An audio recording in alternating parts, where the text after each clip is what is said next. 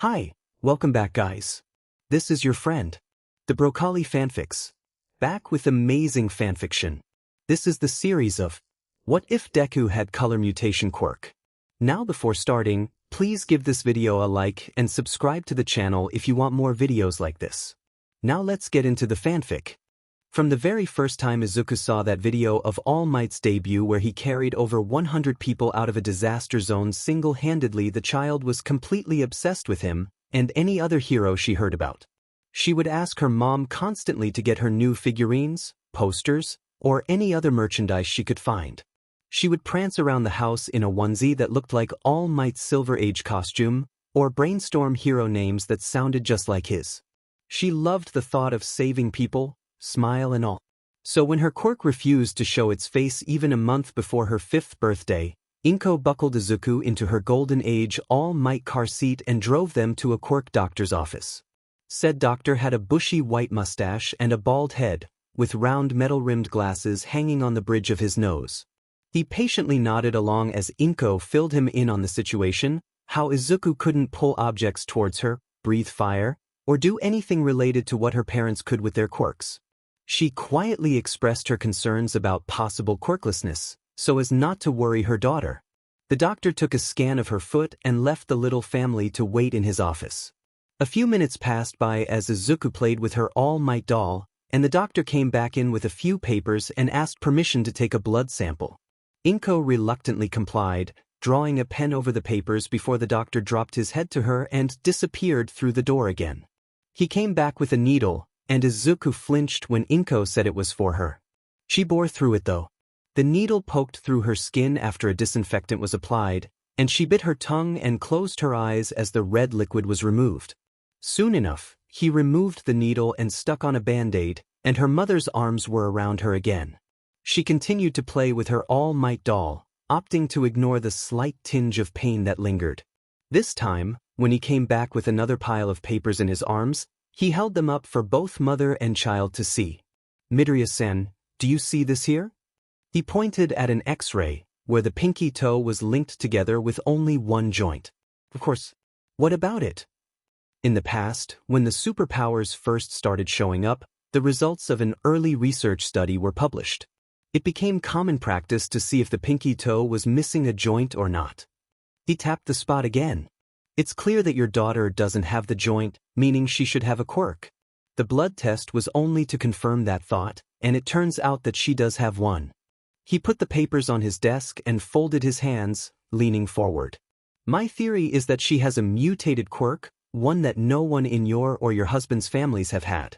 This, of course, means we have no idea what it is, but with how delayed its appearance is, I can assume it's too powerful to be fully functional yet, and her body is holding it in to keep her safe."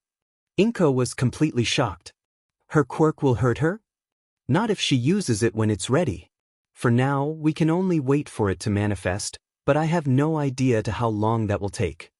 The two let the information all sink in before thanking the doctor and bidding him farewell. Izuku was packed into the car again, and Inko drove away with her daughter's unknown quirk lingering in her thoughts. It worried her that Izuku's quirk was so powerful she couldn't use it yet, when she's already seen the destructive power of so many other children's quirks. What in the world could it be if it's worse than those? The next day, Izuku walked into class with her head held low. The teacher called the attention of the class 4 times before they looked at her, and when they did, she sent a big smile Izuku's way. "Everyone, I have something exciting to announce. Yesterday, Midoriya-kun went to a quirk doctor, and she found out something amazing. Would you like to tell the class?" She squirmed in her seat. Of course not. She barely knew what the doctor was saying, and whatever it was made her mom sad. Nevertheless, she stood up and bunched her skirt hem in her fists, keeping her eyes down. He said that my quirk is too strong and, what was the word? And I have to wait until it's fully functional, or I'll get hurt. The class stared at her in awe. Even Katsuki had dropped his jaw. Too strong? How in the world did that pipsqueak get a better quirk than him? "Midoriya-chan, that's so cool. When will you get it?" She perked up at that. She didn't really know that girl, which made it all the more amazing. "I don't know, but I wish I had it now." "Izuku, how strong is it? Is it better than Bakugu's? I don't know that either, but Kakin is too amazing for me to be better. That restored a bit of his confidence. Until Deku gets her quirk, I'll be the best, better than everyone here. Then when she gets it, we're gonna fight to see who's better, and I'll win. Kakin, of course you'll win, I can't beat you. She didn't really understand why he was claiming that, but she couldn't very well fight him. She'd definitely lose, no doubt. He grinned, posing proudly with his hands on his hips. Exactly. So I'll always be the best. The other kindergartners jumped in, praising Katsuki for his powers and Izuku for her potential, as short as they believed it to be. She didn't mind, of course, it was more than she had before. Too bad she would lose all that before anything good happened again. Inko really started worrying on Izuku's 6th birthday. Her quirk still hadn't shown up, and it was getting so late in the game she wondered if she could ever catch up when she got it. Her classmates started expressing their doubts that she might not really get a quirk, or that she lied about even having one. Katsuki didn't help in this, pressuring her and asking her if she'd gotten it every day. After a while, her class stopped letting her deny their accusations and jointly concluded she lied about having a quirk. The only person left who believed she told the truth was Katsuki, and he only wanted to fight her. She was officially dubbed quirkless when he gave in, 2 weeks before her 7th birthday. She cried while eating her cake. She still remembers it. Gel letters spelled her name out in green, and dark blue frosting accented the vanilla around the rim. It was 2 layers high, the flavors being chocolate and vanilla respectively. She wondered if she could ever be a hero, watching that legendary video again. She wondered if she could ever smile like that and save anyone. She wouldn't admit this aloud, but she wondered if the doctor had lied. Midoriya Izuku, now 14 years old, sat in her junior high seat, diagonally from her childhood friend-made bully. The teachers started talking about their futures, but she knew what would happen next. He said, "I'll pass out handouts for your future plans now, but you're all..." Then he threw them all in the air, carefree voice grating on her ears. "Pretty much planning to go into the hero course, right?" The class burst out in cheers, and everyone let loose their quirks. She felt a pit form in her stomach as she meekly held her hand up. For what? Well, that wasn't very important. Yes, you all have wonderful quirks. But using your powers at school is against the rules. Sensei. Oh no, not now Dash. Don't lump us all in the same group. The class was silenced in an instant by the spiky blonde with his feet thrown on the desk. I'm not gonna be stuck at the bottom with the rest of these rejects. Her classmates went on a rampage. That was uncalled for, Katsuki. Yeah. You all should shut up like the extras you are. His face was amazing. She wondered how he pulled that smug expression off. Oh, if I remember correctly, you want to go to UA High, right Bakugu? She could feel the sweat dripping off her forehead. Quietly, she tried to tuck herself away in her arms. UA? That national school?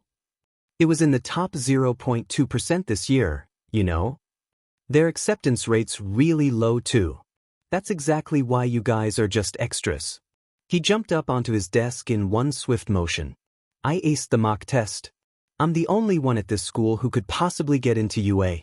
I'll definitely surpass All Might and become the top hero. My name will be inscribed on the list of top earners.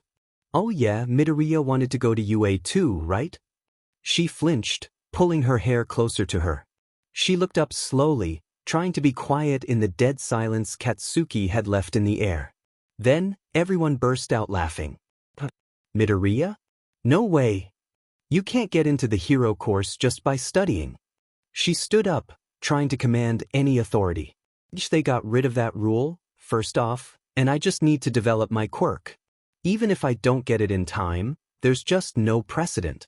Katsuki's hand slammed down on her desk, tossing her to the back of the room with the raw power of his explosion. She grunted when she hit the floor, and mentally cursed out all the teachers who never stopped this. Hey Deku, you're below the rejects. You're quirkless. How can you even stand in the same ring as me? No, wait Kakin. I just need to get my quirk, and it's not like I'm trying to compete with you. She inched away from him as she spoke, until she hit the back wall of the classroom. Believe me, Quietly, she continued on, keeping her head down. It's just that it's been my goal ever since I was little. And what? I won't know unless I try. His face was horrifying, especially with the black smoke emitting from his palms. What do you mean unless you try? Are you taking the test for fun? What the hell can you do? You are quirkless, there's no point left in trying to deny it. Everyone looked at her like they were devils, chilling her to her core. But dash. Come on now, settle down and take your seats. You too, Midoriya. As everyone sat back down, she allowed herself a few more moments on the ground, where she cursed the school once again. She was blatantly being bullied, but they didn't care. They never cared. By the end of the day, she'd gotten the morning's incident out of her mind and was gleefully looking through her phone. The villain attack she'd seen while walking to school was all over the news, and she was able to jot down her thoughts about Mount Lady. She picked up her notebook, thinking about what she would write when she got home, before it was pulled out of her hands. Katsuki stood in front of her, waving her notebook around. We're not done talking yet, Deku. Katsuki, what's that? The boy with long fingers walked up to the duo with another trailing behind, and she reached her hands out as Katsuki displayed her dear notebook. Hero analysis for the future? Seriously? Midoriya, they both cackled at her. It's fine, isn't it? Give it back. Instead of listening to her, he held it between his palms and incinerated it, promptly tossing it out the window when it was thoroughly burned. He huffed at her betrayed tears. Most top first-string heroes have stories about them from their school days. Goddammit, she was trembling. I want the shine of being able to be called the only student to make it into UA from this mediocre city junior high school. I mean, I'm a perfectionist. He dropped his hand on her shoulder, slowly burning her uniform. So anyway, don't apply to you, nerd. She couldn't speak in the face of, his face. He was blatantly threatening her, and she couldn't do anything. His followers said something to her, but she didn't listen. They were all wrong. They had to be wrong, right? Izuku had a quirk, a great one at that. She just didn't have it yet. She just had to wait. If you want to be a hero that badly, there's a quick way to do it. She didn't want to listen, but believe that you'll really be born with a quirk in your next life and take a swan dive off the roof. That was it. He'd crossed the line. A glare formed on her face and she swiftly turned around, and 3 consecutive explosions popped in his palm. What? Instead of responding, she shook in her shoes, cursing herself for being so scared. She let them leave, and it took many minutes to pass before she picked up her bag and went searching for her notebook. She found it soaking in the koi pond, where the fish collectively tried to eat it. That's not fish food, stupid. That's my notebook. Her voice wavered as she reached in and pulled it over, making the fish swim away. Stupid. Stupid beastie. Of course, she did nothing about it as always. She carried the ruined notebook beside her in hopes that it would dry out as she walked. While she went down the path she always took, she recalled her 7th birthday, when Katsuki first abandoned her, when she first broke, when she first questioned herself. She stopped under a bridge, clenching her fist beside her and staring at her bold red shoes. You decided back then, didn't you? That's right. Don't worry about what other people think. She looked up to the sky and stepped into the tunnel. Hold your head up high and plunge forward, despite everything else. As she cheered herself on, calling out proud laughter that filled the dark underbelly of the bridge, a small slushing sound started behind her. When it grew too loud to not hear, she stopped in her tracks and turned around, blood draining from her face as she stared a huge mud villain in the face. A medium-sized invisibility cloak, he growled, freezing her bones in place. She screamed and forced herself to run away, but was caught just a moment later. Disgusting cold sludge filled her senses. It was all she could taste, feel, smell, see. Even the only thing Izuku heard was his raspy voice and the sound of him sloshing around. Don't worry. Why shouldn't I? I'm just going to take over your body. No, don't. Calm down. Of course I won't. It'll only hurt for about 45 seconds. That's too long. You'll feel better soon. You're going to kill me? Her thoughts went rampant, but she couldn't voice a single one. Tears stung her eyes as she tried in vain to grab at the slime slipping in her throat, slowly drowning her. You can't grab me. I'm fluid. No. No. Thanks for your help. You're my hero. She was off the ground, so she couldn't even attempt running. Soon, the strength left her body, and her hands had stopped clawing at the slime. She was dying. But no, she couldn't die yet. She hadn't gotten her quirk. Maybe she could draw it out now. No, not maybe, she had to use it now or she would definitely end up dead. So she tried. She searched deep within herself for any power she could, one that could stop him, one that could hurt him, one that could pry her out, one that could break him, anything that could get him away. Suddenly, the sludge was off her, and it shot out of her throat like a bullet. She fell to the ground and hacked her lungs out, spitting out anything remaining in dissolving heaps of green. She heard something breaking around her and shot her eyes open, pulling her hands away from the cracked pavement she knelt on. In a panic, she got up on her feet and backed away when the spider web pattern grew, stumbling down just a second later.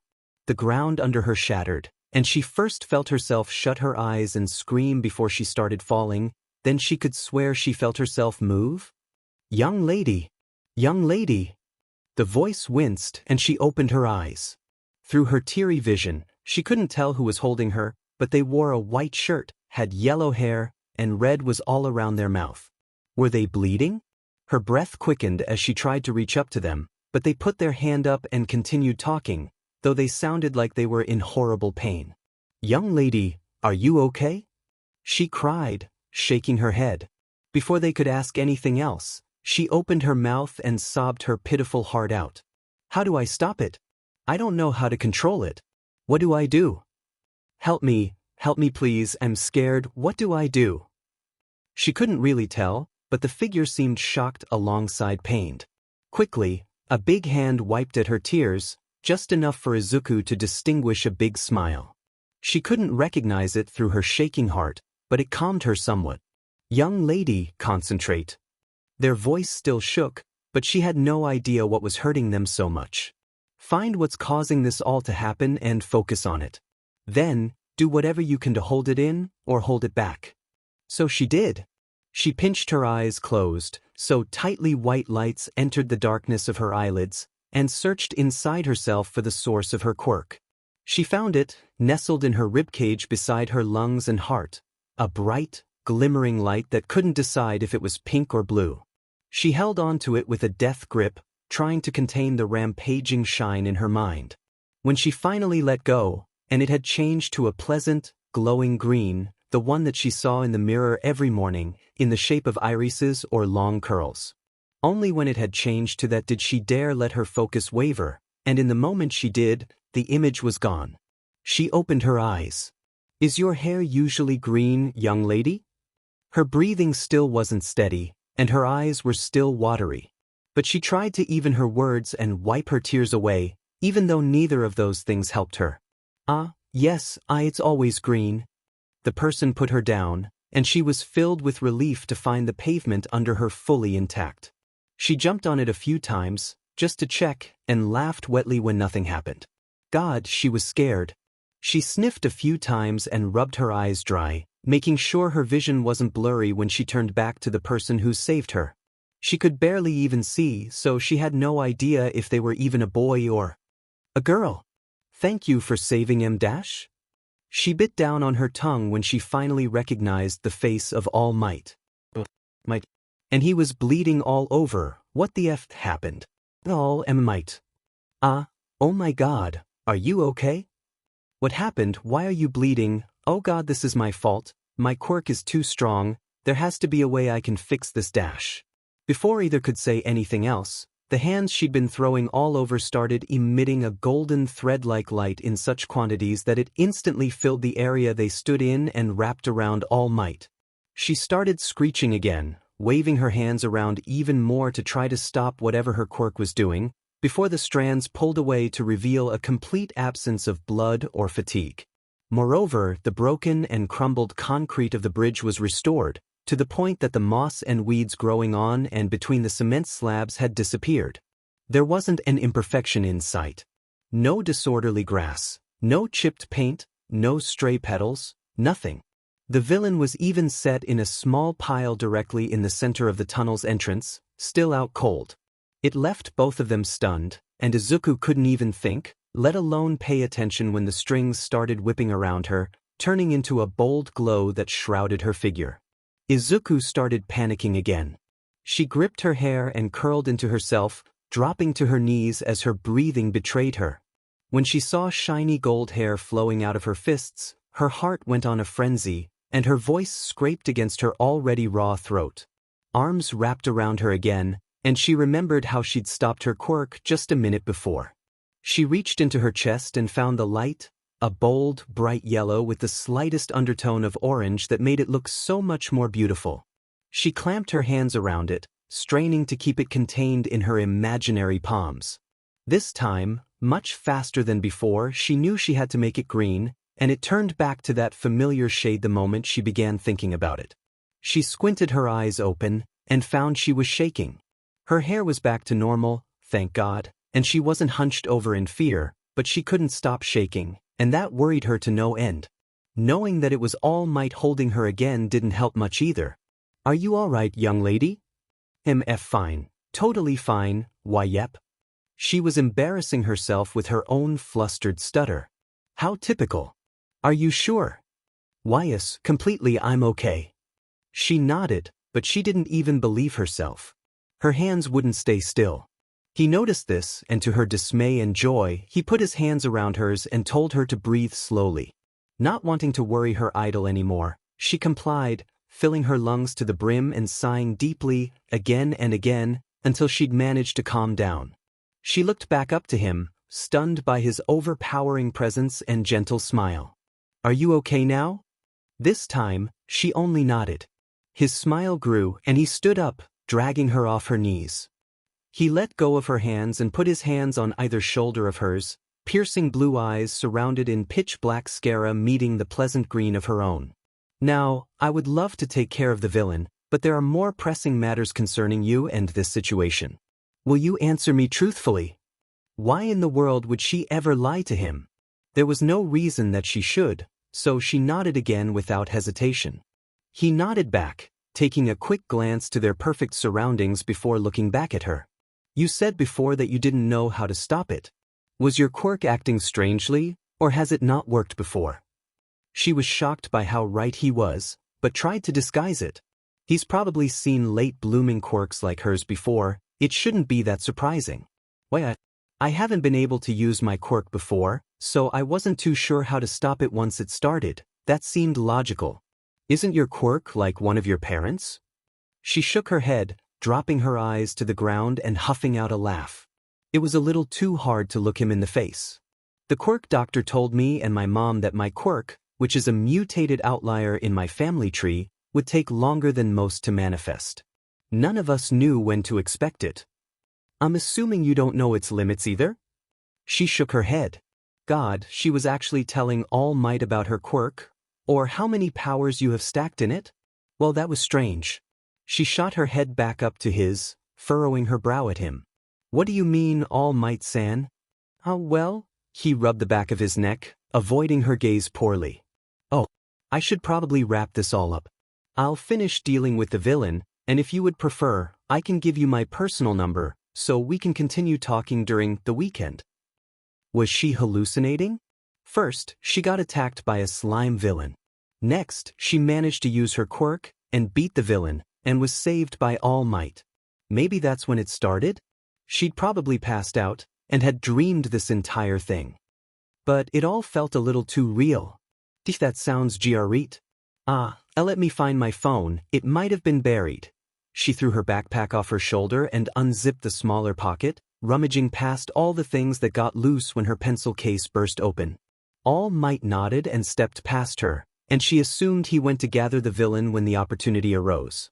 After a very awkward half-minute of searching, she finally brushed fingers with it and dragged it out, holding it above her head like a trophy. She turned to All Might with a wide grin on her face, and her eyes quickly fell to the 2 soda bottles capped and filled with the villain, widening said eyes considerably. "How does it all fit in there?" All Might-sen, I found my phone. Dear God, her excitement was completely unnecessary. Great. I don't have mine with me right now, so would you mind if I put my number in? He's so humble. Of course, let me just open it. She punched in her password and clicked the phone app, holding her phone out to him. It was pretty overwhelming having All Might of all celebrities standing in front of you, having him give you his personal number. It was kinda surreal too. He handed it back with a smile, patting her shoulder as she stared at the number. He already made himself a contact, naming himself not All Might, but Yagi Tashinori, and his icon was still blank. She figured that part made sense, she could put any icon in, but she wondered about the name. Was it his real name? If it was, then why was he giving it to her? Was it for his privacy, in case someone got into her phone, which was completely plausible with her classmates, or just because he thought she should know? And if it really wasn't his name, then why give it to her? She'd never heard it before, so it couldn't be a cover, unless All Might Yagi chuckled. You really do talk a lot. She stiffened, looking back up at him. Sorry, I tend to ramble, no one really likes it. He ruffled her hair, something she never expected to happen in her dozen years of knowing about him. I like it. It just means you're comfortable with your own thoughts. Confidence is a wonderful trait for a hero. He stepped past her, said a quick goodbye, and was gone. She stood in the perfectly beautiful tunnel, a butterfly flying past her shoulder, and her backpack sitting at her feet. The wind rustled her skirt as she stood there, unmoving in the face of the hidden message she always wanted to hear. Confidence is a wonderful trait for a hero. You are confident. You can be a hero. She could cry. Maybe she was. The sunlight beat down on her in gentle waves, and she reached up to find a cool line of tears dripping down her freckled cheeks. She laughed, airily and sweet, and rubbed her tears away, falling to her knees. She got home 15 minutes later, and told her mom about everything that happened after she started going home. She reacted with the biggest smile she'd seen on her face, a great, warm hug, and a cake she'd ran out to get. Izuku, are you sure you don't want to tell the school? Inko stood beside Izuku as she slipped her bright red shoes on. I'm sure, ma. I don't know how to control it yet, and if I can't prove myself, they'd all say I was lying. She adjusted her collar and swung her backpack over her shoulder. Besides, I don't think they need to know anyway.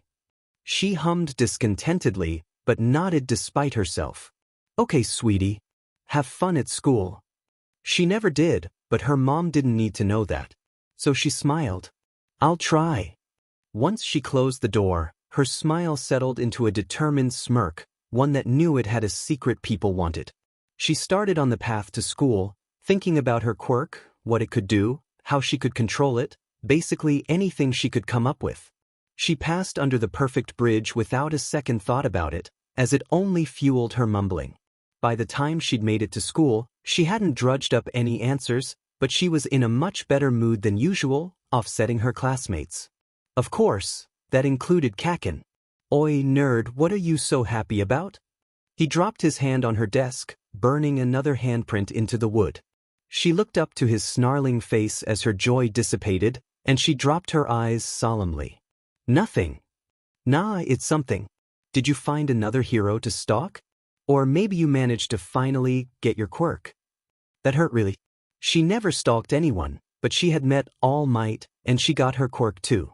She felt it was wrong to say either of those facts, but nothing. She didn't owe them anything, not even her words. So she kept quiet, unpacking her bag and getting ready for the upcoming class. He didn't like that. You're awfully quiet. Did we finally manage to get some sense through your thick skull? Nothing, don't say anything. I'm talking to you, you goddamn nerd dash. I have to call someone, I'll be back. She stood up at that point, grabbed her phone aggressively, and silently stormed out the door. Most everyone was already in the classroom, at least from her class, so it was quite the public spectacle. Izuku let out a deep, heavy sigh, and slid to the floor. Just a couple more months, and she would be gone. She could make it. She opened her contacts, a very short list of names, and clicked All Mights. If she had the time now, well, it was better to take it. She had enough time before class started. The ringing was insistent. She wondered for a moment if he put it in correctly before his voice boomed through her ears. Hello, would this be the young girl I met the other day? Yes, Midoriya Izuku, and I'm sorry for calling now, but I had a bit of time, so I dash. Whoa, slow down. He chuckled and she bit down on her tongue. Midoriya Izuku then? So I did meet the right person.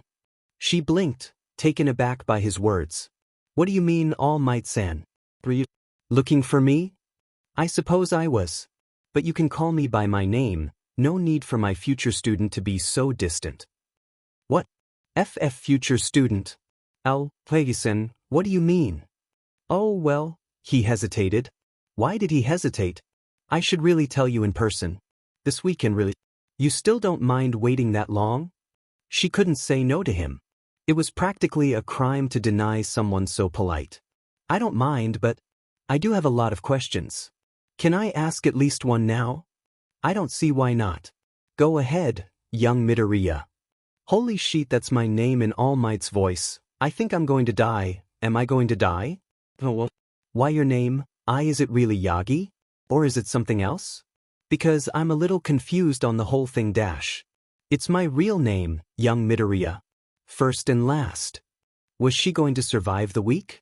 These sudden mood changes might drive her insane. Okay, good to know. Where we meeting up? Oh, on the weekend, I mean? How does Dagoba Beach sound? Perfect, great, can't wait, thank you, bye. She hung up before he could say anything else, and she couldn't really figure out if that was good or not. But she had started feeling a little tinge somewhere, and she spotted red hair in the corner of her eye right when he hummed. So, she could apologize later, once she stopped being a ginger. As Izuku focused on getting her quirk under control, she completely missed the presence of her childhood bully, watching and listening through the door, maybe, definitely, having a mild existential crisis. He couldn't stop thinking about it all day. When she walked back into the room right before the bell rang, his eyes trailed after her. When she started ignoring the lecture and wrote in her journal instead, his eyes were locked on. When she'd gotten her lunch and someone bumped into her, making her almost drop her food, he was still watching. Did she always glare like that? Was she always so bitter? When did she get her quirk? Why was she hiding it? How did she meet All Might? How long have they known each other? Was that really All Might? Could she have been fooled? Every glance in her direction only drudged up more questions. Why had he started ignoring her emotions? He found himself taking Izuku's route home that day, a road he hadn't seen in a very long time. He kept himself occupied with his own worrisome thoughts, making sure she didn't see him as they went along. Soon, they'd come across a bridge that was so spectacularly pristine that he first doubted it was a real bridge. But upon much closer inspection, he spotted small flaws in the perfect image. A patch of grass, surrounded by untouched green, was flattened by a small animal at some point. Leaves were scattered around the pavement, draped on the bricks and in the corners of the underpass. A small stain, maybe from a soda being dropped, splattered on the ground, the most noticeable of them all. Otherwise, it was flawless. Then, Izuku tugged at her hair, and suddenly it was a spectacular gold. A shimmering gold glow surrounded her in an instant, and small golden threads reached out to every imperfection he could find, and then more that he would never have spotted. He quickly figured that she had done this before. Soon after the gold strands had returned to her and the area was fixed of all its mistakes, her hands were back in her hair. She tugged on it for a moment before plunging in, fingers right against her scalp as she pulled that deep red out again. The air boiled in a sudden spike of heat, and when he looked back to her, she was completely unaffected. Rather, he noticed that the half of him that was closer to her was the half that was considerably warmer, before two ginormous bonfires erupted in her palms. She gaped at them, like she hadn't done that before, and it was all gone as quickly as it came, with the reappearance of her normal green. She soon continued on her way, through the bridge's underpass and on through the street. He only caught a glimpse of her expression when she turned a quick corner. When was the last time he saw her smile like that?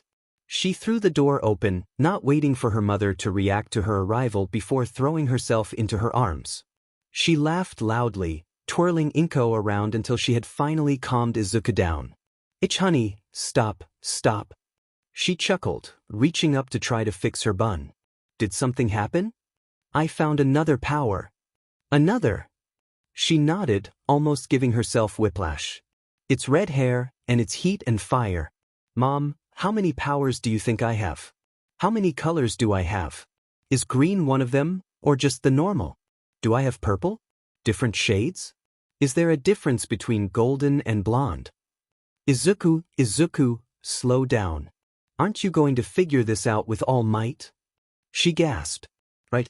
I called him today, and that's when I saw the red hair. Oh, and I'll see him on Saturday in the morning.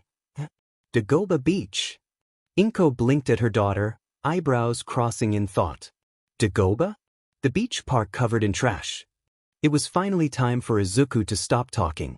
"Oh yeah, I didn't ask why because my quirk startled me, but that is kinda weird. Maybe you should call him again, ask why." "Can you do that?" "Yeah, but he's the #1 hero, I don't want to bother him." Inko hummed, putting her hands on her hips. "If you don't call him before Saturday, you'll have no idea what to expect, Izuku." I think I'm fine with it being a surprise." She slid her backpack off her shoulders, letting it drop to the ground. "I mean, it can't be anything bad, it's all might, I can trust him." Her mother smiled, not quite satisfied, but accepting. "If you say so. Anything else to say about the day?" She would say that nothing happened, but she noticed that one specific dynamic seemed very off. Actually, Kaken seemed kind of weird. He didn't say anything to me the entire day. Well, not really, he talked to me in the morning, but he stopped right after. Inko seemed thoughtful at that, tapping her chin with one finger. "That's strange. You don't know why." "I have a guess, but he might have just been in a quiet mood." She had walked out of the classroom pretty quickly, so maybe he thought she left to cry and was satisfied for the day? That didn't quite sound right, but he couldn't possibly know that anything else changed. Right? Well, Inko sighed. "There's no point in dwelling on these things. Go do your homework, and afterward you can go run around outside." She matched eyes with Izuku, knowing something without asking. Izuku huffed, crouching to her backpack to pull out her homework. "I'm not that desperate to figure my quirk out, I'm willing to wait. We'll see. I'm making hamburgers for dinner, so be home by 6. I might not even leave, Mom." Despite their argument, she laughed, tucking herself away in her room before it could continue any longer. Of course, she would run around the city for a bit after she was done, but she didn't need to admit that now. "You're awfully quiet today, Katsuki." "Shut up, old hag, I need to think." He was a little surprised she didn't retaliate, but he couldn't waste any time thinking about it. He couldn't quite say that his head was full, because it really felt very vacant, what with how much he couldn't find the answers to. All his questions ran through his head, almost desperately, since he knew, deep in his chest, that just thinking could answer none of them. He wondered, had she noticed him? What did she think of him? Was he the reason she was keeping that incredible, raw power secret? Was All Might training her? Was he doing it directly? Was he even training her? Was she being scammed? That conversation was creepy as F, but he only heard half of it, so was it really? Was she safe? What would he do if she wasn't? What would he do if she was? He'd once wanted to fight her, when he heard how powerful she would become. Did he still want to? Was he able to beat her? A quiet, but determined voice in his head whispered no, not that, you can't beat that. He smothered it a second later with a loud explosion in his fist. "Katsuki, no using your quirk in the house." I know, he growled, digging his fingers into his scalp. He stayed like that for an entire minute, no solid thoughts surfacing as the clock ticked. He felt the couch cushion sink to his left, before feeling a gentle hand on his shoulder. He spotted the spiky brown hair of his father in the corner of his eye. "Is something bothering you, Katsuki?" He grumbled, forcing himself to look the other way. "It's nothing, leave me alone." A soft hum sounded beside him, accompanied by small circles rubbed into his back, before his father stood up and walked away, doing as Katsuki had requested. He buried his face in his palms, dragging his fingers through his hair and pulling at his scalp. Would he ever get to answer his questions? The rest of the week passed quickly, the only things disturbing her being her missing information on her Saturday meeting with All Might and the suspicious attitude of Kaken. She noticed on Wednesday. She caught his eyes lingering on her as she walked through the halls, after nearly getting tripped by a boy with blue scales on his cheeks. He didn't look cocky or stuck up, just contemplative or a bit worried. Like he'd been thinking for a while. What he was thinking about, she really didn't know for sure, but she definitely had a guess, and yet no way to prove it without acting strangely herself. Still, she was certain he found out that she got her quirk. When he found out, how he found out, she hadn't a clue, but he was definitely watching her, and she didn't really like the attention all that much. Especially if the attention was mixed with worry. What business did he of all people have finally worrying about her? So when the weekend came, it took all her self-control to not glance around her as she made her way to the beach. She could swear she felt his eyes following her, but she couldn't hear anyone, so she was almost sure she was just being paranoid. That is, until she heard a shuffling behind her, sparking her caution and making her turn without a second's delay. What she found was a young freckled woman with lilac eyes and light purple curls draping lazily over her shoulders, wearing a blue cardigan and a soft, short green dress and red sneakers. She had just turned the corner, and half of her was still hidden behind the wall where she stopped. She noticed that her hair fell farther than her dress did. Her heartbeat slowly calmed as the woman smiled at her. "Where are you going so early in the morning?" "Oh, I'm just meeting with a mentor. A friend." Izuku smiled back. "What are you doing?" "Just taking a walk, don't mind me." She hummed for a moment before turning away, taking a second glance her way when she trailed behind. Her smile was still and silent as her eyes wandered around the street, but caught on hers quickly enough. She laughed a bit. "Really, you don't have to be so cautious. I'll be out of your hair soon enough." Izuku pursed her lips at the woman, finding her choice of words amusing due to the quantity of hair she had, but quickly decided to ignore her and hope she was gone by the time she reached Dagoba. Besides, she said she was just on a walk, she wasn't really following her. Just as she'd said, the woman disappeared around a corner just a minute later, and she breathed a sigh of relief. She wouldn't know how to react if she'd followed her all the way to the beach. She heard another shuffle behind her, but opted to ignore it that time. Katsuki couldn't sleep that Friday night. Just thinking about what might be happening that very next day left him restless, where if he even tried to close his eyes he would have an immediate urge to get up and set off an explosion. He never did, his mom would yell at him. It was the middle of the night. When the sun peeked out from the horizon, lighting up his room for the first time that day, he'd already put his shoes on. Relying fully on his memory, he made his way over to Izuku's apartment complex, waiting outside behind the trunk of a tree for her to show up. He was rewarded a couple minutes later, when he watched her step out her door and leap down the stairs. He followed her. A stalkerish move, if he was being honest, but he would sooner admit he was curious about the situation than actually say he was worried in the slightest. So if he came off as a stalker, well, he really had no defense against that. His heart rate skyrocketed when she first turned around. Katsuki ducked behind a wall before he was spotted, but he could tell she knew she was being followed. Once he heard her continue walking, he shakily let go of his breath, slowly turning the corner again. Just a few minutes later, a hand fell on his shoulder, and it took everything in him not to light it on fire.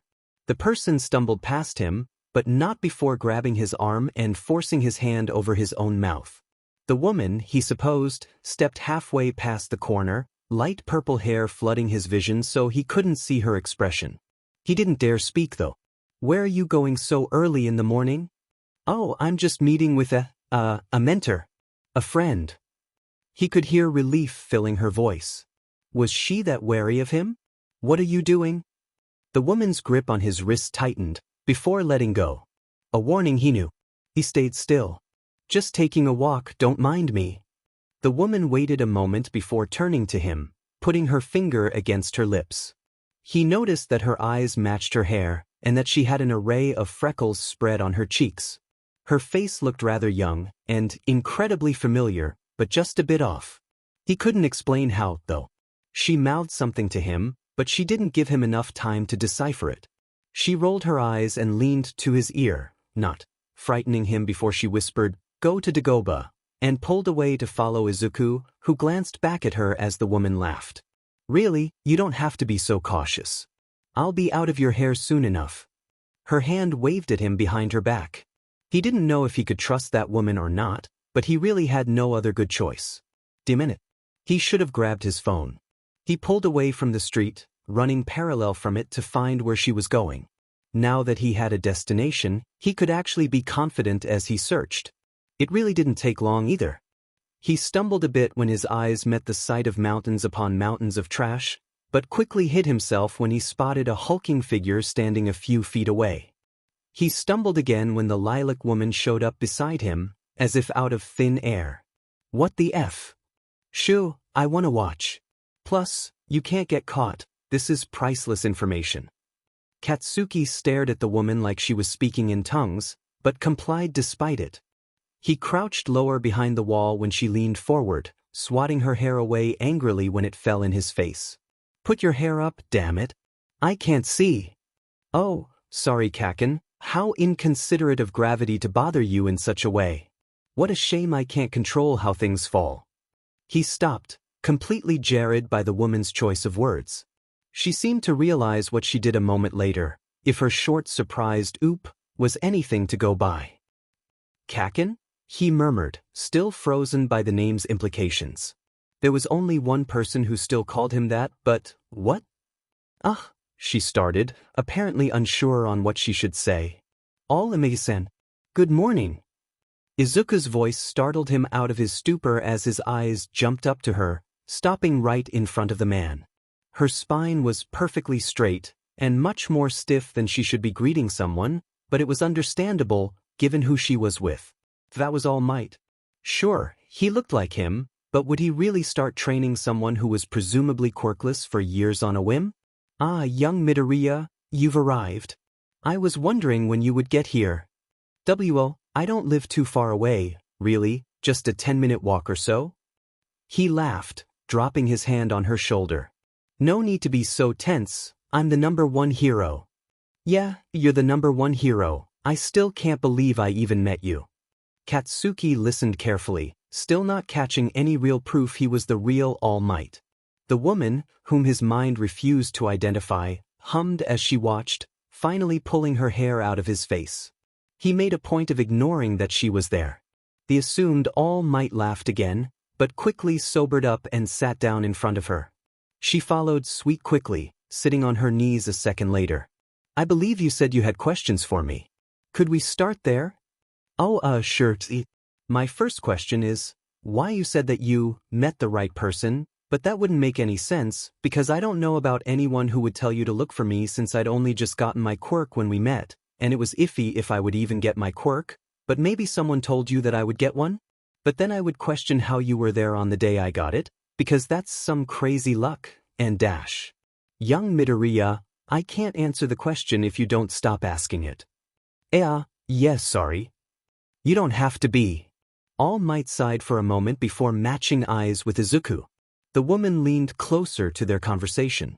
She was really bothering Katsuki, but he couldn't do anything about her without drawing attention to himself. "I met a young woman 5 years ago, after my fight with Toxic Chainsaw. She told me that I would meet you while in Muzutafu, and she was so specific about how our interaction would go that I couldn't deny her claims." The woman's breath caught, and it took all of Katsuki's self-control to not punch her in the gut.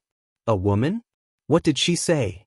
He hummed, stroking his chin as he thought. Katsuki noted that he seemed somehow more serious than he'd seen before. "She told me that I would follow a burglar with a sludge quirk, but by the time I reached him I would have to catch a girl with bluish-pink hair. Then she would heal my most fatal injuries when her hair turned gold. She also claimed it would be the first time that girl used her quirk." Katsuki barely noticed that he began holding his breath. It was vague, but he now knew how she'd gotten her quirk.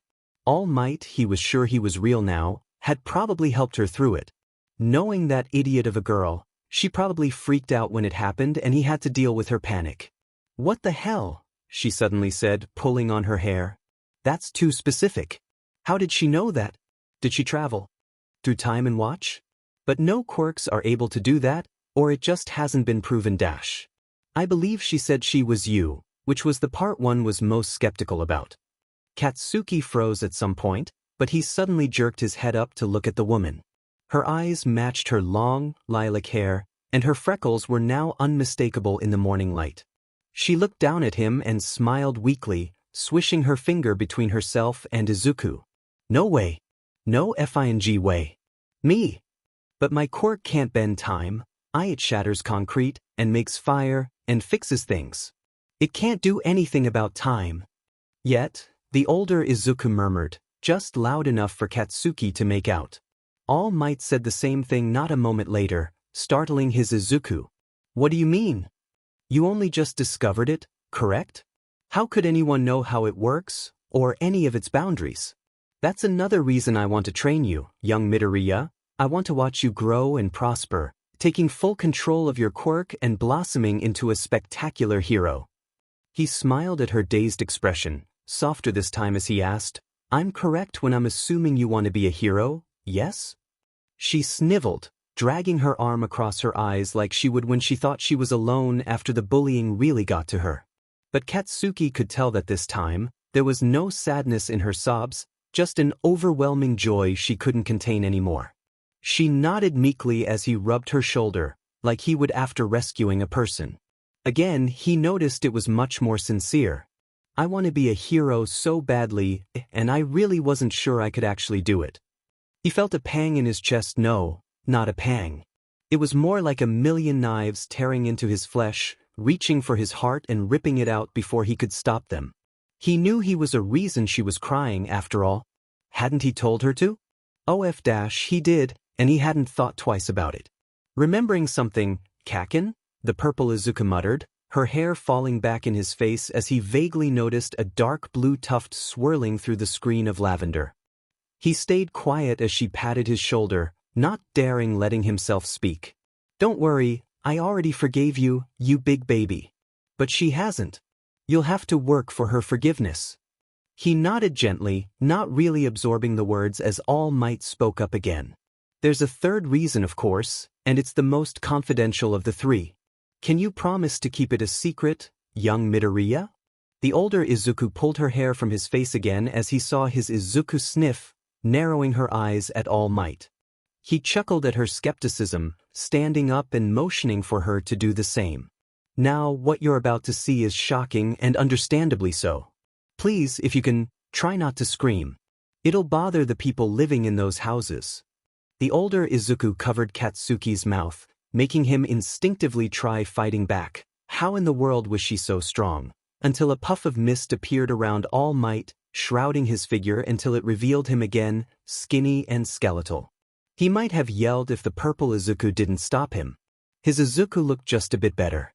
Sputtering, yes, wide-eyed, yes, but she wasn't breaking at the seams at seeing their childhood idol turn into a muscle-less bag of bones. Do a how dash? All Might laughed, his voice sounding much thinner and more fragile than he'd ever heard it before. Well, I guess I expected you to be speechless. But if that's the case, I may need to hold back on my explanation. And no, I'm fine, you can say whatever you need. Jesus, I'm cringing just from watching this. He vaguely noted the drastic mood change, but tucked the observation in the back of his mind. He hummed, before turning to the nearly vanquished night sky. It was only a sliver of darkness on the western horizon, a pale navy blue that was slowly being overcome by the sun's arrival. Behind him, that sun shone vibrantly over the mounds of trash piled up, illuminating his form brilliantly. Katsuki couldn't help but gape at the scene. As you may know, I have been the symbol of peace for a very long time.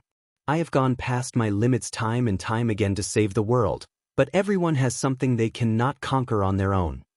He looked her in the eyes, and Katsuki momentarily wondered when the older Izuku uncovered his mouth. Young Midoriya, I believe I should pass my quirk on to you. Katsuki did his best to force his shock down throughout the rest of their conversation, but he only understood so much. All Might had received his quirk from someone else. He strengthened the quirk, making it stronger, for his successor. He wanted Izuku to succeed him, and she agreed to. The older Izuku knew this already, and had left when he wasn't paying attention. Then, he wanted her to clean the beach without the help of her newfound quirk. He'd left right after Izuku did to get better clothes, and made his way home silently. He didn't say a word to his parents the entire day. Izuku slowly creaked open her bedroom door, hoping to all hope that her mother stayed sleeping. She wasn't supposed to be up so soon, it wasn't on the American Dream plan, aimed to pass. But she liked getting up earlier to clear a bit more trash off the beach. It was hell on her muscles and mind, she was slowly losing sleep and couldn't always get to bed early, but a hell she was willing to go through. She silently pulled her shoes on, checking her bag to make sure she had everything she needed before she left. Her water bottle was filled, her phone was secure, her wallet was safe, and her keys were in her hands. She hummed to herself and locked the door behind her, slipping the keys into her bag's side pocket. When she set her eyes back in front of her, they matched onto a strange, confusing sight. Kaken appeared from behind the wall of the neighboring apartment building, hands shoved in his pockets as he made his way down the street. He had an undershirt and sweatpants on, and if that wasn't shocking enough, he seemed rather calm. It left her for a loop. "Kaken," she called before she could stop herself, flinching when their eyes met in the middle. His eyes narrowed into a glare immediately, making her second guess going down the steps. "Deku. What are you doing out so early?" She carefully descended the stairs despite herself. He huffed when she reached the bottom, dropping his gaze from Izuku and stepping past her. "I could ask the same of you." She watched him go, dumbfounded, before he turned around. "Aren't you going somewhere too?" "Oh, yeah, I just didn't want to bother you, that's all." He clicked his tongue at Izuku. "We're far past that point." She blinked at him, wincing internally at his steady gaze. I just don't want to bother you more, so you can go ahead dash. Then you don't bother me anymore, so quit whining and go wherever you're going before I beat you there." She stayed quiet for a long moment, where the only sound either of them heard was the rustle of the leaves in the early morning breeze. A butterfly flew over his shoulder, light purple and navy blue. Kaken's eyes followed it for a moment before they met hers again, narrowed in an emotion she couldn't identify. "But, you don't know where I'm going." He didn't. He couldn't know she was going to the beach, how would he? Kaken paused, stuffing his hands in his pockets. "And if I do?" Her breath caught in her throat. He didn't. He didn't know. He was just messing with her, right? "I think I'll go ahead, if you don't mind." She walked past him, skin prickling at his stare and presence still lingering around her. She kept her arms straight as she walked, glancing behind her at one point to find him rounding a different corner, but she could swear she heard him say something before he left. She didn't think she wanted to ask what it was though, so she rushed ahead, unable to keep her eyes from dropping behind her to check if he was there. Surprisingly, or maybe not, she made it to the beach alone. She grabbed a microwave and started a pile of trash in the pickup truck, trying to stop thinking about it all. "Come on, Katsuki, what happened to you?" He narrowed his eyes at lackey number 1, who had taken it upon himself to start talking about Izuku's change in attitude, right beside his own. He didn't think he'd changed all that much, sure he kept to himself a little bit more, but he was always like that. He didn't think anyone at that school was worth his time or attention, so he didn't give more than he needed to. Izuku was the one who really changed. For some reason, she woke up at 5 every day and started cleaning the trashy beach the second she got there. She'd been doing that for months, even if he only caught her in the act a handful of times, and he was surprised it hadn't caught up to her yet. Alongside that, ever since All Might started training her, a fact he'd somehow gotten over, or maybe he didn't, he wasn't sure, she'd gotten more confident too, but it was so subtle he was sure no one else figured it out yet. Lackey number 1 was talking more about her recent lack of reaction to the bullying he and the rest of their year dished out, which they all noticed Katsuki had began opting out of. "I haven't changed other than growing up. It's pointless to pick at someone for something they can't control." He knew they wouldn't buy that quickly though. "Really? Just a few months ago, you burned her notebook and threw it out the window. You always did the worst of it and now you're backing out."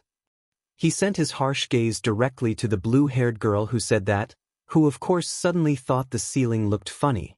But seriously, Katsuki, did something happen? You dash. I don't need your F&D pity, light bulb. He stuffed his hands in his pockets, peeking out the classroom door to see if she was coming. She wasn't. You're all idiots if you think you can still mess with her is all. I won't say I told you so, because you'll know the moment she snaps that you'll be lucky to survive. The majority of the class fell silent as the air around them thickened with an indescribable tension. All he could tell is that a few definitely didn't believe him. Lucky to survive? That sounds more like the fate of someone to cross you, not that quirkless hero wannabe.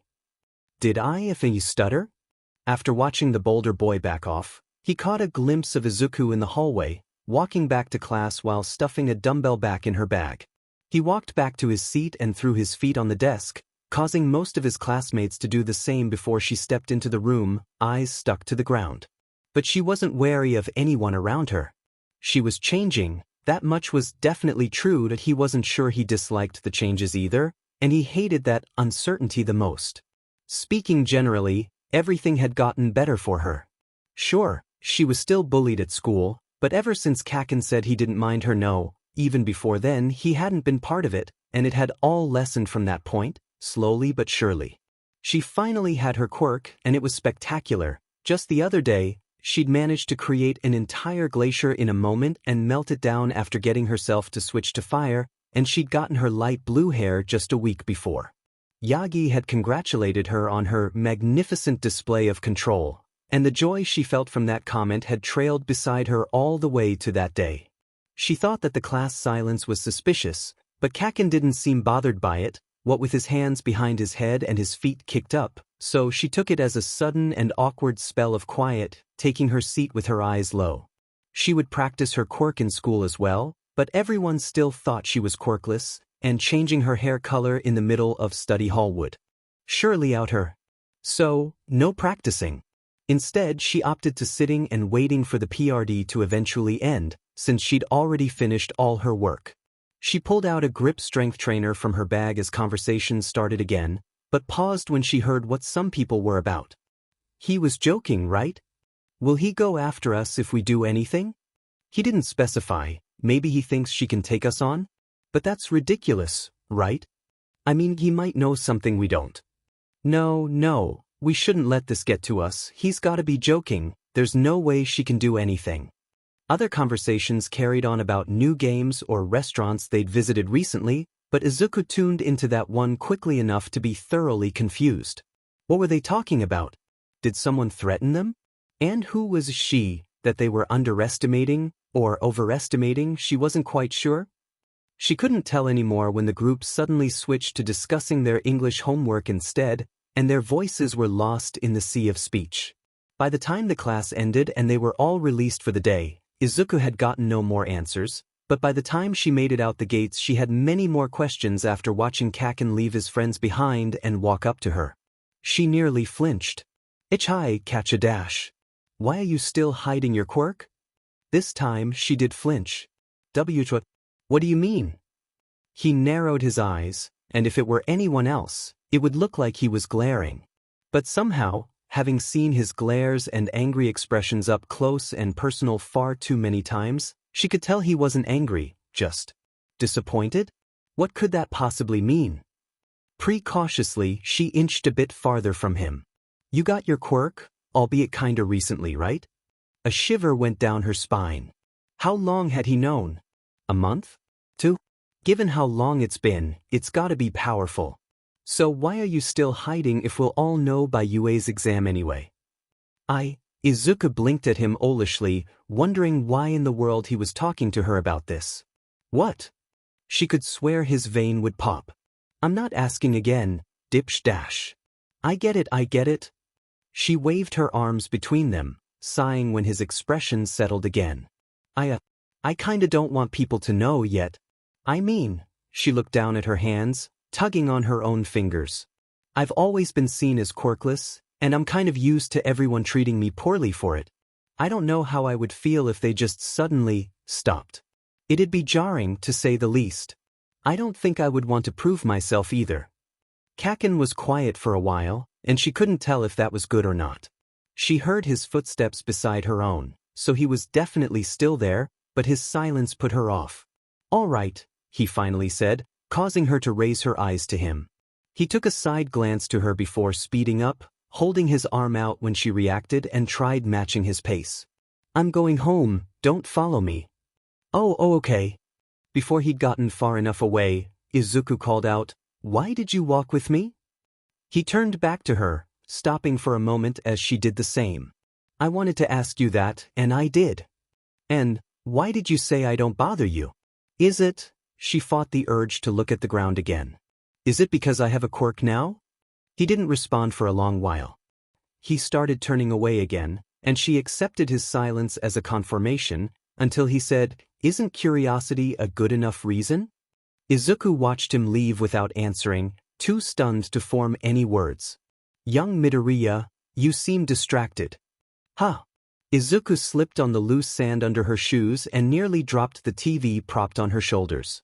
She looked over to Yagi, who had reached out to catch her and was helping her steady herself again. "I mean, I kind of am. Just at school." "What is it? If it's bothering you, I could try helping with it." "Oh no. It's not a big deal." She waved a hand between them, regretting the action when the TV weighed down on her arm. "It's just that, well," she sighed, dragging her eyes in front of herself again and continuing her run. "Ever since you decided to make me your successor and since I got my quirk, my childhood friend has been acting strangely. Today even, he told me that he knew I had my quirk and asked why I was keeping it a secret." "What did you tell him?" Izuku sighed again, rolling her shoulders under the scrap metal and wiring. "I said I don't want to stand out, or, no, that's not what I said. Well, anyway, the part that's bothering me isn't that." She looked up to the sky, watching as the clouds rolled past them. "I was thinking, when did he figure it out? I haven't used my quirk around anyone but you and my mom, excluding the old man from last month, so I can't figure it out. Mom hasn't told anyone, I think, but if she did she would have told Mitsuki-san, and she would tell Kaken and Masaru-san, and we would all celebrate it whether Kaken wanted to or not. But that didn't happen, so... Do you suspect that young Kaken could have found it out on his own, though? Have you accidentally used your quirk in public and not realize he saw you?" She hummed, crossing her brows in thought. No, I don't think I She stopped abruptly, though they'd already reached the trash truck, so she dropped the TV off her back and turned on her heels swiftly to meet Yagi's shocked gaze. "Remember when I called you, the day after we met? I'd gotten my red hair out in the hallway during that call. Do you think he saw my hair change color then and figured it out?" Yagi blinked at me, chuckling a moment later. "That was very long ago, but maybe. If that's where your secret leaked, then I believe no one else would know, at least if he kept it to himself. Did young Kaken say anything about others knowing?" She took a moment to think, starting the run back to the trash heap of that day. "No, and you should probably call him Bakugu, since that's his surname." "Then, does young Bakugu know what your quirk is?" "Of Kodash," she started, putting her finger to her lip when she stopped. "Wait, does he?" "He said that he knew I got it, but he never said anything about knowing what it does. He said it's powerful though, or it's gotta be powerful, but I'm not sure he really claimed he knew what it was. Could he just have a hunch? Did I confirm I had a quirk today by talking to him?" Yagi cleared his throat, directing my attention back to him. "You should probably talk to him, to figure out what he knows. Depending on what it is, you can get away with not mentioning one for all or me." "Oh yeah," she muttered. "Thanks, Yagi-san." "Of course, young Midoriya. You can always come to me if you need help." He dropped his hand on her shoulder, smiling gently with his skeletal face. She smiled back, carrying on with the run, picking up a tire when they reached the garbage again. Izuku usually spent her lunch PRD either sitting alone in a corner or sitting alone on the roof. Since it was raining on that particular day, the roof wasn't a viable option, so she begrudgingly took the corner instead. To her complete and utter surprise, the tables around her did not stay vacant. 2 girls and a very feminine-looking boy sat just a bit behind her, chatting each other up and ignoring that she was anywhere nearby, but not avoiding her, which was a sort of first. She was giddy at the very idea of people not avoiding her. Sure, she still knew she was being fully isolated, separated from the rest of the kids in her year by an invisible barrier she didn't know the name of, but the slight physical closeness was leagues better than distance she had grown accustomed to. She was so thrilled, she couldn't even hear what they were talking about, and she frankly didn't care. Izuku couldn't fight the smile off her face as she ate, joy radiating off her in great waves. At one point she felt the familiar tingle of her gold hair trying to surface, but she managed to shove it down with a little more effort than she expected she'd need. The boy walked past her and made eye contact with her, which she broke quickly, afraid she would ruin the moment of peace. He came back a minute later with 3 sodas, one opened already, and the orange-eyed girl ran up to hug him. When she crashed into him, the open soda tumbled her way, spilling on and ruining her uniform. Oops. Sorry, the girl drawled, holding her fingers on her lips lazily. She then laughed to herself, arms hanging around the boy's shoulders as her orange eyes glowed. He was smiling too. Wait a second, no I'm not. Tough luck, honey. All joy and good feeling drained from her being. She thought. That's why they sat near me. She couldn't say she was surprised, but she wouldn't admit it hurt either. It really did. They all hated her, and she knew it. She dug this grave herself though, so she had to lay in it despite the pain. Speaking of honey, the other girl hummed, a sick smile gracing her green face as she spoke, these are pretty sweet, right? Izuku stared silently down at her black clothes. At least it wouldn't stain, right? Her gold hair would. Here, have some more. She shivered as the drinks were shamelessly dunked on her, down to the last drop, unlike the other that rolled uselessly under her feet. A voice filled her head. She'd heard it before, it was her voice of reason, her subconscious per se, but it was very clear in that moment. Very, very clear. Are you going to let them go through with this? They've humiliated you. She shook her head, flicking the sugary drinks in every which direction. She looked outside at the pouring rain, feeling tears well up in her eyes. She saw a flicker of purples and a pink, but opted to ignore it. They always do. I should have expected it. Why should you let it happen though? You can stop it all right now.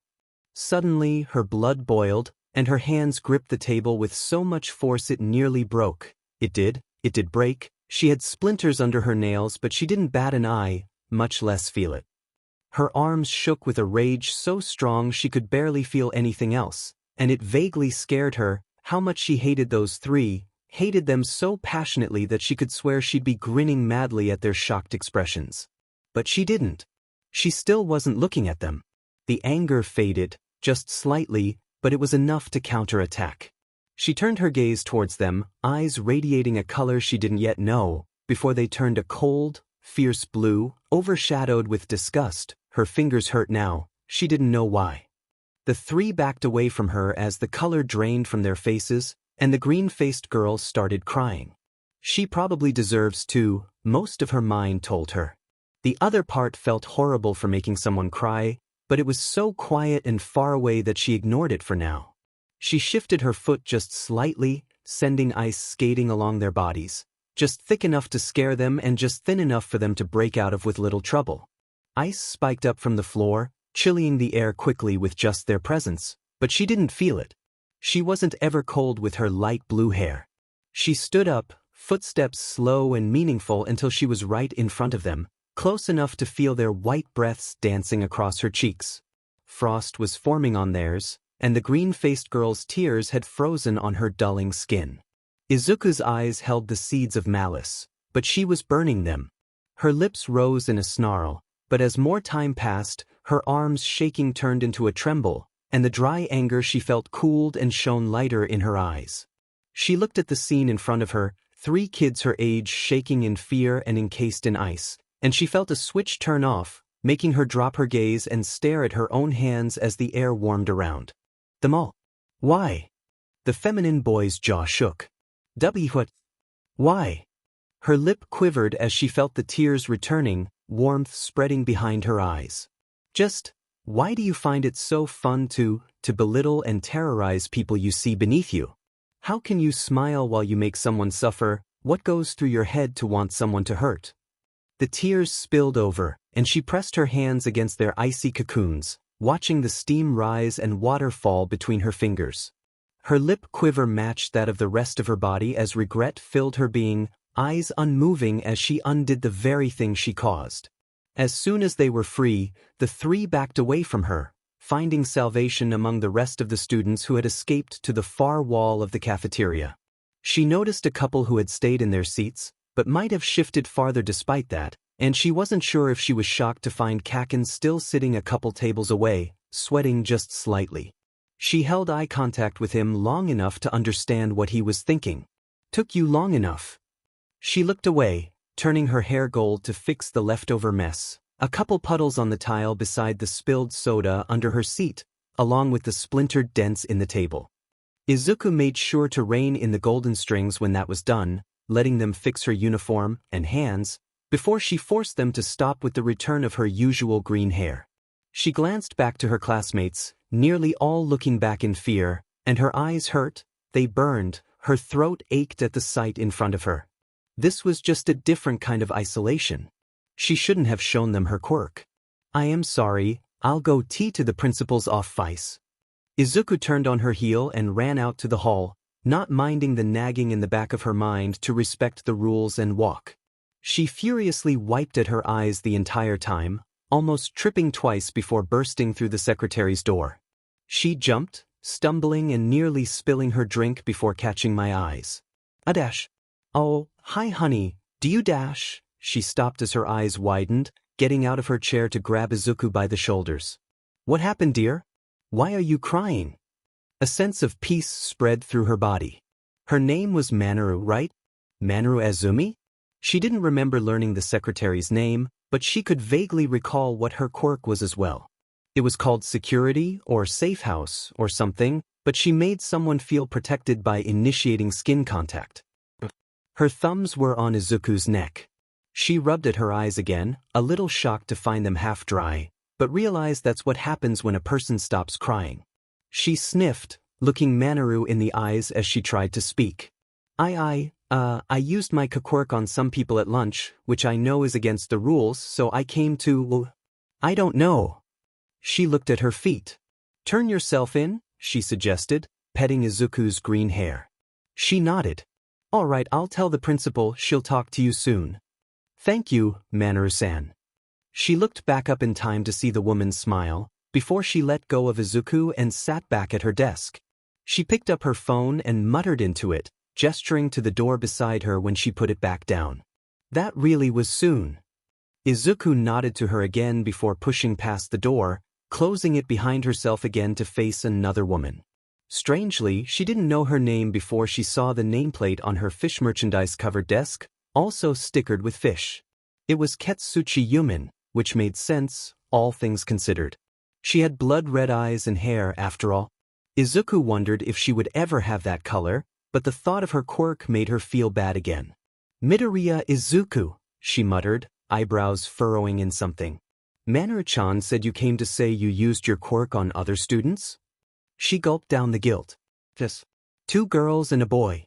They poured their soda on me, so I got angry, and..." She shook her head, fiddling with her fingers. "I'm sorry, I regret it, I really do." "They poured their drinks on you? Your clothes are dry." "I used it again to clean up my mess. I kind of reeked the corner for a bit. I cleaned myself up too and them." Katsuki hummed, rusting a paper. Izuku almost flinched at the sound. "You fixed what you did with your quirk?" Izuku nodded. She sighed. "Well, you still used your quirk on somebody, right? So technically you should be punished, but that feels wrong."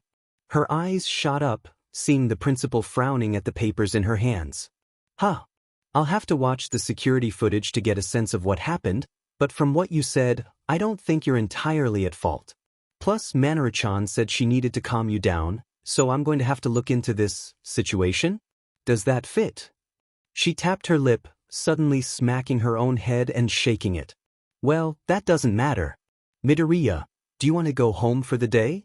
I can release you, if someone can pick you up." "I mean, my mom is working, so dash." She stopped as Yagi popped in her head, but no, she didn't want to bother him. But then, he did say she could go to him when she needed, so? Is there anyone else? Well, I guess, yes, but he's also, usually busy.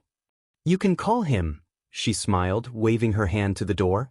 Go get your things, I'll still be here. You can wait here for him too. Oh. So I just go get my backpack? Yes, and anything else you need to take with you. Alright. Thank you. She grinned, showing off blindingly white, razor-sharp teeth. Izuku smiled back, a little confused, but walked her way to her classroom, having grabbed her things right as the end of lunch bell rang. She pulled out her phone and stared at Yagi's contact, which she realized still had no photo. Not that he needed one, but Izuku couldn't help but wonder why she never gave him a profile. She caught the eyes of a student at the end of the pole. He froze immediately, holding his arm out before his friend could walk more. It hurt in a completely new way. She looked back at the contact, realizing she'd rather bother the number one hero for a couple minutes than stay at school any longer. And we're on the air in 3, 2. Hello everyone. Emery Gold here, back on Hero Happenings on this, well, admittedly less than lovely day. Gold laughed, her smile all for the camera for the moment. He straightened his spine and shifted his hands around, thinking about how long it had been since he chose to be on camera. At least 5 years, he thought, but he couldn't be sure on the maximum. Today we have a special guest, someone who hasn't leaked a thing in years, but the number one has agreed to see us this Tuesday. Thank you for being here, All Might. He grinned a little bashfully, rubbing his neck as recorded cheers sounded around him. Thank you for having me, Gold-san. It's our pleasure. He watched her wave her hands around excitedly. She had become a hero journalist 3 years ago, right? She'd made a name for herself in that time, despite being a foreigner. He supposed he would be considered one as well, but he was born and raised in Tokyo, despite debuting in America. Tell me, am I allowed to ask why you've been so absent these past few years? I don't mind. To be frank, I can't say much, but how should he phrase it? Let's say personal issues arose that I had to address. Recently, I've cleared them up, but I'm still busy every day, despite the extra time in my day. She hummed, only half satisfied with his response, he could tell. What's been keeping you busy, All Might? He kept smiling, despite the slight attack on his secrets he felt. Is it bad to have interests? Certainly not, but I'd love to know what yours are. Is there any romance in your life? He nearly sputtered, but caught himself and simply laughed again. Far from it. My time is spent for the interest of the future. The future? Could you elaborate on that? He opened his mouth to respond, most likely with a joke to divert the conversation, but his phone rang in his pocket, drawing all attention to the ringing instead. Gold blinked at him, obviously wondering why he brought his phone into an interview, but nodded to him. Would you mind putting it on speaker? That was dangerous. There were very few people who had his personal phone number, the one he doesn't let go of, and only 2 would call him in the middle of the day, not including Night Eye who hasn't called him in months. Either Nedzu had an emergency he needed him for, or Gran Torino was in trouble, which both were very unlikely, and would need him to leave immediately. He didn't pay much attention to his reputation since he never needed to, but he was sure someone would try brewing up a scandal about him disappearing from an interview right after it began. He smiled back at her, pulling his phone out to answer despite his sudden nerves. He nearly had a heart attack when he saw Midoriya's name. He silently took a breath and answered, acutely aware of the cameras still pointed at him, and immediately spoke before she had the chance to. Young Midoriya, you're on speaker. Please mind your word choice. That sounded like he didn't want her to cuss, right? Speaker? Why, All Might-san, why am I on speaker? I'm in an interview right now. After the first string of surprised gibberish, she started apologizing. There's no need to feel sorry, my dear. Is something wrong? Oh, yes, but I don't want to bother you, it's not a big deal dash. Toshinori crossed his brows, smile wavering. You said that last time as well. What happened? It's nothing bad, The camera crew and Gold waited patiently with him through the pause, until she sighed. I used my quirk on 3 kids at lunch. I fixed everything, but I need to be taken home now, and my mom is working. I can just think up someone else to call. It's fine, I don't want to bother you. His heart sank deep in his chest, hearing the tears in her voice. You never bother me, young Midoriya. May I ask why you did it? I overreacted, they just poured their soda on me. They've done it before, I just got angry. It's been worse, I got angry. I can call someone else. He vaguely hoped he didn't look too angry, but it was hard to hide his pure fury at hearing that his disciple was used to torment. No, I can pick you up. Hello, dear. Gold began, leaning towards his phone. Midoriya startled at her voice. Can I ask you to come to the studio? I would love to talk to you in person. The Emery Gold? You want me to be in your studio? Wait, no, that's the obvious reaction to hearing someone talking to the #1 hero. Of course she would talk to me as well, but Principal Katsuki said I should take the day off at home, or did she really say that? Yes, she said I should go home, so I can't go to the studio, even if I really want to. I'm sorry, Gold, I can't. Gold looked at Toshinori with a little shock, but he grinned to her as he heard Midoriya's voice lighten. It can't be helped if your principal said so, then. Should I take you home now? Well, you're at an interview with Gold-san, and you haven't done an interview in 6 years, so you should stay there, but then again I really don't know who else I would call since Mitsuki-san and Masaru-san are the 3rd and 4th closest adults I know and both of them are working as well. Oh, but I could ask Mom. No, she's really busy, she said she's been flooded with work recently, and I don't know any other adults well enough to ask them to take me home. What's she muttering about? A quiet male voice sounded through the phone, stopping Midoriya's train of thought immediately. I don't know, I'm scared. A girl this time, quieter, farther away, like she was walking. The pair probably was, or his disciple was. It took all his self-control to keep his smile up. And not say anything. I'll take you home now, my girl. She started, but sighed soon after. Thank you. I'm sorry for interrupting the interview. It's quite all right, Midoriya. Gold waved her hand in front of her subconsciously, trying to milk his disciple's name out of her. Not like she knew she didn't need to, but it lifted the mood just the smallest bit. Oh, Midoriya Izuku. Y'all mightsen, was I not supposed to say my name? It's too late now, but it's fine.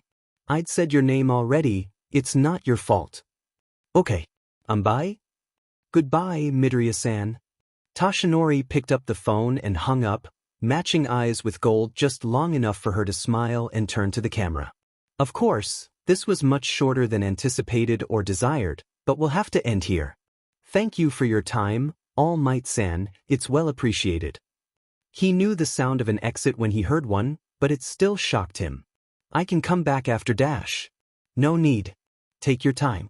We'll see you again whenever you're free from your, what did you call it? Interest in the future?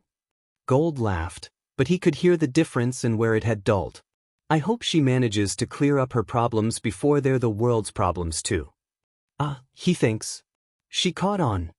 He smiled back, and now his was the obligatory one. She's quite the problem solver, I don't doubt she will. She hummed to him, short and understanding. We all hope you come back to Hero Happenings soon, Mr. #1. An English accent. Full cut. Thank you again for coming today, All Might-san, but you need to leave now. He didn't question her. Thank you. He was out the door before another word was spoken. Izuku sat herself down in Katsuchi's office, huddled up in a corner with an interesting picture of a pufferfish over her head. She hugged her backpack to her chest and scrolled through the hero forums, looking for news that wasn't about her interrupting Yagi's very important interview. She'd been looking for half a minute and the only thing she found was a woman complaining about a hero taking her son for questioning after he was involved in some bank robbery incident. She messed up, she could tell. Her name was everywhere, given and family. She sighed, plopping her head onto her bag and groaning. She was quite the idiot. It's all right, Midoriya. You're not in trouble, and this won't even be put on your record if the reaction was justified. I know, Katsuki-san, that's not it. She stretched, raising her head back to her principal. She hummed, but didn't bring her eyes up. Then what is it? If you won't be too shocked about it, you can search my name, or All Might interview to figure it out. She stopped at that. What do you mean? She groaned again, burying her face into her bag.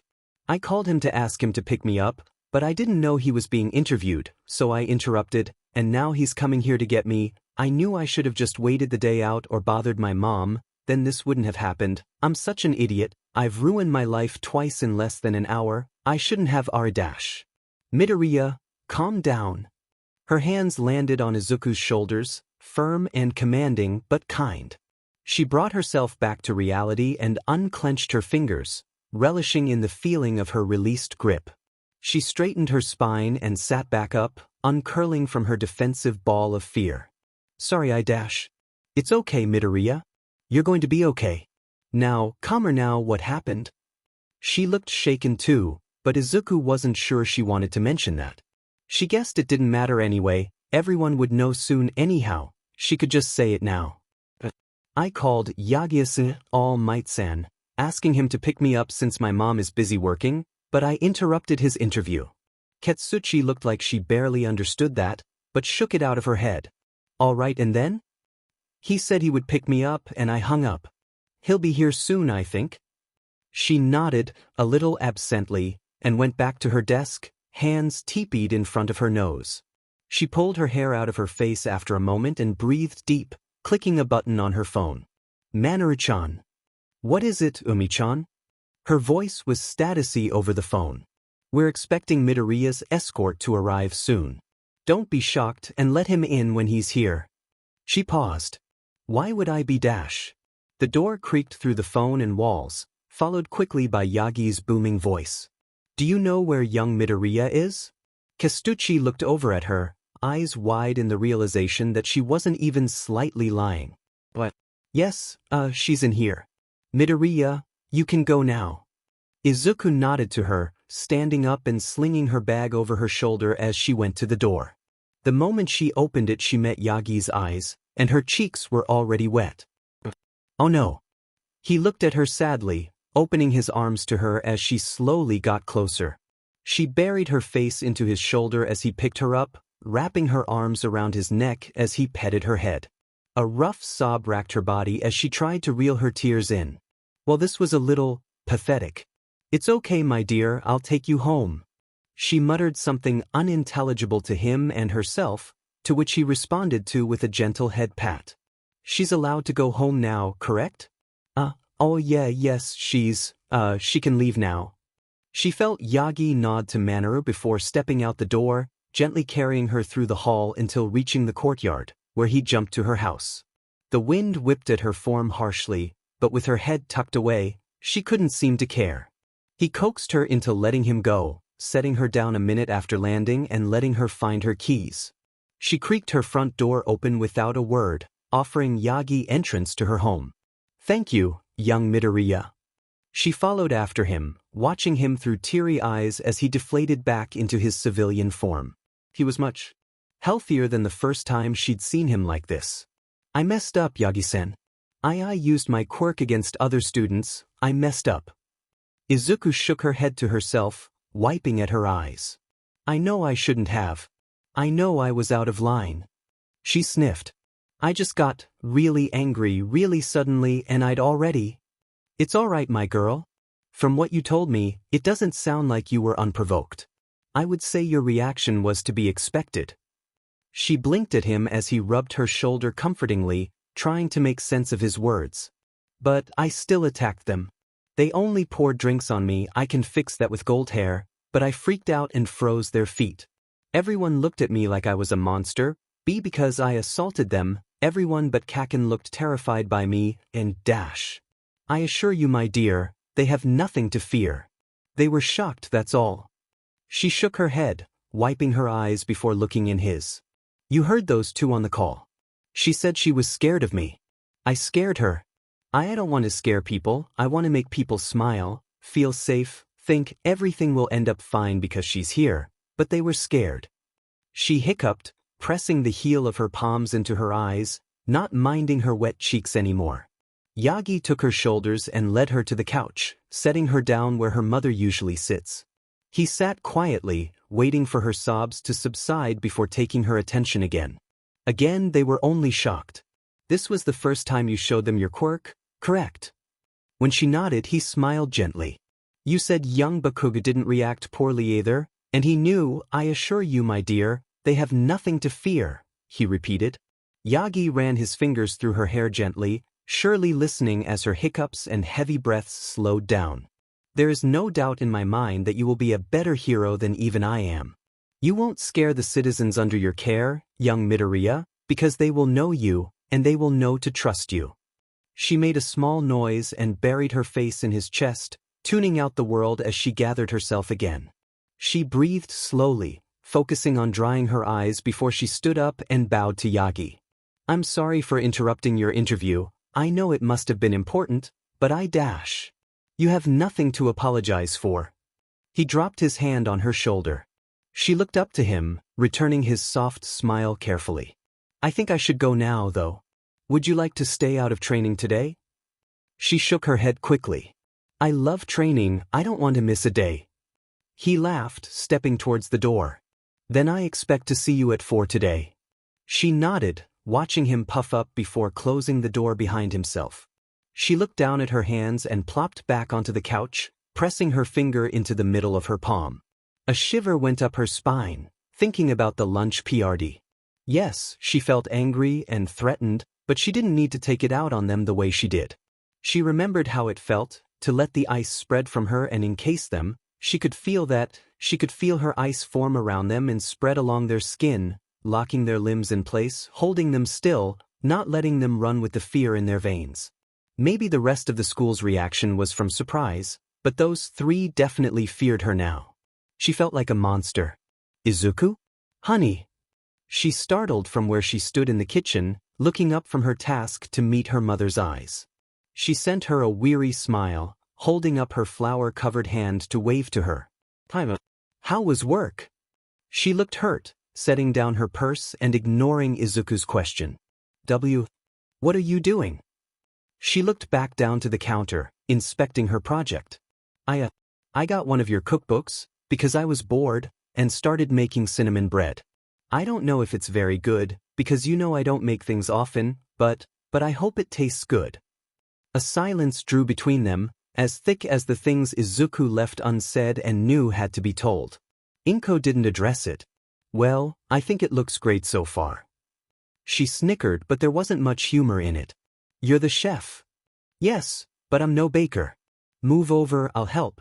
She rolled up her sleeves and washed her hands, even though she'd done that at least 5 separate times that day alone. She hit her hip against Izuku's, earning another small laugh, and powdered her hands before reading the open page. You're kneading the bread? Am I doing it correctly? Inko shook her head, dropping her fists on the dough and raking her knuckles over it while Izuku stepped away to work on the next step, preparing the cinnamon mixture quietly. They didn't talk for a very long time, checking up on how the other was doing and continuing on their tasks being their most interaction. When Inko took the bread pan and slid it into the oven and Izuku set the timer, the silence was finally broken, along with the pseudo piece. My manager told me about All Might's interview. DMN it. I guess it was interesting. A pause stretched between them. Izuku couldn't make eye contact. You used your quirk against your classmates? There it is. Yeah, I did.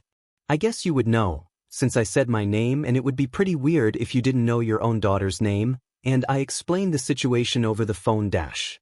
Izuku, it's fine.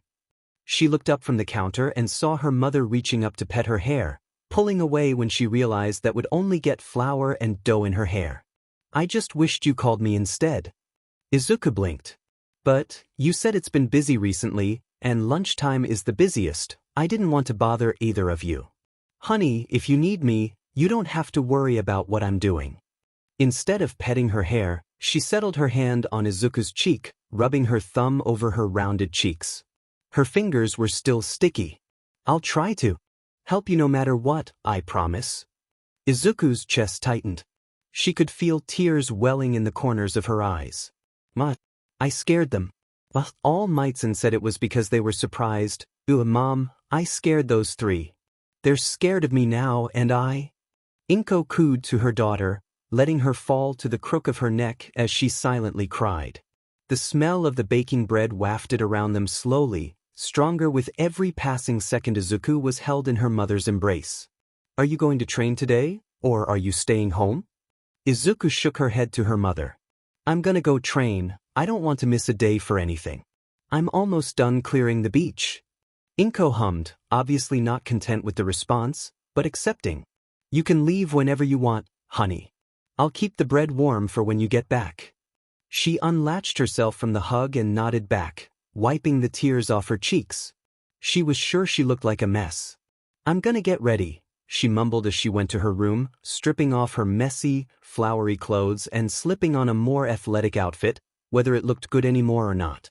She was sure that particular, tiny stain was from a torn-in-half car, and the tear beside it was the same. She'd been too tired that day to fix it, and realized it wasn't worth fixing every time. She shook the thoughts out of her head as she checked her face, seeing the redness of her eyes already fading. She rubbed them again just to be sure, then grabbed her keys and dropped them in her shorts pocket, stepping back into the kitchen to grab a water bottle, even though she might not really need it. Her fatigue was always cured with a switch to gold hair, but Yagi wanted her to depend a little less on her quirk, so water and sweating it was. Bye Mom, I'm going to the beach. Do you have your phone? It was still on her dresser. I will in a moment, she called, already running back to get it. With it tucked in her pocket with her keys, she responded again. Okay, bye now. Bye, sweetie. She shut the door, leaving it unlocked since her mother was inside, then second-guessing herself and going back with her keys to properly leave the apartment. She held the railing as she made it to the street, not bothering to look around herself. She turned the corner and walked to the beach. I will in a moment. She rushed back inside, leaving the door ajar for no longer than 10 seconds before calling back. Okay, bye now. Izuku shut the door then, circling back to lock it after a moment and turning the corner of her street.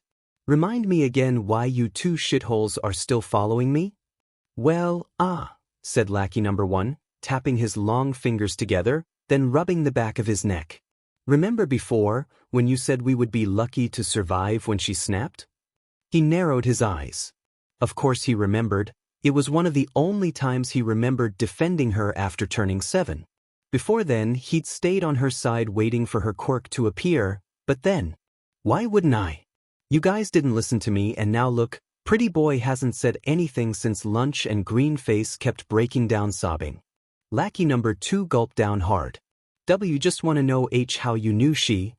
Katsuki stomped forward when Izuku was too far ahead to notice them, twitching his eye when the other two followed again.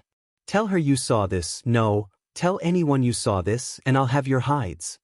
They both made small affirmative, if not scared, noises, so Katsuki opted to ignore their footsteps behind him until they reached the beach. Before they could stupidly walk into the open, he held his arm out and stooped lower, making his way to the first trash mound, then checking to see if they understood. Apparently they didn't. They both looked up in awe at the mountainous piles of garbage, but he didn't understand what was so amazing about them. They'd shrunk so much since the time she started, he didn't even think they were big anymore. He snapped his fingers at them, seeing as he couldn't set an explosion, and looked them dead in the eye. They understood that, at least. Izuku was just a little bit ahead, stretching her shoulders behind her head as she glanced around the piles. Her eyes settled on the tallest pile, and he watched as she didn't hesitate to pick up the doorless safe sitting near the top of the mound. He shuffled away from her field of vision, almost smacking lackey number 1 when he didn't do the same. What is she doing? Clearing the beach. She's been doing this for months, ever since her quirk appeared. When did it appear? At least they had the decency to whisper. About 6, 7 months ago. Now shut up. One of their phones pinged, and Katsuki stilled as Izuku perked, already wary. He sent one of his most malicious glares to the pair of idiots, who had the audacity to check lackey number 1's message. Katsuki physically struggled to keep his fists unlit. Who's there? He did not flinch.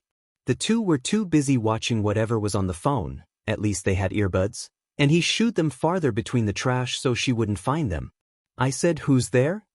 He sighed. Whether to settle his nerves or pretend he was exasperated, he wasn't sure. It might have been both. He stepped out from behind the garbage and matched eyes with her, surprised to find her hair a much lighter green than usual. She used it in the cafeteria too, but only briefly. Relax, Deku, it's just me. He couldn't tell if she calmed down or got more riled up. What are you doing here? He looked at the safe in her arms. Taking a walk. What the hell are you doing? Moving the trash. Please don't help me. I wouldn't. You've been working on it for a while, I assumed you didn't want help. She blinked owlishly at him, confused as to why he would even think about that, surely. It set him off, but less than before. In a different way. What? Well, thank you for not helping. Her fingers rubbed at the dirty metal of the safe, and he vaguely heard a gasp from behind him as she dug her foot in the sand. Also, thank you for not running away in the cafeteria. He laughed half-heartedly, raising his eyebrow at her. Speaking of which, what's that color mean? She blinked again, crossing her eyebrows in thought. What do you mean? What color? You know, he gestured vaguely at her, settling his accusatory finger on the crown of her head.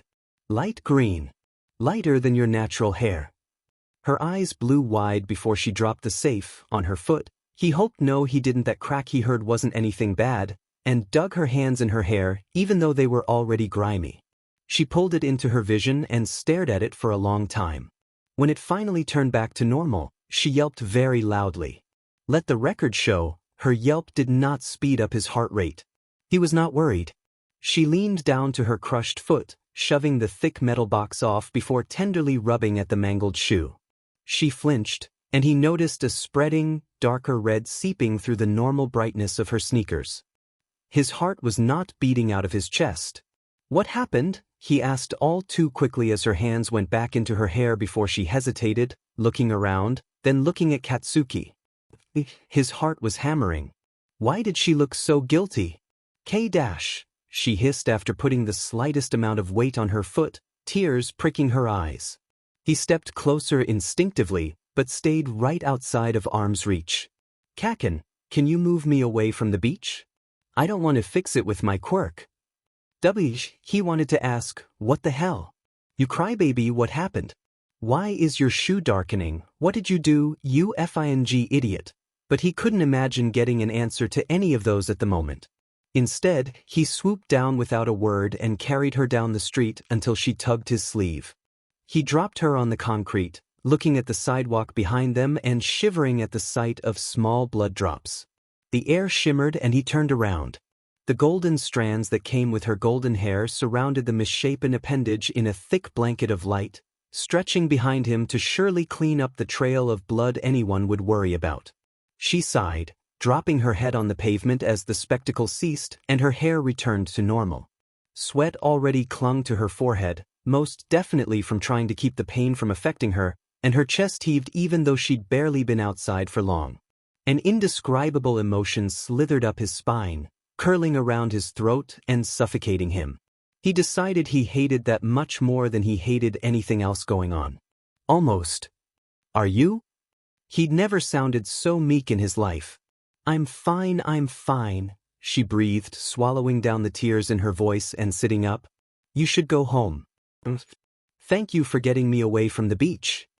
He nodded absently, standing as a silent gargoyle until she stood up, gingerly tapping his cheek.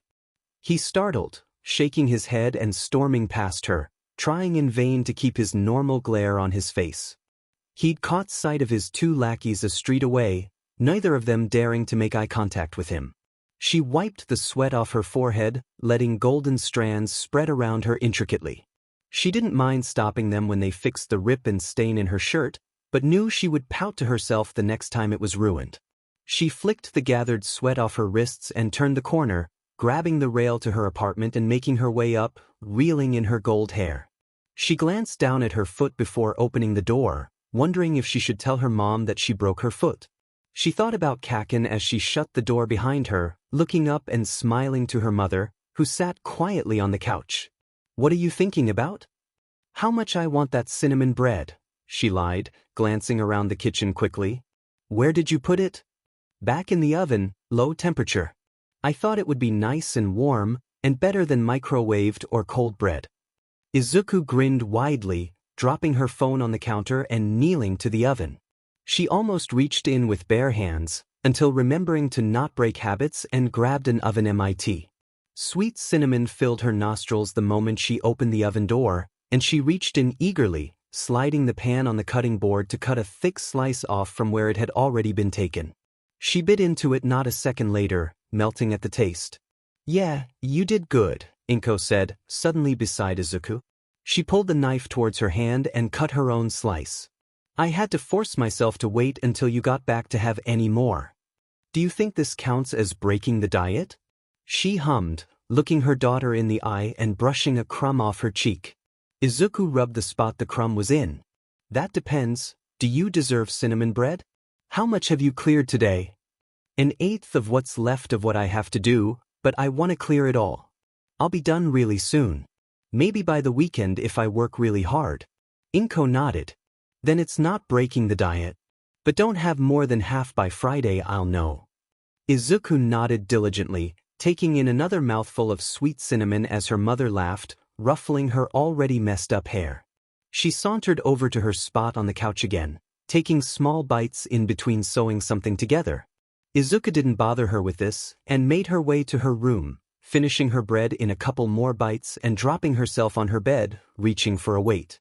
She idly pumped her arm, drowning her insistent thoughts out with headphones over her ears for who knows how long, until she heard a distinct knocking on her door.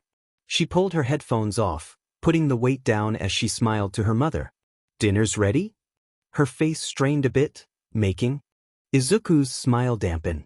"Yes, but there's something a little more important. Could you come to the living room?" Izuku stood up and walked past her mother, peeking into the room and almost choking on her breath. Aunt Mitsuki stood with her hands on her hips, partially obstructing the view of her son standing and taking the lecture, with Uncle Masaru sitting on the couch beside them. Izuku watched the scene in mild horror until her mother nudged her a bit, and she dejectedly approached the family. "For so long and you knew, and you didn't tell us. You didn't tell anyone." His snarl broke out. "I told her I knew. Besides, it's her quirk. If she wasn't telling anyone, I wasn't going to stab her in the back."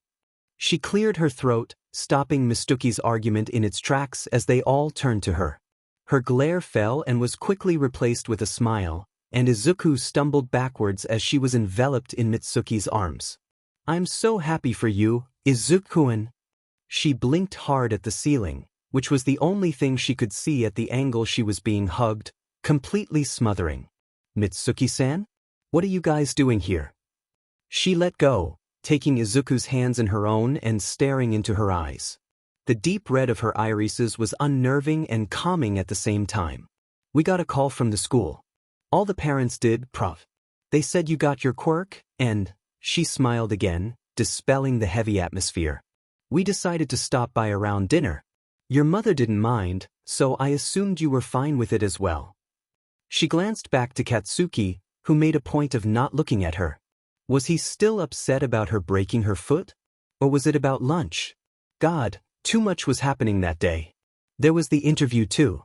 Had he heard that yet?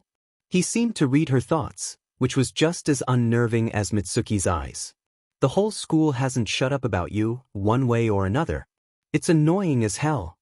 She gulped down on the cold air, nodding lightly before forcing a friendly smile on her lips. "Then, are you guys eating dinner with us?" "That was the plan," Masaru chimed, standing up and walking over to Inko to have a calm conversation. "We'll only be able to if this brat promises to behave."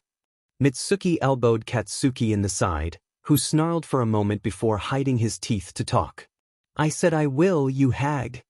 He bit the words down, glaring at the ground as Mitsuki decided that was enough.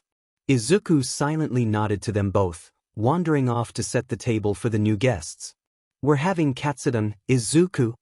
"Okay," she called back to her mother, taking out 5 bowls and 10 chopsticks, twirling around the table to quickly get cups as well. She glanced up to the others in her house, matching eyes with Katsuki immediately and dropping her eyes not a moment later. She scampered away to get napkins, finding his eyes off her when she came back, instead staring into nothingness with a weird look on his face. She quietly sits in her chair after bringing 3 others over, sitting at the head of the table so she could possibly avoid sitting next to Katsuki. Though she supposed he would still be at the table, so she couldn't really avoid him.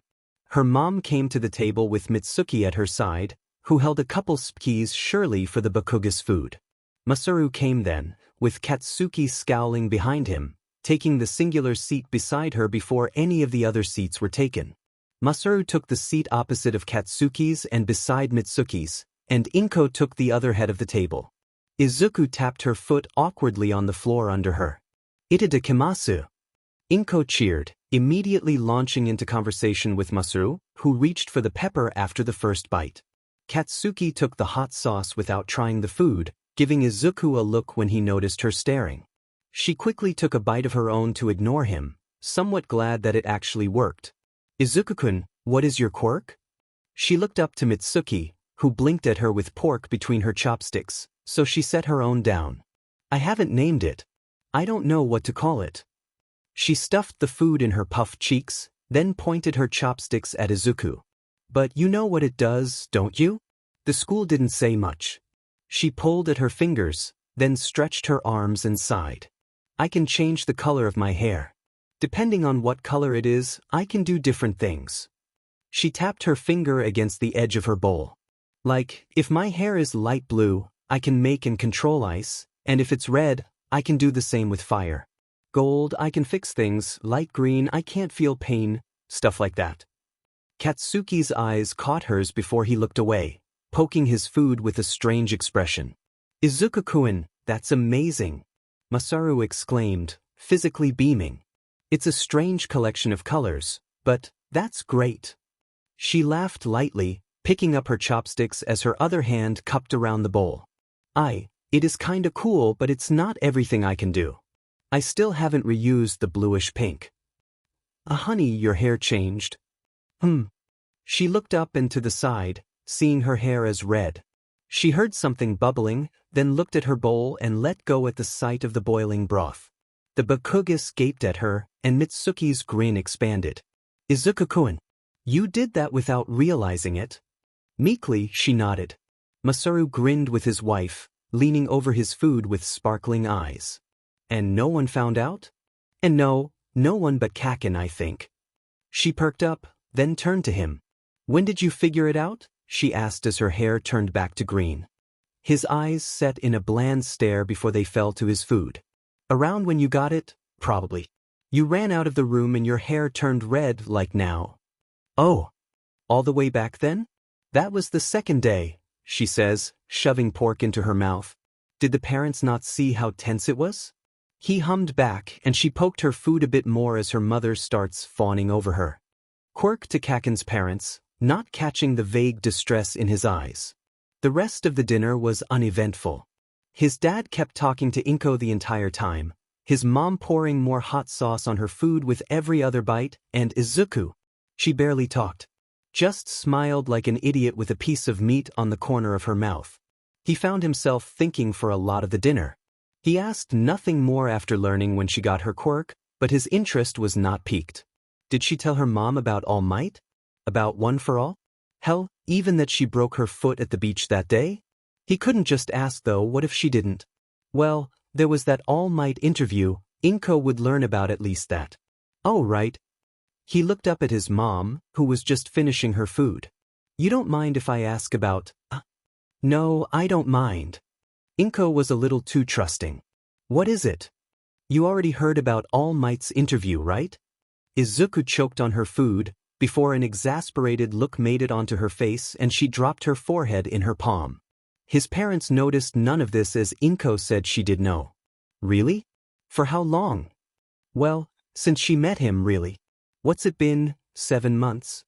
Yeah, 7 months. Her eyes moved up and he caught them. Their parents kept talking on and on, while he held her gaze. She soon found the opposite wall interesting and turned completely away from him. He might deserve that, though it still kinda stung. Katsuki, are you paying attention? He took his eyes off her to glare at his mom. No, he said simply. He argued enough that day. She scrunched up her face, but sighed. Never mind. We'll clear the table, you can talk to Izuku-kun.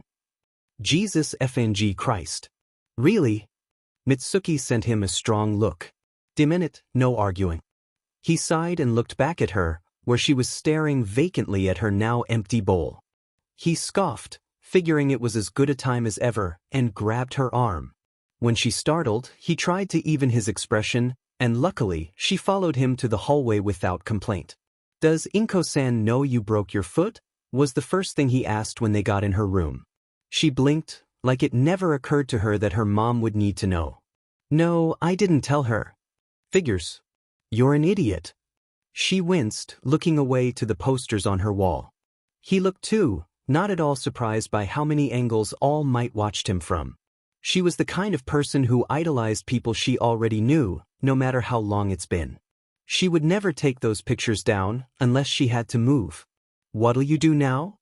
Huh. He caught her eyes, seeing a drop of sweat roll down her face as he stared. The whole school knows you have your quirk now. All of Japan knows All Might has a disciple with your name. He groaned, rolling his eyes. I can't believe you seriously gave her your full name.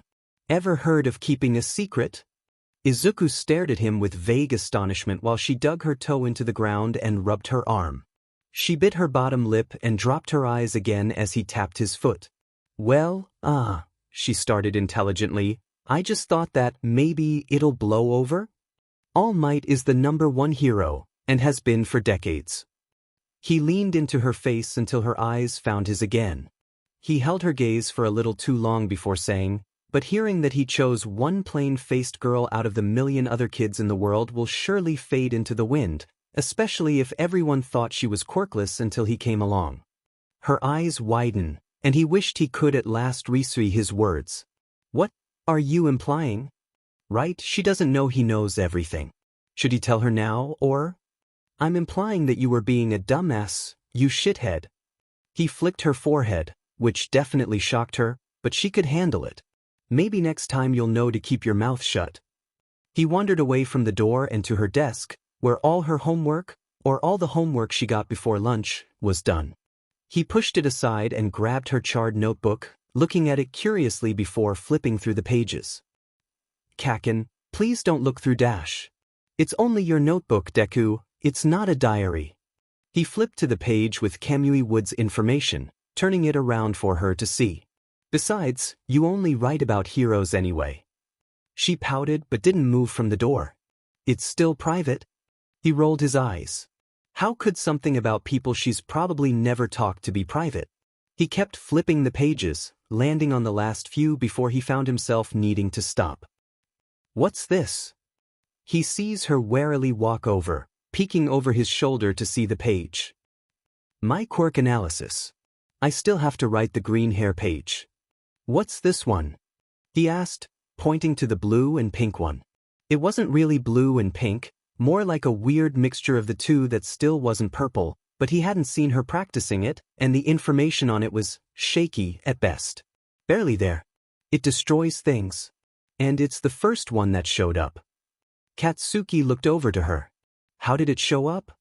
Maybe he was asking too many questions, and sounded a little too curious. Either way, she answered without asking him anything. I was attacked by a villain with a sludge quirk. He turned into this kind of sewer green liquid, and I almost drowned. The day before he found out. I told myself that I needed to use my quirk, and it worked. She shrugged, rubbing her arm again. She was thinking of things, far away from the topic but still connected with a thin gray string, and he struggled to not drag her attention back. The guy was lucky his quirk kept him alive while separated, or it would have killed him. A lot of quirks are able to kill, he says without thinking. He was trying to kill you.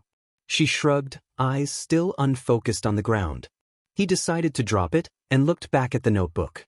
What about the gold hair? That one's pretty weird. Her eyes were back on his in seconds. It's great. In under a minute, I could completely clean the remainder of Dagoba Beach. It's mainly like an all-purpose cleaner. It takes whatever's out of place and puts it away to where it should be, even taking the dirt out of water and making it drinkable if it's from the ocean. It can even remove or make things if it needs to, like a stain or a patch of missing paint. She rambled on for who knows how long, going into the topic as deeply as she could until there was no more to say. When she stopped and realized she'd talked his ear off, he could tell she was about to apologize before he asked, "And the red?" His chest did not warm up at the sight of her glimmering eyes. It didn't. But Kogukuin. His eye twitched, but nevertheless, he turned in his seat. What? It was the green-faced girl, the one who couldn't stop crying after she pushed Izuku over the edge. It was a break PRD, so she was technically free to do what she wanted, but if she was actually allowed to leave her class was another question altogether. She pulled at her sweater, God knows why she had one on, and looked at the ground. You knew, didn't you? That she could have ripped your heads off? Yeah. She winced. So did most of the class. He scoffed. I warned you, didn't I? You're lucky she only used ice. She could have burnt you to a crisp and revived you a second after. This time they shivered, but the green-faced girl physically paled. She knew every word was true, not at all exaggerated. She wouldn't though, right? We were just joking and that's dash. She went silent, arms shaking so minutely no one else probably saw. Except googly eyes. He looked worried now. Would you even be in here if she was still here? Green Face shook her head. Then what's the point in being here now? You won't get anything out of it. She opened her mouth to talk, but nothing came out. She looked at the only empty seat in the room, where Izuku would have been sitting if her absence wasn't excused for the next week. Inko got the call after dinner the night before, being told that her daughter was asked to take it easy and stay at home, but that would hurt more than help. She still did it though, otherwise the dumb green-faced girl wouldn't be here. She's All Might's student. Everyone went quiet. Yep, is all he said in response. Did you know that too? Hard not to, that nerd sees him every day. The class stared at him like he suddenly grew two heads and one of them breathed fire. Every day. If you want to know about any of this, why don't you ask her? He might say something he shouldn't. He might expose her more than she already is. A chill went through the room, as he could see with the huddling of everyone's arms. He turns back in his chair, idling the free PRD away on his phone like he wanted to. The green-faced girl left when he found another article on All Might's interview. But what drew his attention was the differing perspective it took. Most of the articles all sounded the same. The number one hero has taken a protege. All Might's student or daughter? Has the number one hero chosen the next?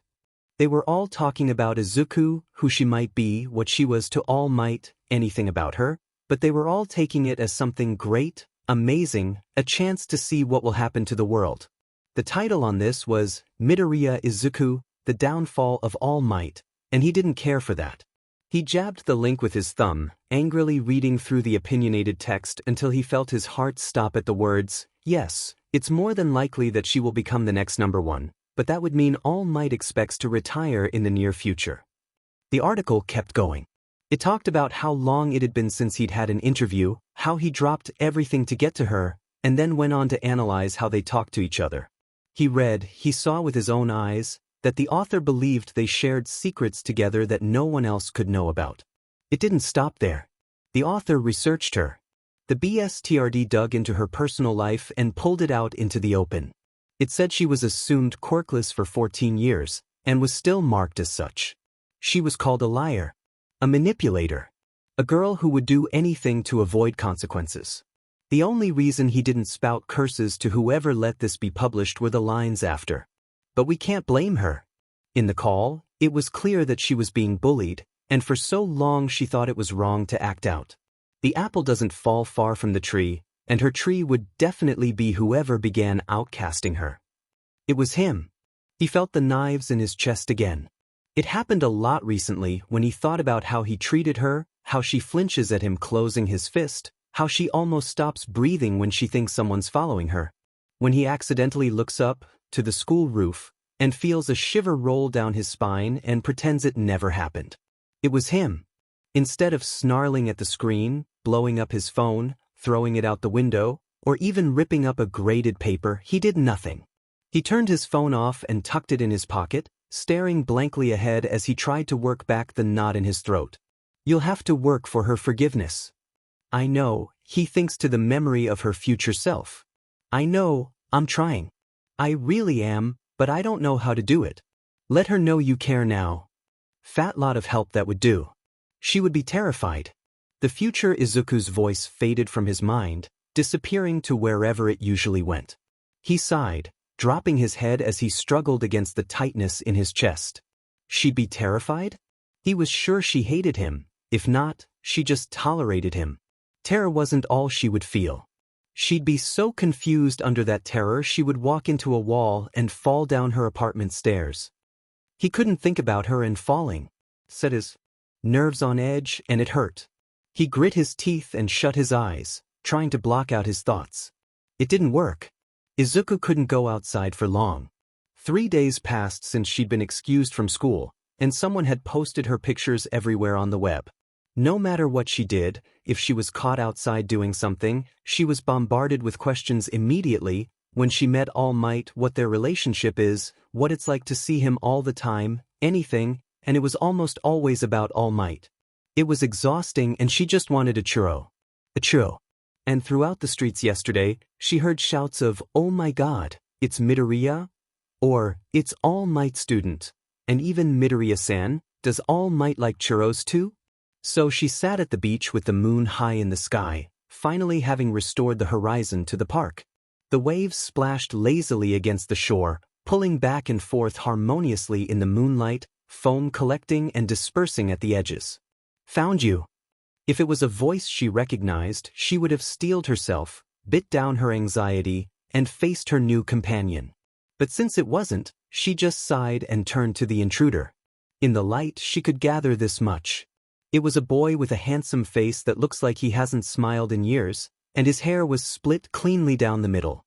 He had a scar over his left eye, spreading over his cheek, and his eyes were double-colored. He nodded to the sand next to her, like it was a chair he could take. "May I?" He was weird, she decided then. No one's asked her what she thought so far, not in a while, so she nodded back to him and let him sit. "Who are you?" she asked right after, meeting his eyes when they rose again. He looked sad, like that was the last question he wanted to answer. He did anyway. "My name is Todoroki Shuto. You're Midoriya Izuku, aren't you?" She recognized that name. She blinked at him incredulously, leaning over herself a bit to look at him better. "You're a Todoroki?" She could see him sag with those words. "It's not a good thing." Izuku's eyebrows crossed as she pursed her lips. How could being the son of the number 2 hero be a bad thing? All right. But you don't live in Mizudafu, so... What are you doing here, in the middle of the night? "I was supposed to find you," he answered straightly. "Can I ask why?" "My father wants me to court you and woo you into marriage." Maybe he's a little too straightforward. She shuffled away from him quickly, getting to her feet and kicking the sand up, squeaking the entire time. Once she got her balance back, she stared at him wide-eyed as he rubbed at his eyes. "I'm a mariage. But I'm 15, I can't marry anyone, and I just met you, I can't marry you Todoroki-sen, I'm sorry dash." "No, I don't want to get married either," he mumbled, rubbing sand off his cheeks. She blinked openly at him. "Then why are you here?" He sighed and stood up. She stepped away from him, but he didn't seem to notice. "My father told me to find you, and not to come home until I brought you back with me. I didn't have a choice, really." So, she started working the very late night or maybe early morning gears in her head. She wasn't very tired, but the previous calm of the night had set her into a slow-working thought process. "How long have you been looking?" 3 days. "I found you buying churros yesterday, and accidentally drew attention to you. I'm sorry about that."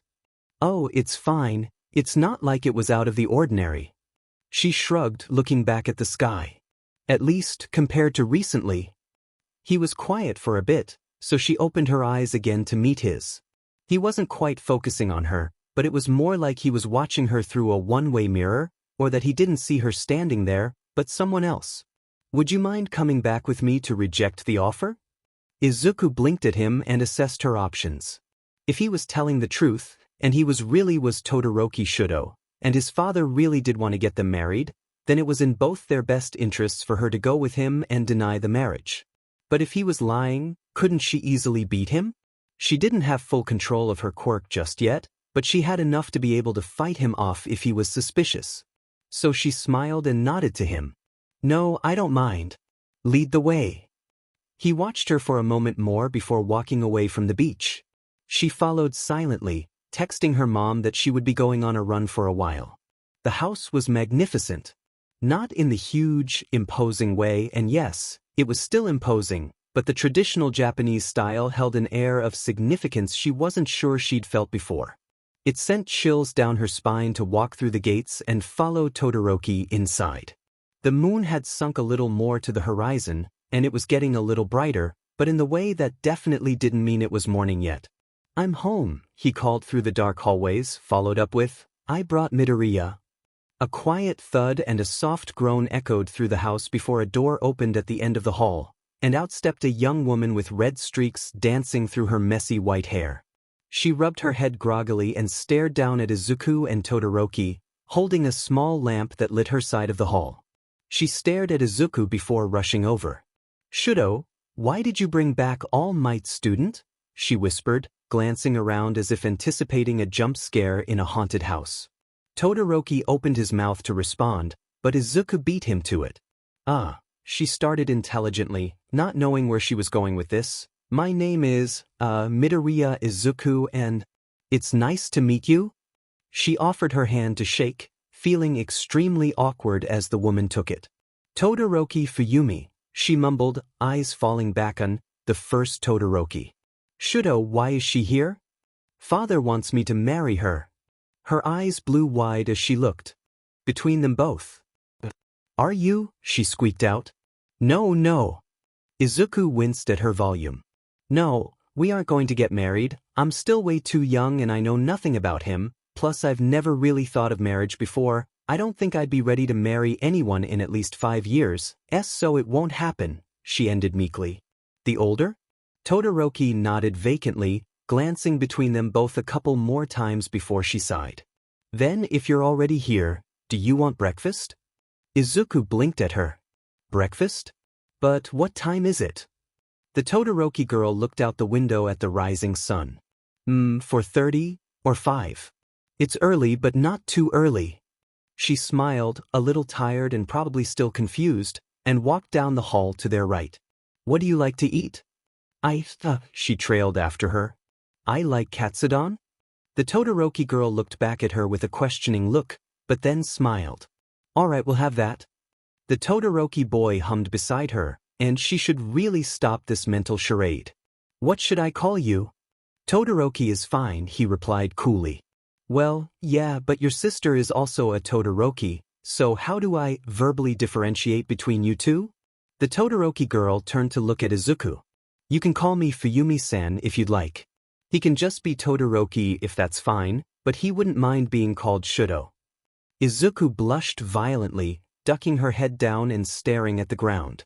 They can't call him by his first name without any honorific. Then add one on. She brought her eyes back up to look at his. "Shudo-san," she muttered meekly. He shrugged, drawing his eyes back ahead. The Fuyumi giggled, turning back around and sliding the kitchen door open. "Let me start the food, you two.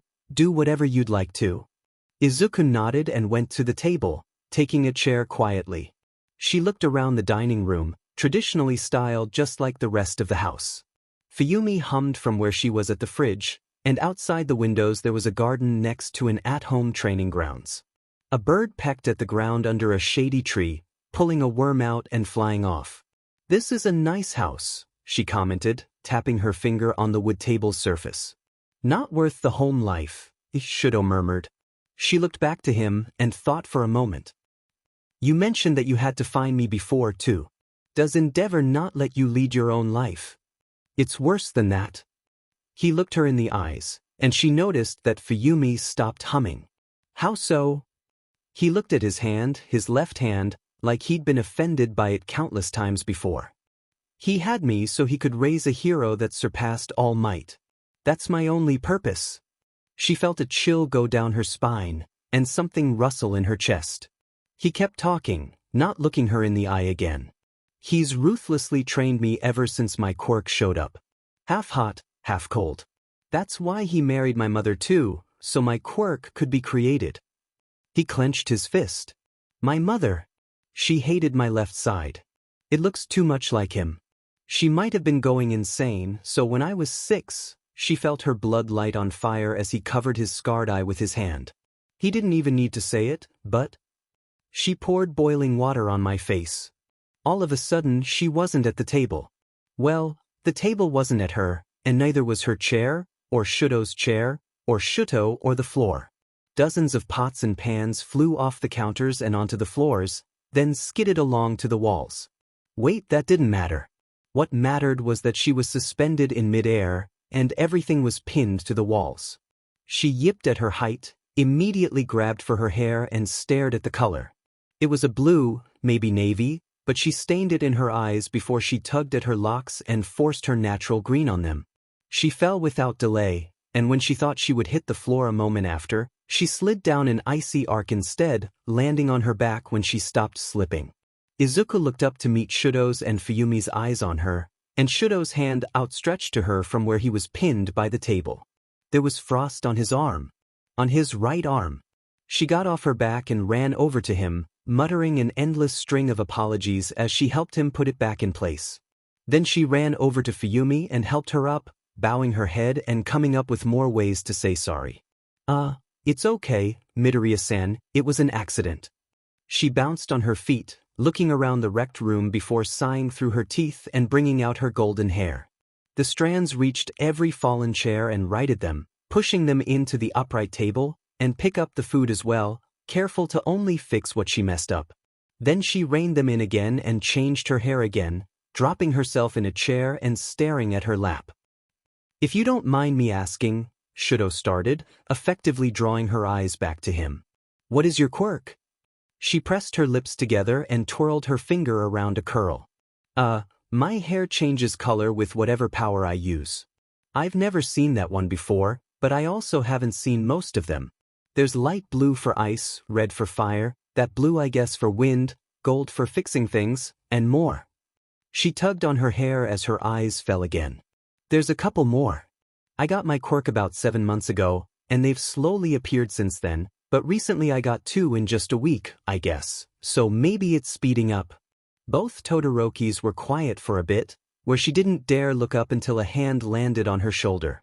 Her eyes matched Shuto's dual-colored ones, and he glanced to Fuyumi before looking back to Izuku. Have you really only had your quirk for 7 months? Numbly, she nodded.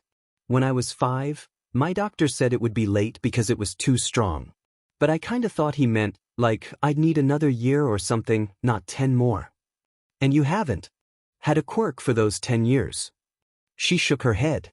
Fuyumi sighed sympathetically, pulling her arms to her chest. How long have you been training it? Since I got it, she replied, wondering why this bothered Shuto. He started at her without blinking, eyes flitting around her face until he let go and sat back down. He looked at his hand, and Fuyumi lingered nearby, before deciding she should go back to making breakfast. Izuku decided to say something at the same moment her phone buzzed in her pocket, so instead, she sighed and fished the device out. It was from Kaken, which shocked her for multiple reasons, one of which being that it read, "Wow, great job." She took a few seconds to herself to make sure it was real and not a dream or a prank. It was, as her phone read, for 53 a.m., and she knew that he didn't like messing up his sleep schedule. He sleeps from, she didn't actually know when. But wasn't it too early for him to be awake? What was with the great job? What did she do? What did he see? Was he outside at almost 5 a.m.? Then the question was, why did he feel the need to text her? Moreover, why did he still have her number? Was it sarcastic? They hadn't texted each other in 8 years, and he sent that weird vague text to start it off again? What was he talking about? She hadn't done any tea. Oh, the beach. Probably. Midoriya? Her finger hovered over the keys in her attempt to reply when Shuto asked for her attention. She set her phone down and looked at him, indicating that he could continue. I have an idea. She rose her eyebrow. What kind of idea? You were bullied for that, not having a quirk, right? Glumly, she nodded. Then, you don't have any friends? No, I don't. She thinks back to Kaken's message. What are they? Definitely not friends, but he stopped bullying her a while back, and they talked a few times, plus he messaged her without prompting. Then we could be friends, right? Father isn't here to tell off, so we can tell him that we don't want to get married, but you want to quirk train with me. Then we can do normal friend things instead. She blinked at him, openly and completely confused. What? We can be friends, right? Or is that not how it works? No, that's how making a friend works, but what? There wasn't any reason to deny his friendship, right? No, we can be friends. I can give you my number, if you want. Shudo blinked this time, and Izuku could swear she heard Fuyumi snicker. He looked in his pocket and brought his phone out, unlocking it and handing it over to Izuku. She took it gingerly, typing out her phone number in his contacts, and handed it back once her name was in his phone. Thank you, he murmured, putting his phone away just a moment after. Geez, you too, the mood is so awkward, Fuyumi laughed from the stove, and Izuku pursed her lips at the girl. What? I'm right. But you don't have to point it out. She stopped stirring for a moment to laugh more, then finally composed herself and held her free hand over her mouth. I'm sorry, I don't know what came over me. Izuku smiled, going back to her phone to finish the message she was planning to send to Kaken. When she finally figured out what to send, he sent a picture and another message. It was the beach, like she thought, lit up cleanly with the sun peeking over the horizon. The waves rolled gently onto the wet sand, leaving the cool dry sand to shine in the early morning light. The picture nearly glimmered, and brought her right to the scene, where the seagull in the water squawked and the wind rustled her hair. Her mom did say something about him learning a bit of photography from Masaru. The message under it read, simply, I looked, there's nothing left. Where did you put it all? Despite herself, she snickered, Shudo looking up to match eyes with her before she waved it off. He looked back down a little sadly, so she thought she should explain. Sorry, it's just, I read something I thought was funny. It isn't really, but it's not you. Oh, okay. I'll just text him back real quick, she said, dropping her eyes again. It better be, I'm almost done cooking. Izuku laughed. I will, and thank you. Quickly, as she said she would, she replied. Just recycling centers and actual landfills for the things that couldn't be saved. Just recycling centers and actual landfills for the things that couldn't be saved, is what she sent in reply. He still sat on the beach, letting the sun rays roll over him and slowly warm the sand under him. It was really a beautiful sight, and he wondered when she actually finished restoring it. He looked up to the sky, thinking about her on the beach, training every day. He didn't see her there often, or he just didn't find her every time, but he remembered when she made the glaciers. She built them up in 2 minutes the first few times, and slowly shortened the time to a minute, then to half a minute, then even shorter. In the end, she got the whole process of making and melting it into 10 seconds, maybe less. Then it was dusk and she had to go home, but when All Might left, he saw her circle back to practice more. That night, the shine of the firelight on her skin sent a shiver down his spine. Despite the fact that it was also cold, he probably saw that as something terrifying, or maybe the opposite. He wasn't sure he was envious either. The image stained the undersides of his eyelids, so he closed them to see it better. The pitch-black sky against the stark light of her flames, the brightness of her shining skin and the glimmer in her deep, red eyes that always matched her hair. Of which, that hair looked just as bold as the fire roaring around her, twisting and twirling and dancing with her. He reopened his eyes, squinting at the pink and orange sky that overtook the stars above him. Katsuki grunted, leaning back in the sand to watch the scene before him. He wondered, does she have a pink? Or an orange? What about a darker blue, or a black? Does she have white hair too? He shut his eyes for a moment, trying to picture her with eyes that were nothing but a pupil, with hair just as light swarming around her head. She grinned in his thoughts as her hair turned black and her eyes were stained the same color. She talked for a really long time at dinner. So much in fact, that she almost passed out on her bed before she'd stopped talking about how she thought she could eventually use her powers all at once. Katsuki didn't tell her that he knew she could, that her future self definitely used 2 powers smoother than she slipped his name. Then he thought about the older her. She had lilac hair, and a darker tuft of blue hair at each through, so she was going to have those. But how much did she have? How much power was keeping itself bottled up in her, and how much was going to be disastrous? Most kids didn't know how to control their quirks when they're younger, and sure, she was 15, but did that make much of a difference? She had to be stronger than any kid getting their quirk, much stronger. He thought, if she went up against All Might, and she didn't hold back, who would win? All Might would, wouldn't he? But then what about after she gets one for all? He grimaced, imagining his idol on the ground with Izuku standing in front of him, unharmed beyond what was logical for anyone else. She wouldn't be smiling though. He couldn't see her smiling at the sight of a fallen hero. It just wasn't her. Instead of staying in his thoughts longer, he sat up and brought his phone back into his line of sight. He asked her, "Yeah, but how'd you get them there?" and held it out, waiting for her response. Nothing. Figures.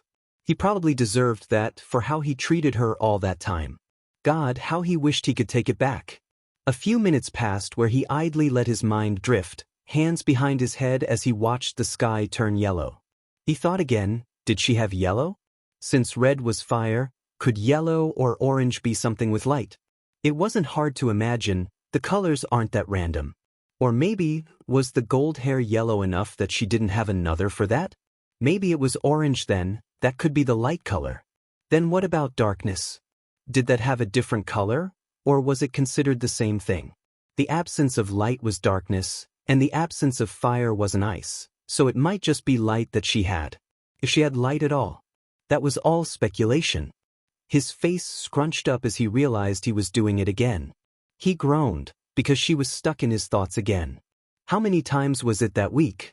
He couldn't count, but it was definitely more than 20. He looked at his phone again, seeing that she hadn't even read it yet. She's busy then, he thought with a sigh. Katsuki waited a few more moments, staring at the sky again, before deciding to put it back in his pocket, when it buzzed in his hand. Quickly he checked for if it was from her, and felt a weird twinge in his chest when he saw that she replied. He opted to ignore that twinge. She said, "I just carried most of them, but some were taken in a pickup truck. Last night though, I just carried everything," and she said it so naturally, anyone else would think that she wasn't talking about actual mountains of trash. He chuckled to himself, sitting up to message her back. "Oh, you just carried them? You realize that most people can't hold 3 cars over their heads, right?" "Of course I realize that, Kaken. But I've been strength training, and that's what happens when people get stronger." He laughed louder that time, kicking up a bit of sand. "Weren't you quirk training too? Since All Might was watching you?" She stayed quiet for a bit after that, and he found his thoughts drifting again. He imagined that night again, where she was the brightest thing miles around, swirling around her flames as they swerved and flitted just inches away from her skin. She smiled so widely it looked like her face was going to split, and even when she slipped on her feet, she caught herself and let herself spin. The twinge started in his chest again, a little tighter that time. If it wasn't envy, what was it? This was her first day back to school, after the incident at lunch. Yagi had given her one for all, and explained how it worked again. It would mix with her quirk and strengthen it, which was a little concerning, but he told her that she just needed to learn what limits to use, percentages, fractions, metaphors, anything that would help. From now on, the training would be about control, not power. But what was stressful was, "Izuku, are you going to be okay?" She looked back to her mom, seeing her face etched with worry, and smiled. "I'll be fine, Mom, it's just school." "But," she started, switching from one foot to the other, "the world knows that you're All Might student now, and they saw you use your quirk, I just don't know how your day will be is all." "Mom," she said, staring the message into her before saying it. "I'll be fine. It's just school, and at worst, they won't say anything to me." She didn't seem satisfied by this, but nodded despite herself. Izuku nodded back, finished pulling her shoes on, and swung her backpack over her shoulders. She smiled to her mother before wishing her luck at work, and went out the door. Her smile dropped as her face showed her true emotions, and she walked to school like an antelope searching for the lions around her. With that comparison, she didn't know what Kaken was. She caught sight of him at the first turn she made, but only for the moment before he turned as well. She opened her mouth to call out to him before stopping herself and wondering why she would call out to him and what that would do. She decided to keep her mouth shut, maybe for the whole day. It's good to see you back, Midoriya-kun. So, her teacher was both lying and started using an honorific for her. She nodded lightly and ducked her head down to get to her seat, feeling the gaze of everyone in the room on her. Silence fell quickly. People were talking outside the door, and when it slid open, she saw their faces go from smiling to stiff. God, she already hated how the day was going. Oi, Deku. She startled, meeting eyes with Kaken. His were set steadily on her, and she tried not to break out in a nervous sweat. Why yes. Where were you on Friday? Izuku blinked. After you cleared the beach. Where did you go?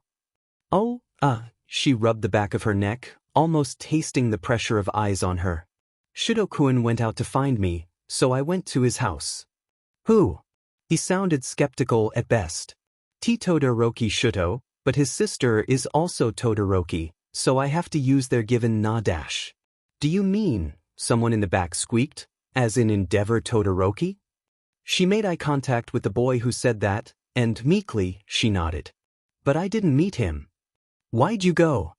She thought about how Endeavor wanted Shudo to marry her, and Shudo's scar, then how he got it, and decided it wasn't her place to share. It's personal, she muttered, twirling her hair around her finger. She checked to make sure it was still dark green, then dropped her head in her hands. I want to go home, she almost whispered. Tough luck, you gotta go to school. Izuku peeked her eyes through her hair. You act like I don't know that.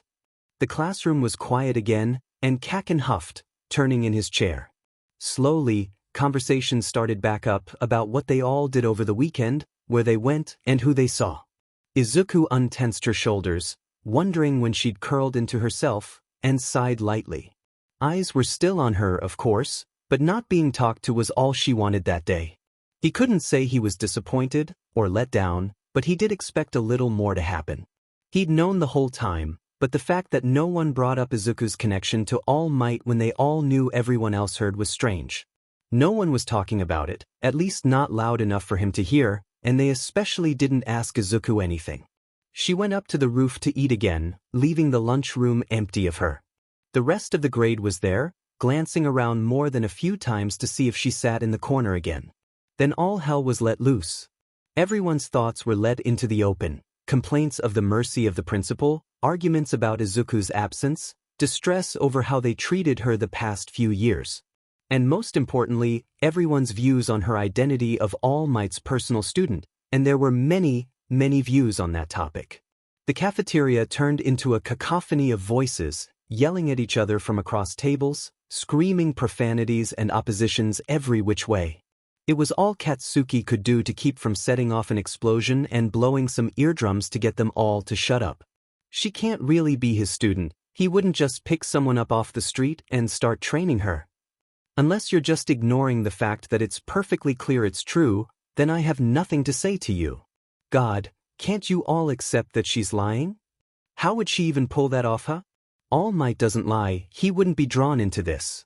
Shut up, I don't want to hear it. The only two others that didn't participate in the Scream Fest were Lackey Number 1 and Lackey Number 2, who watched him with careful eyes. He stared right back at them. What? He snarled, louder than he usually would need to. Number 2 glanced at Number 1, who spoke for hashtag, maybe she should learn their real names. No, he wouldn't know them much longer anyway. We wanted to know your opinion on this, since you already knew about it all. He rose an eyebrow at the pair, shoving his food in his mouth. Why should I tell you what I think? Lackey Number 2 kept glancing at Lackey Number 1 before he finally said, you have a better view of this all, and you kinda know more than everyone else too, don't you? Katsuki huffed, then stared them in the eyes as he leaned on his hand. She is All Might's student. Anyone saying that she isn't is an idiot and should go back to first grade. Not only did she speak to him casually enough that she called him to pick her up from school, but she knows his real name and nearly called him that in the call. They blinked at him like he was speaking in tongues. It irritated him. He knows his name?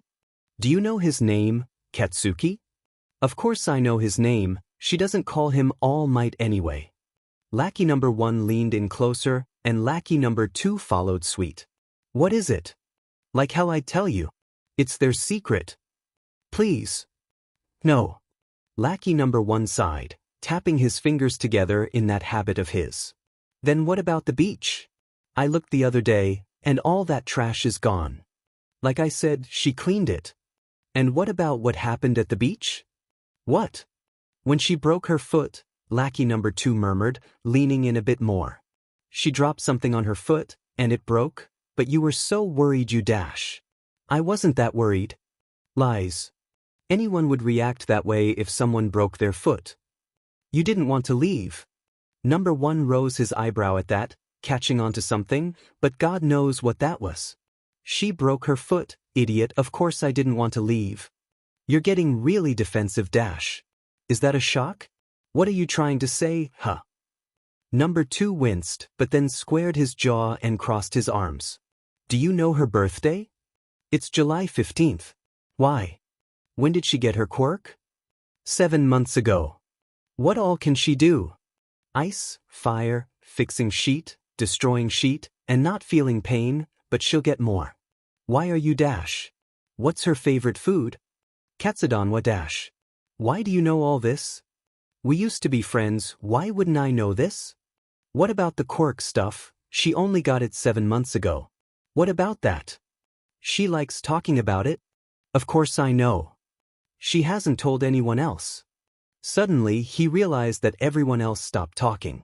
He opened his mouth to say something, but he couldn't think of anything to reply with. You must have asked her. Why did you ask? My parents wanted me to talk to her. He felt sweat forming on the back of his neck. You still didn't need to ask, you could have ignored her. He rose his dumb eyebrow, and everyone looked at Katsuki. He knew what they were thinking now. It wasn't true. It couldn't be, not him. Katsuki, lackey number 1 started, why do you know all this? What, can I not know things without having some reason to know them? Why were you so worried when she broke her foot? Because she broke her foot dash. A girl a few tables away piped up. I broke my finger before, you didn't do anything about it. If she broke her finger, what would you do?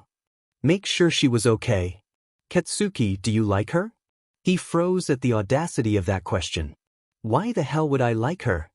You know what dash? He stood from his seat, shoving his tray away from him.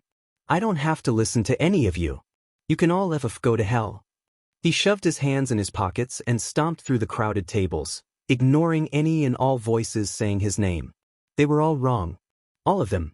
Like hell he'd have a crush on her. He just thought about her a lot. Who wouldn't? She'd gotten interesting. She was All Might's disciple and finally got her quirk. She cleared the entirety of Dagoba Beach in 7 months, could make infernos at the snap of a finger, could fix her own broken bones in a moment, knew more about every bit of her quirk than any other person knows about all of their quirk, and was still humble after all that, with her small smile and the way she spins her pen across her knuckles when she can't think. The way she gently hummed when she thought no one heard her, how happy she looked when she had someone to talk to. He did not have a crush on her. He couldn't. Not him. Where do you go to school?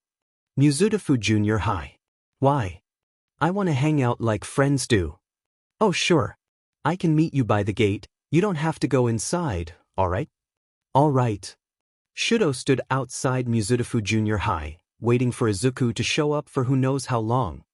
He leaned against the gate with his eyes on his phone and a hat over his hair, feeling a gentle wind roll over him.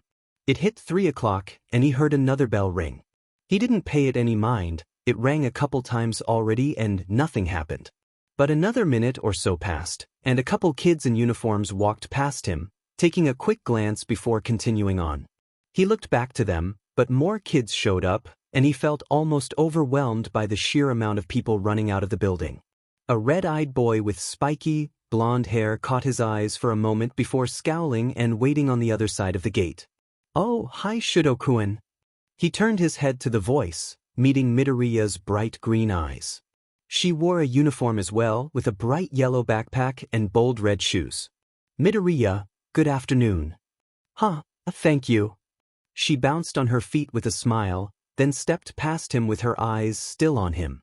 He took this as his cue to walk with her, so he fell in step, catching the blonde's eyes again as he stared in astonishment.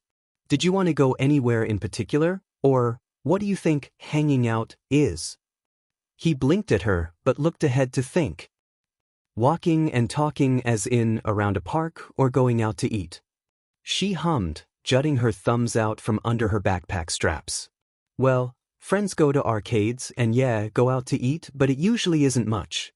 Friends just kinda stay around each other and talk, like right now. Shuto nodded, making himself remember the information for later use. What do friends talk about? Anything on their mind.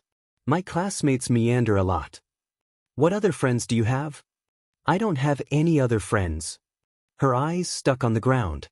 Since everyone thought I was quirkless, they all avoided me, so no one's my friend. The closest I have to a friend, other than you, would be Kakin, I guess. Who's Kakin? They were about to turn a corner, but she seemed to change her mind, then turned back ahead and kept walking. He just followed. Well, he has spiky blonde hair, red eyes. Oh, the boy at the gates, he thought before she continued. He's a little hard to handle, but I guess I got used to it. He used to bully me like everyone else, but I think he tried to get everyone to stop too. He's gone to my house with his parents to have dinner, and listened to me talk about my quirk, but, she shrugged, now taking a right. I don't know. I don't know what he thinks of me, or what he thinks in general. I guess I might not ever know. I see. Shuto glanced around while she did something with her bag. The area was a little wider, and a few people milled around up ahead. There were shops, like bakeries and restaurants, but also toy stores and one place that said, Villain Insurance, that was painted dark blue. He looked back to Midoriya. What are you doing? Looking for something to put on my head, she replied, her forearm almost completely hidden in her bag. It's not too great to be recognized so much. He blinked. But, if your hair changes colors when you use your quirk, can't you just do that? She stopped searching through her bag then, blinking at herself with a strange expression. She slung the bag over her shoulders again and grabbed her hair. It turned light blue a moment later, and her eyes opened to show the same color. All right, off we go. She marched forward, so of course, he followed behind her again. He noticed that her fists were clenched, and almost said something, but assumed it was fine when she smiled. Where are we going? He asked instead. Wherever we want. It can be to buy something, or just look around, or we could play some random game like tag or hopscotch. Aren't those for children? Sure, but that doesn't have to stop us. She caught his eyes then, and her smile slipped a bit. I kinda think that you didn't get to have much of a childhood, what with your, history. Constant and rigorous training from his father, and at some point, a lack of motherly love. He supposed he really didn't play those games, or have much of a childhood. He wished he did, so she wouldn't pity him. If that was pity in her eyes. He couldn't quite tell. All right, but what will we do? Whatever we want. But as long as it's legal. I wouldn't break a law. I wouldn't either, but it was worth mentioning. He thought for a moment, mulled over his question, then asked, will you be taking the recommendation UA exam? Oh, she coughed, folding her hands in front of her and looking at the ground. Well, Yagi-san said that he could recommend me, but I asked that he didn't. Yagi-san. Oh, all might. I just call him by his family name, I'm used to it. He has a rather bland name. She chuckled. Yeah, he kinda does. He met her eyes again. Why did you reject the offer? Midoriya brought her hand up to rub the back of her neck, and her mouth set in a sort of half grimace, half grin. I just don't want to just be seen as his student. I want to do things on my own, so if I use his recommendation to get into UA, I'd feel like I'm using his influence, so... You want to take the normal exam? A woman passed them then, with long silver hair in a high ponytail. She glanced at them for a moment, but he didn't pay attention to her for long. Yeah. I just feel like I should. I guess that's fair. You don't need to get in any special way, even if you are special. She snickered. I'm special? Oh yes. You are All Might's personal student, and you got your quirk only 7 months ago. It's pretty interesting, I've never heard of such a late-blooming quirk. She sighed, but she was smiling again. Yeah, it is pretty late. 10 years late. Every time I think about it, I feel like I'm blessed. He looked at her fists. They were still clenched. Are you afraid you'll accidentally use your quirk? Huh. Your fists. You've been holding them pretty tight. Oh yeah, it's just that, well, it feels like my quirk is getting stronger and really quickly, so I'm a little scared it'll just burst out of me. Shuto blinked, feeling concern slither in his chest. You can turn off your quirk if it's bothering you. No, I'd rather not be recognized. He pulled a face until his eyes caught on a clothing store and an idea popped in his head. Can I buy something for you? Sure, but I'm sure I can buy it for myself. I have my father's credit card with me, you don't need to spend your money. He walked into the store then, glancing around for a bit before walking down the hat aisle. He heard her behind him and stopped at the wide-brimmed hats. If it's a big enough hat, you'll be able to hide your hair. Otherwise, you could put your hair in the hat, though I don't know enough about hair or hats to really know. She was quiet for a moment, before she stepped up beside him and picked up the hat in front of him. He watched as she snugly tucked it on her head, then looked back up at him. It was a mint green sun hat, with simple decorative flowers around the part where the brim met the actual hat, all ranging from red to orange and yellow and so on, all the way to purple, and met back at red again, and they all had small black leaves and a halo of white lace underneath. How's it look? I think you need to turn your quirk off for me to know. Oh, right. Her hair switched back to green with her eyes, and she held her arms out in presentation. Now. He hummed, looking at her hair, falling behind her back. He had another idea then, and turned to look again. His eyes fell on a pack of black fabric-covered hair ties, and picked them up to show her. You could wear these too, in 2 low ponytails over your shoulders. Scrunchies, she said, taking them from his hands. You think it'll work? Yes, at least maybe. She watched him for a couple seconds, then giggled and nodded. All right, she murmured, taking the hat off her head and turning it around to carry the scrunchies inside it. You don't need to pay for it, though. Why not? I have my own money, there's no reason to. He hummed and she nodded back, going back up to the front of the store. He watched quietly as she bought the hat and scrunchies, the store clerk's eyes lingering on her for a bit before he rang her up and let her pay with the wallet she pulled out from somewhere in her backpack. Midoriya turned back to him with another smile, stepping up to him as she tore the cardboard holding the scrunchies together. Could you hold these for a second? She held the hat out, still upside down, and 4 of the 6 scrunchies. He nodded, letting her drop them in his arms, and she rolled the scrunchies on her wrists before separating her hair. He wondered how often she pulled her hair back as she tied the scrunchies right under her ears, tossing her ponytails over the tops of her shoulders. Thank you, she said, taking the scrunchies and rolling 2 onto each wrist, then pulling the hat back on her head. You look nice, he said, because she did. She was a pretty girl in general, so it was worth mentioning. Oh, really? Thanks. She laughed, hooking her thumbs under her backpack straps again. Anytime. He walked a little in front of her to hold the door open, then let her pass him before leaving the store. What do you usually do after going to school? Well, I guess I usually go home, then change into clothes I can get first, and head to the beach. But since I finished cleaning Dagoba, I'd just go to Dagoba to meet Yagi-san for quirk training, but I'm not today because it's my first day back since my short suspension. Oh, but it wasn't put on my permanent record. Katsuki-san said it wasn't my fault, so I shouldn't be blamed for it. But Yagi-san told me to take it easy today, since I kinda have to readjust to school today after being gone for a little while, so I didn't have anything to do today. Shuto nodded along, letting the information wash over him. So, you usually quirk train with All Might? Yeah, kinda. It was quirk training when I cleared the beach. I'd make sure I didn't use anything while carrying everything, but afterward I would walk away and use my gold hair, and I always felt pretty refreshed then.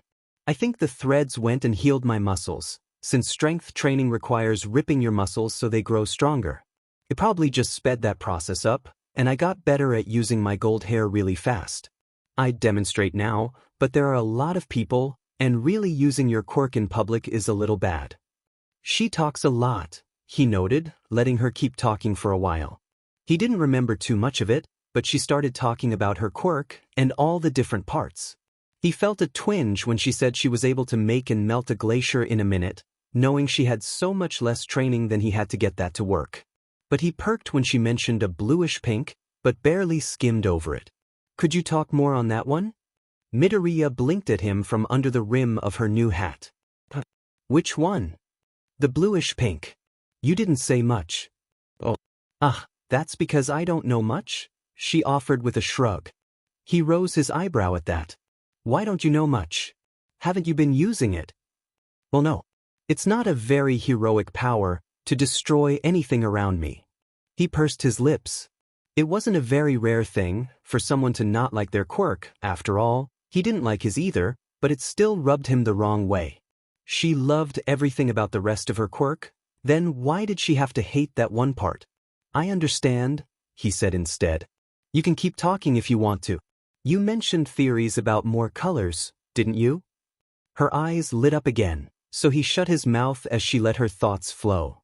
At one point, when she started talking about whatever orange could be, a woman with a bright orange shirt caught his attention, and he soon saw the baby purple hair tied in two low-set ponytails with black scrunchies curling behind her back.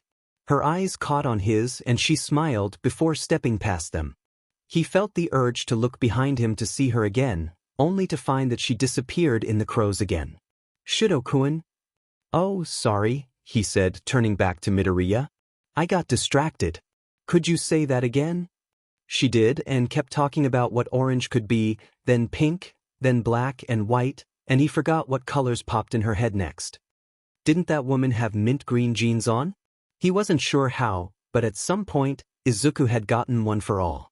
It was probably around 3 months ago, when she cleared the beach and met Shudo, who she then spent half an hour after school with every Monday and Thursday. Then, shockingly, she was only caught by a news reporter once, and managed to get away without saying anything. He'd bet anything they'd try to catch her at the gates that day. Katsuki, what are you doing? Making breakfast, you hag. It's almost 5 in the morning. Well, I'll keep it warm for you. Go back to sleep. His mom put her hands on her hips with her drowsy eyes, stepping up to the stovetop and glaring at the food. This'll be done soon. What do you even plan on doing for 3 hours? I don't know, I woke up half an hour ago, I might train. She poked the lettuce, scrunching her eyebrows up. That'd be loud. You'd wake up the neighbors. Fine, I won't train, now get off my back and go to sleep. Mitsuki pursed her lips at him, but did turn back to her room. Katsuki looked back at the food, stirring the rice gently. Would the press try to hound everyone? Would they just look for Izuku? Was she thinking about the same thing? She had to be, at least some time later, it was something to worry about. Would she wear that hat she got with Todoroki? Or the hair ties? Would she keep her quirk on to hide her hair color? Only the light green one could completely work without too much consequence, but it was too close to her actual hair color, she could get noticed. No, he shouldn't focus so much on her. She could worry about herself. After finishing and eating breakfast, Katsuki put away the food for his parents and sat on the couch with a notebook, twirling a pencil over his knuckles. He'd finally gotten to the point where it was just as easy to do as Izuku made it look. He wrote down a few of his thoughts once they were organized enough, and when there was nothing else to say that wasn't about Izuku or the press, he sighed and shut the cover. Katsuki leaned back into the back of the couch, turning on his phone and hoping for a distraction. Of course, he found himself on the news app, and of course, there were more articles about her. There always were. Today though, or that morning, there was a report about a villain escaping jail.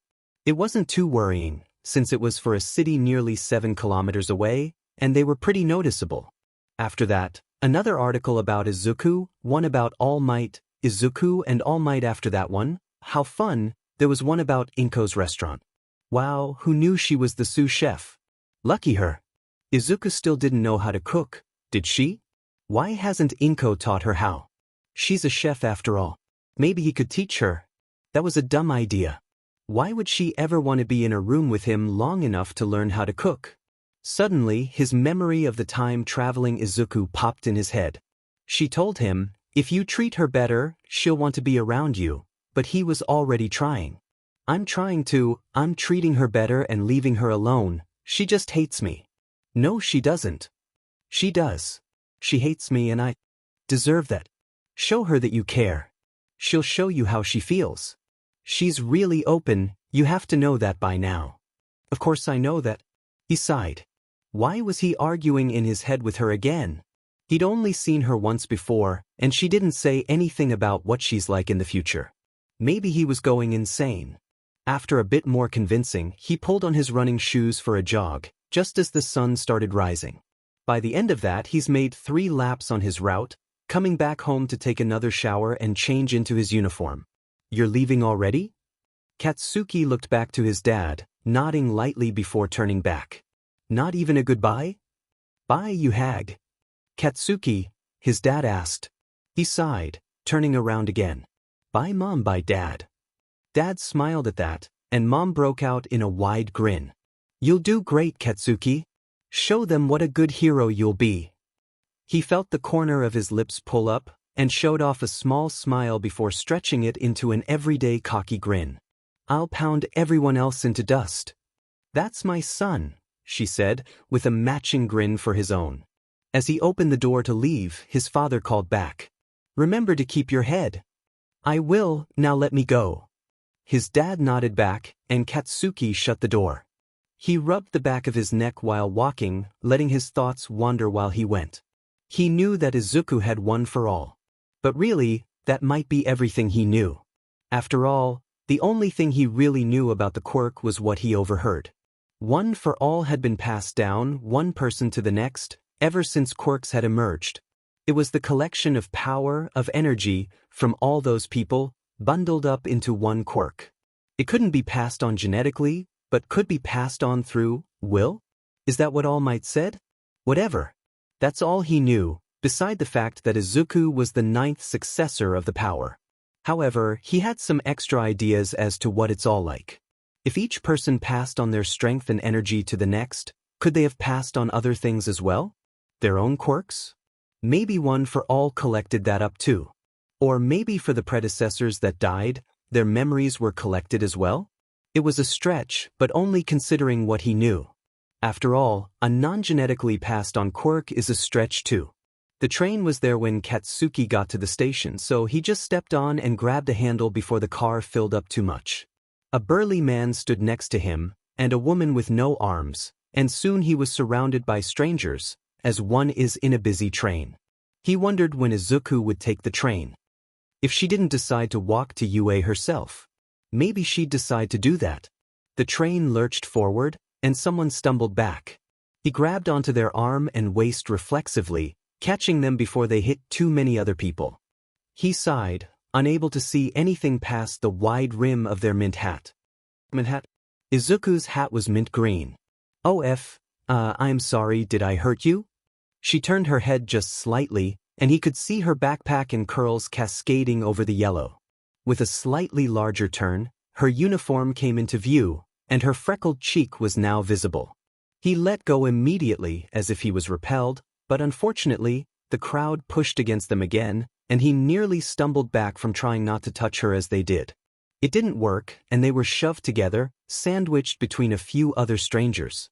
Katsuki was, clearly, mortified, but he wiped the expression off his face as fast as possible. She tried righting herself again, and the edge of her backpack stopped stabbing him in the gut, but he didn't touch her again. How could he touch her? After he burned her so many times, how could he let his skin graze her own? I'm sorry for the inconvenience, sir, she said, head bowed down with her hat covering her whole face. She'd already turned around, but if she didn't grab onto something, she'd fall again. Who are you calling, sir, Deku? Curse that FING stutter. Her head flew up as quickly as her eyes met his. Grab onto something, you'll trip again. Kaken?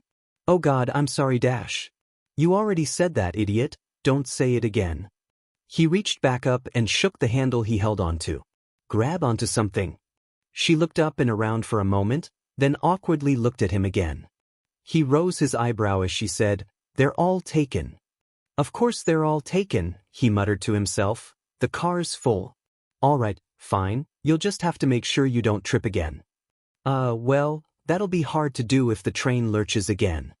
I'll catch you, slipped out of his mouth before he'd thought about it.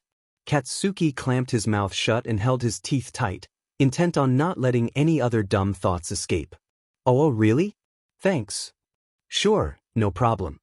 Then, as you do when forced to stand right next to someone you realize just about a year before you'd been horribly mistreating, he said nothing. He kept his mouth shut, and she didn't meet his eyes, and it stayed like that for a couple minutes where Katsuki berated himself for almost everything that correlated to that situation. Once he ran out of things to yell at himself for, Katsuki felt the train lurch. Unfortunately, and isn't it always, it lurched to the side, and he couldn't reach out in time to stop her from hitting the person to her left, who dropped their bag at the impact. Izuku swooped down to grab it for them, who turned out to be a woman with 3 eyes. I'm sorry, ma'am, I hope that wasn't fragile. Oh dear, if it were fragile I wouldn't be on the train, she laughed, moving to take the bag from Izuku's hand. Her eyes caught on Izuku's though, and flashed with instant recognition, which Katsuki didn't like. Oh my god, you're Dash.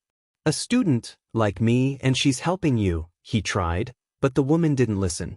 Midoriya Izuku, All Might student. Well F-, people were turning to look now. Izuku handed over the bag, but the woman didn't leave her be, like most people there. Where are you going? To UA, right? Who's he? Is he going with you? You're getting in on recommendation, right? Lucky girl. It was annoying, and it was clearly bothering Izuku, what with how she suddenly held herself. How she used to with him.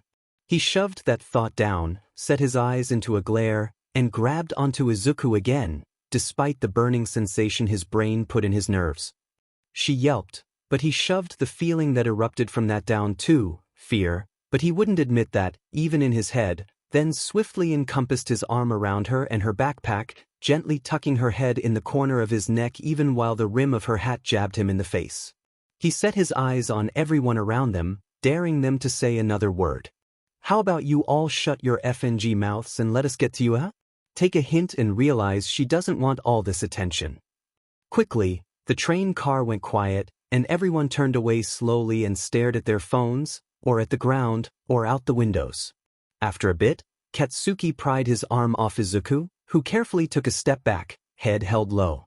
He kept his eyes off her, even when he heard her mutter a short, "Thank you," just loud enough for him to hear. "No problem," was all he said in return. Once the train stopped, Katsuki nudged past the people around them to get to the doors, and he could just tell that Izuku was close behind him. He stepped off onto the platform and to his side, watching as Izuku walked out right behind him. She started walking then, and he walked beside her, trying to think past the strange fog in his head. What was the problem? It was showcased in the train car and they were going to UA? The reporters. But how could he keep her safe from them? He couldn't just hide her in his arms again, or scare them off with a glare, plus they had to move. Well, it might work, but he might die first. Deku, do you think you can get past the reporters easily? She paused for a moment, even stopped walking for a split second, before falling in line with him again. I'm not sure. If you think it might help, I can drag you behind me. Huh. Phew, I can get in front of you so they don't pay attention to you. And I drag you by the hand. Not hold your hand, I wouldn't let myself. Oh, sure? I mean, since you suggested it, I wouldn't turn it down, but what would you do to distract them? Act loud and irritated, like I usually am. Yeah, that would probably work. He blinked and almost asked, "You think so?" before catching himself and huffing. "I'm letting go the second we make it into the gate." Thank you, Kaken. He felt the hairs at the back of his neck bristle. She'd said that before when she broke her foot. Why was he like this? Katsuki, do you like her? He didn't. He couldn't. He was too horrible to be allowed to like her. Not him. Izuku didn't say a thing as they approached the school. She glanced at Kaken's hand, the one closest to her, and shivered just slightly. He'd used those hands against her before. He'd burned her notebooks, her clothes, her hair, her arms before, so as much as she appreciated him turning around and being on her side, as much as she's grateful he was trying to help her get past the reporters then, she was scared of touching those hands. It was irrational, really, but she wondered while keeping her hands clamped together, would he blow up her fingers? Light an explosion in her palm and let her skin burn? Hold on while he set more and more off, until her hands were numb and bleeding and broken? Could she fix that with her golden hair? He wouldn't do that though, not after helping her on the train too. He wouldn't, right? Deku, Kaken said, and she jumped out of her thoughts. We're here. That they were. She looked up at the school, and really up, finding the glass building reaching high into the sky. The wall around it had an open gate, and though kids were milling around the reporters, a few were still being stopped, anyone with green or curly hair. She gulped, looking at Kaken's hand again. Was she willing to see if the plan worked? Yep, we're here. He turned back to look at her, and she noted a tinge of awkwardness in his expression. She couldn't fully read him though. He was still very confusing for her to think about. Why did he want to help her? Was it still curiosity? If it was, how was he still curious? If it wasn't, what else could it be? Why was he offering help? Why was she an exception to his stoic, uncaring attitude? Was she the only exception? How? Deku, stop staring at me. Sorry. She ducked her head down, rubbing the back of her neck as she waited for him to say something else about how she shouldn't look at him. But it didn't come. He just held his hand palm up to her, waiting until she took it. Did she want to take it? She ran through the pros and cons again, unmoving from her spot, until he called her name again. She finally looked up, expecting to find irritation, but not finding anything like it. We're going to be late. We have to get through the gates. No malice. No anger. No threats. She could at least trust that, right? Carefully, she reached her hand out and closed her fingers around his palm, flinching at the way he nearly pulled back, but neither of them ended up letting go. Her arm went straight and stiff, stretched away from her body, but her hand stayed stuck in his palm. His palm. Kaken's palm. She'd be fine. Totally. He made a small humming sound, like a vague acknowledgement that they'd taken each other's hands, and took a step forward. In turn, she got pulled along, forcing herself forward and tucking herself between and behind his shoulder blades when they got closer to the reporters. Her ears burned for a recognition of her name, almost as much as the skin on her palm did from the Subconsciously, she waited for an explosion. A burn. Any spike of pain, especially in her hand. She waited for blood. Fire. Yet, nothing happened. She flinched as he yelled, "Get out of my way, you extras!" She took a risky, small glance to the reporters, her heart thumping in her throat as she almost made eye contact with someone before their attention was taken by Kaken yelling again. He grumbled about how pointless it was to try to get an interview before her exam, how they were wasting their time, and somehow, that made them stop paying attention to him. They turned away, looking for her again, but in the wrong direction. They'd made it past, all the way through the gate, where she immediately let go of him and took a huge step to the side. She felt a few eyes on her, his included, and she struggled to not check her hand for injury. Then the unthinkable happened. "I'm sorry if that made you uncomfortable." It was unmistakably his voice, but the words were so foreign and unexpected, the tone just as much so, that she looked right at him with eyes the size of plates. She blinked a few times, until his gaze fell off her own awkwardly, and she realized she probably had to say something. "No, it's fine." She waved her arms frantically in front of her, in a way of trying to hide herself from him. "It was fine, I'm fine, nothing to worry about." "Huh." Past her arms, she could see him raise his eyebrow at her, then sigh and shrug, turning away. He stuffed his hands in his pockets when she dropped her arms, and for a few seconds, she just watched him walk away. What went through his head all day? Would she ever know? She assumed not. They might not even become friends again, and if they did, they wouldn't get close enough for her to find out how he thought of things. She tucked her thumbs under the straps of her backpack, ducking her head a bit as she continued to walk. Speaking of friends, would she get any at UA? She couldn't quite tell. With so many students, How would she know if anyone would like her? And if anyone walked up to her, how could she know it wasn't to try getting to Yagi? She wasn't being approached then, but inevitably. While distracted, her left foot got caught behind her right, and she started plummeting toward the concrete under her. Izuku's eyes widened as she prepared herself for the fall, but when nothing happened, her eyebrows creased, and she looked to her left where she vaguely saw a figure. "Are you all right?" "Huh?" she murmured, twisting around and almost flailing when she realized she was floating. Was this another color? Did she subconsciously use her quirk again? The person reached out and rightened Izuku, putting her on her feet and leaning over to pick up her hat. Izuku realized the person was a girl, who had a brunette bob with 2 long tufts of hair on either side of her face.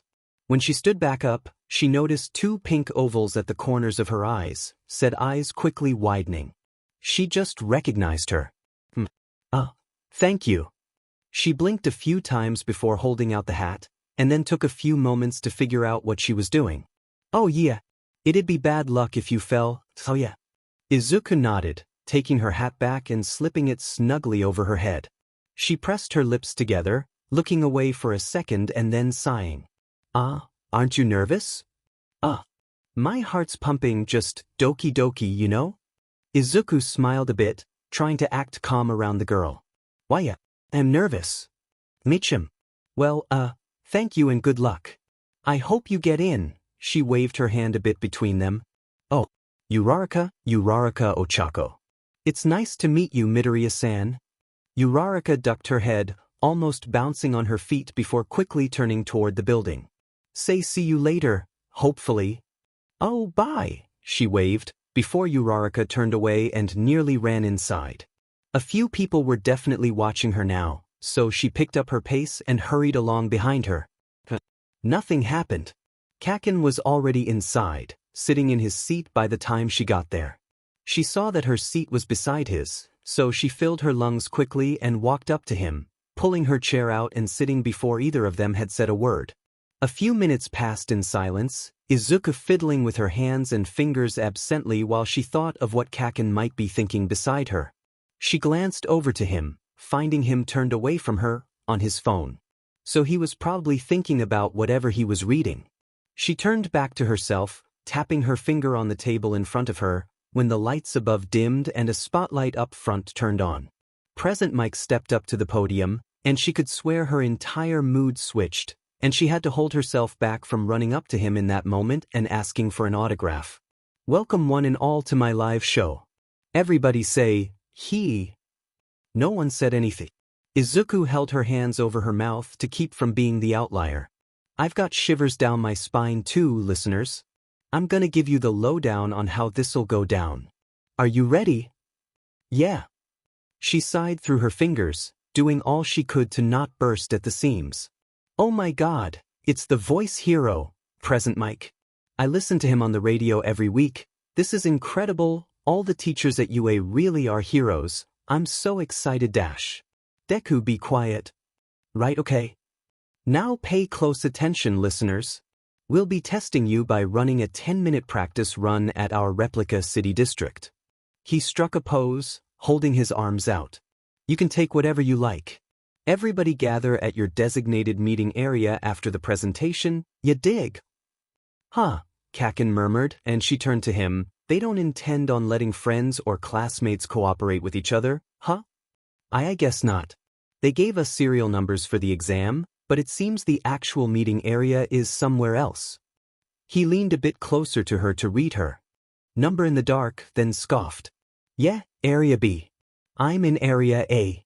Izuku hummed, letting her eyes linger on him for a moment when he didn't immediately pull away.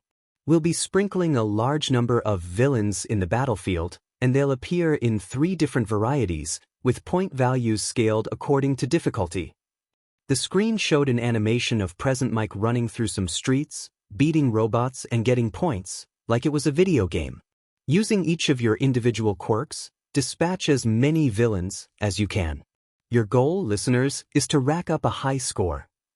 He pointed a finger at the audience again.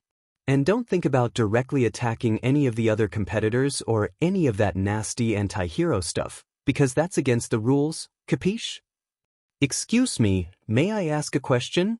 a boy from a couple rows ahead called. Izuku perked up at his voice, trying to see him from where she was. A light turned on over him, and he stood up.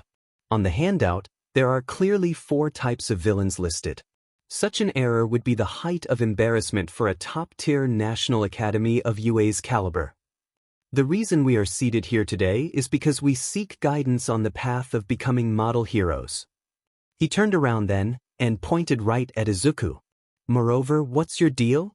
She jumped, and awkwardly pointed at herself. "Yes, you with the hat.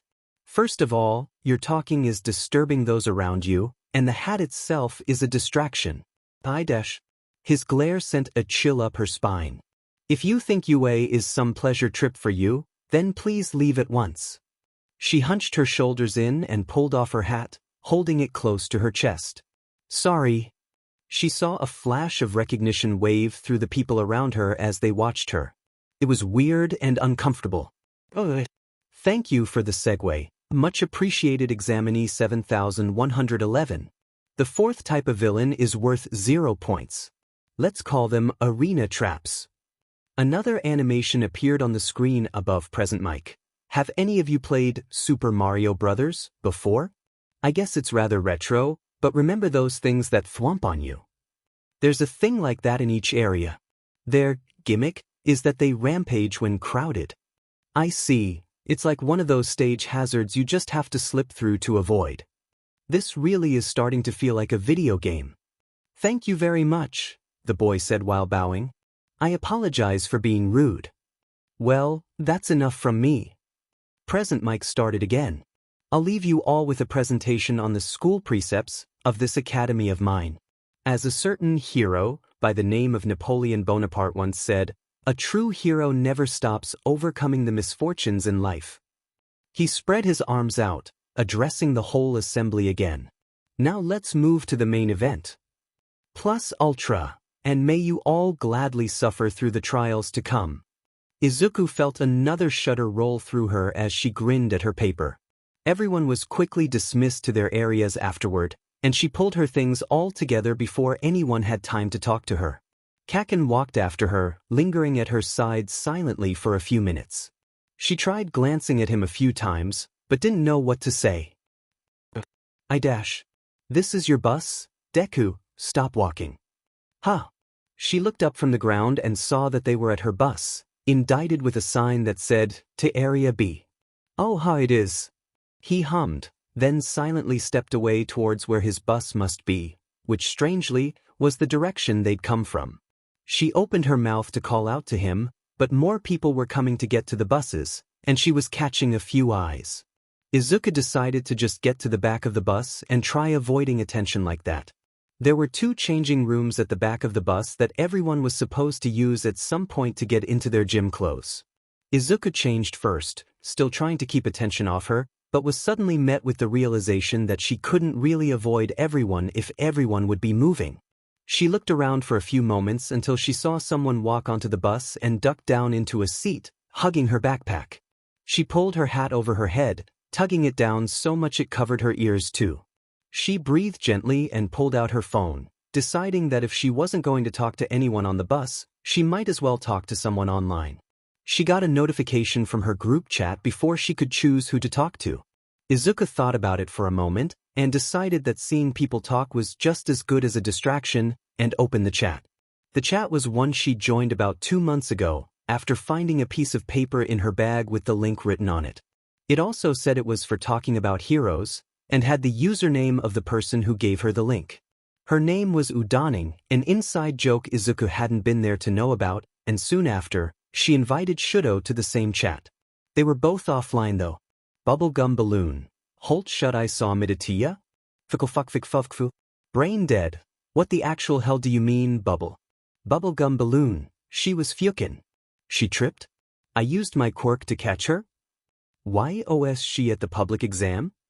Some boy called her out for wearing a hat. What even? Chicken wing. Please say more. Also, learn to use autocorrect.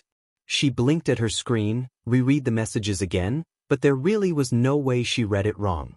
Bubble had been her friend in the chat for a couple weeks, Ever since they'd bonded over a shared love for pumpkin tarts, whereas Dead said he thought they were insane. But if Bubble was saying she saw her at the exam and caught her. Bubblegum balloon. My quirk lets me make things float. I used it on someone I saw tripping, and their hay fell, and I saw that he person was Midoriya and I own it. I also do not have autocorrect. I'm trying my best. And I see you lurking, Aizu. Join the convo. She blinked at the message last sent, peeked around for a moment to see what was happening around her. A boy with 6 arms was heading back to change, and a girl with gray hair followed behind him, neither seeing Izuku, and looked back down at her phone. Definitely not Midoriya Izuku. I confess, I was lurking. But you saw her, really? Bubblegum balloon. Yes, she said she was nervous. Why the heck would she be nervous? Shiozaki, perhaps she wished to prove herself? Her motives may not be to become an outspoken and loved hero quickly, but rather she may wish to become a hero who works for the people rather than her image. If so, I must say I admire her more now. What a sweet girl. Bubblegum balloon. Shio, how do you make everything make sense? Definitely not Midoriya Izuku, because she's Shio and Shio is God. I mean that ironically, Shio, I know you aren't God. Shiozaki, I appreciate your compliment, Aizu, and fully understand your perspective. Hi, welcome to Chili's. Sorry to change the subject, but Bubble, you're going to OUA? I'm rooting for you. I hope you get in. Brain dead. It's like you don't know the definition of calm. Izuku snickered to herself, tucking herself tighter into her little corner as the conversation carried on. Bubble eventually stopped talking about her and started about the robots they'd fight, and Brain went oddly silent for a bit. Izuku saw the brunette girl, Uraraka, or Bubble, or whatever, but she saw her move to the back of the bus to change while still texting, carrying a little smile on her lips. Bubble sent another message when Uraraka pushed enter on her flip phone, and Izuku now understood very well why she didn't have autocorrect. Yeah, that made sense. She was still a little shocked she'd met her online friend so quickly, and by such chance. But it was no time for idly thinking. There was the entrance exam, and she needed to be ready for whatever happened. Definitely not Midoriya Izuku. I have to get off now. My bus is getting closer to the Mach City. Hi, welcome to Chili's. Are you at UA's entrance exam too? Good luck, Aizu. I believe in you. By the way, I don't think you ever said it, but what's your quirk? Brain dead. You don't have to know everybody's quirks, Chili. Hi, welcome to Chili's. But I'd like to. You're my friends. I don't know your quirk either. What is it? Brain dead. Not important. Definitely not Midoriya Izuku. Neither is mine. While that was a lie, it did remind her that her quirk didn't have a name. Maybe she had to really get it registered soon. Izuku was last off the bus, and stayed at the edge of the crowd for a little while they waited. She kept herself busy first by gawking at the size of the fake city, then carefully slipping her hat over her head and using the shade to hide that she was practicing her quirk. Switching between light blue, red, navy, cobalt, light green, gold, trying to use another color but not finding anything new accessible, getting a second for each color before switching. A bit of ice formed on her shoe, so she switched to red next and melted it away, then switched to gold to get rid of the water very carefully. Then went back to running through the colors, unbothered. Someone walked up to her suddenly, and she stumbled and almost tripped backwards before looking up to meet their eyes. She stumbled back another half step when she realized who it was. The boy who called her out during the presentation. He opened his mouth to say something, before his eyes widened for a second and his jaw hung voicelessly. She folded in on herself slightly, waiting for the boy to gather his bearings and either say something or leave. Finally, he decided to say something. If I'm not mistaken, you are Midoriya Izuku, correct? All Might's disciple? She winced, just barely, and dropped the eye contact, starting to rub her arm. Yep, that's me. Why are you here, instead of at the recommendation exam? I kind of want to prove myself? She shrugged, puffing her cheeks up. I probably don't need to, I know, but I want to take the general exam to try proving that I'm more than All Might's chosen one, or whatever everyone's thinking. Disciple, student, successor, anything. She hunched her shoulders more inward, almost whispering, I'm getting a little tired of not being my own person. I apologize. Izuku brought her eyes back up to the boy. Huh. He looked guilty, like he'd just unintentionally disrespected her great-grandmother's life's work, and dropped his own gaze, pointing a stiff hand at her. His whole hand, flat and stoic and oozing respect for her, and in a strange way, it was flattering, somehow.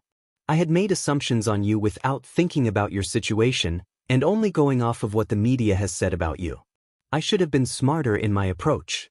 Even before, I assumed you had been disrespecting this prestigious school by wearing such large headwear, but it seems you only wanted to avoid being noticed in more than a passing glance.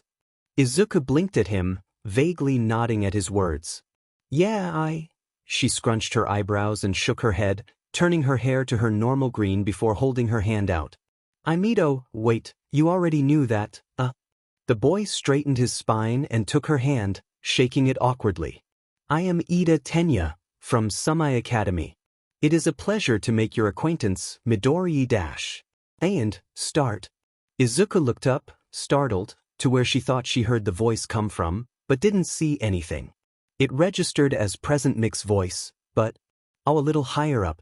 He stood at the top of a large pillar, tower, maybe way in the distance. He was just a speck. What's the matter? There's no such thing as a countdown in a real battle. Run. She had to run. Consider the baton tossed. Ida leapt forward with her and the rest of the examinees, all shoving around each other to get into the mock city. Izuku managed to dislodge herself from between three others and run into an alley, nearly losing her hat in the process. Maybe she shouldn't have brought it? No, it'd be fine. She just had to pull it tighter on her head. Without warning, a three-pointer burst out of the wall and stared right at her, but before it could attack, Izuku sent a wave of ice that stabbed through it in an instant. She stopped it before it got much farther, but that just proved that she had to be paying attention. So, if she messed up her hat, oh well. She brought that on herself. Izuku dove deeper into the city, dropping villains like flies. A thin sheen of sweat started forming on her skin, from running and switching her colors so fast. She didn't want to use just ice, or just fire, or just wind against the villains. She wanted to show that she could do a lot, and the best way to do that was to show every power. Except gold and blue-pink. If she used gold, whether to get rid of the sweat or make herself less tired, she could fix the robots, and that could lose her some points, and she wouldn't use blue-pink. End of story. Another two burst out from behind a building, aiming their guns at her, but they were gone before they could fire, lost in the blistering heat of her own fire. Strangely, her red hair made her feel cool, while the light blue hair made her warmer. She didn't really understand why.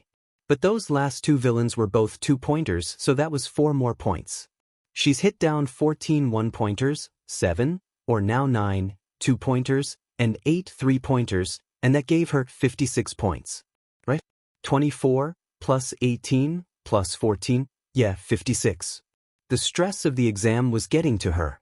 She was forgetting how to do simple math. Izuku stepped into the open, meeting the scene that lay there before her. Robot limbs, bodies, and rubble lay everywhere, scattered along the pavement haphazardly.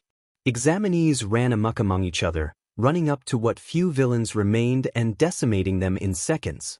Uraraka, the brunette from before, and who she was pretty sure she usually called Bubble, tapped a few robots and made them float, breathing heavily as she made them crash to the ground again.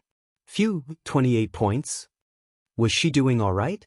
She didn't want her to not get in, she was so nice, great for being a hero. Ida leapt in the air then and brought his leg down on a 2-pointer, piercing right through its head. He landed gracefully in a crouch, standing back up as he recited, 45 points. So, if Ida was doing well, which she assumed he was, then Izuku was doing a little too well. Maybe she really should have taken the recommendation exam. Target lock dash. Izuku sent a tunnel of air to pierce through the villain behind her, turning to see that she pierced through the center, immediately shutting it down, like the rest. It was a 3-pointer, meaning she had 59 points now. She wiped some sweat off her forehead, flicking it off her hand with a swift shake of her wrist. She should have taken the recommendation exam with Shudo. A loud rumbling nearly brought Izuku to her knees, and she brought her eyes up to the mountainous mass of metal looming over everyone in the area. She had to look almost right into the sky to see its head, and rubble fell from the crumbling buildings around her. She finally realized she had to move when a chunk of concrete landed a foot to her left. It took almost a moment too long to get herself to. Izuku turned on her heel and ran with everyone else, leaping over broken metal and concrete and clinging to her hat. Another chunk of a building tumbled down towards her, right before the zero-pointer's fist pummeled into the ground behind her. She stumbled over her feet, almost falling, but she caught herself before she did. Above all the yelling and snapping and cracking, a voice behind her caught her attention, and she turned to hopefully deny her suspicions. They weren't denied, however, and she saw someone stuck in the rubble around them, legs pinned down and face scrunched up in exhaustion and agony. Worse yet, it was Uraraka under the rubble. In the few seconds after that, her thoughts blurred together.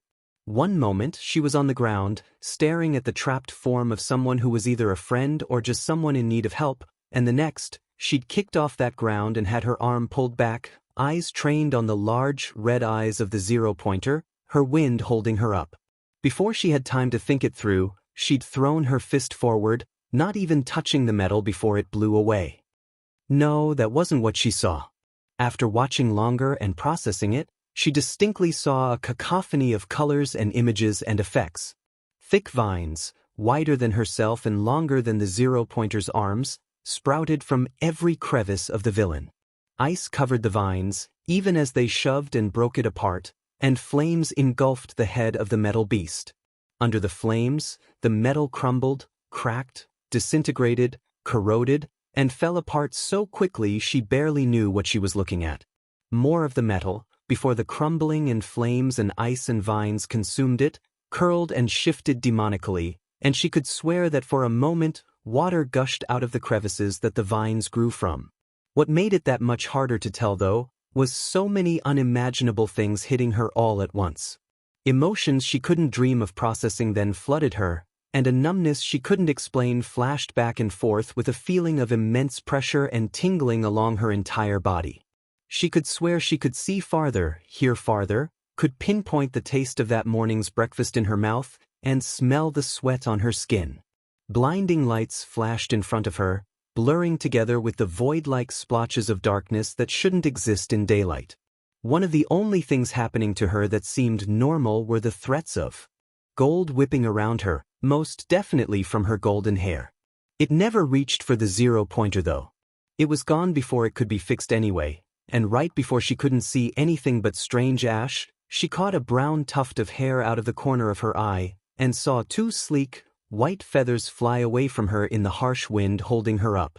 Then, everything stopped mid-air. No more pain, or lack thereof, no lights or voids, no golden threads, and especially no wind holding her up. Which means she'd fall then. Which means she already was. Izuku's stomach dropped at the realization, and she looked down despite her better judgment at the oncoming ground. It terrified her. She felt tears leak out of her eyes as she stared at the misshapen concrete below, and fear coursed through her veins when she tried choosing a color, but nothing happened.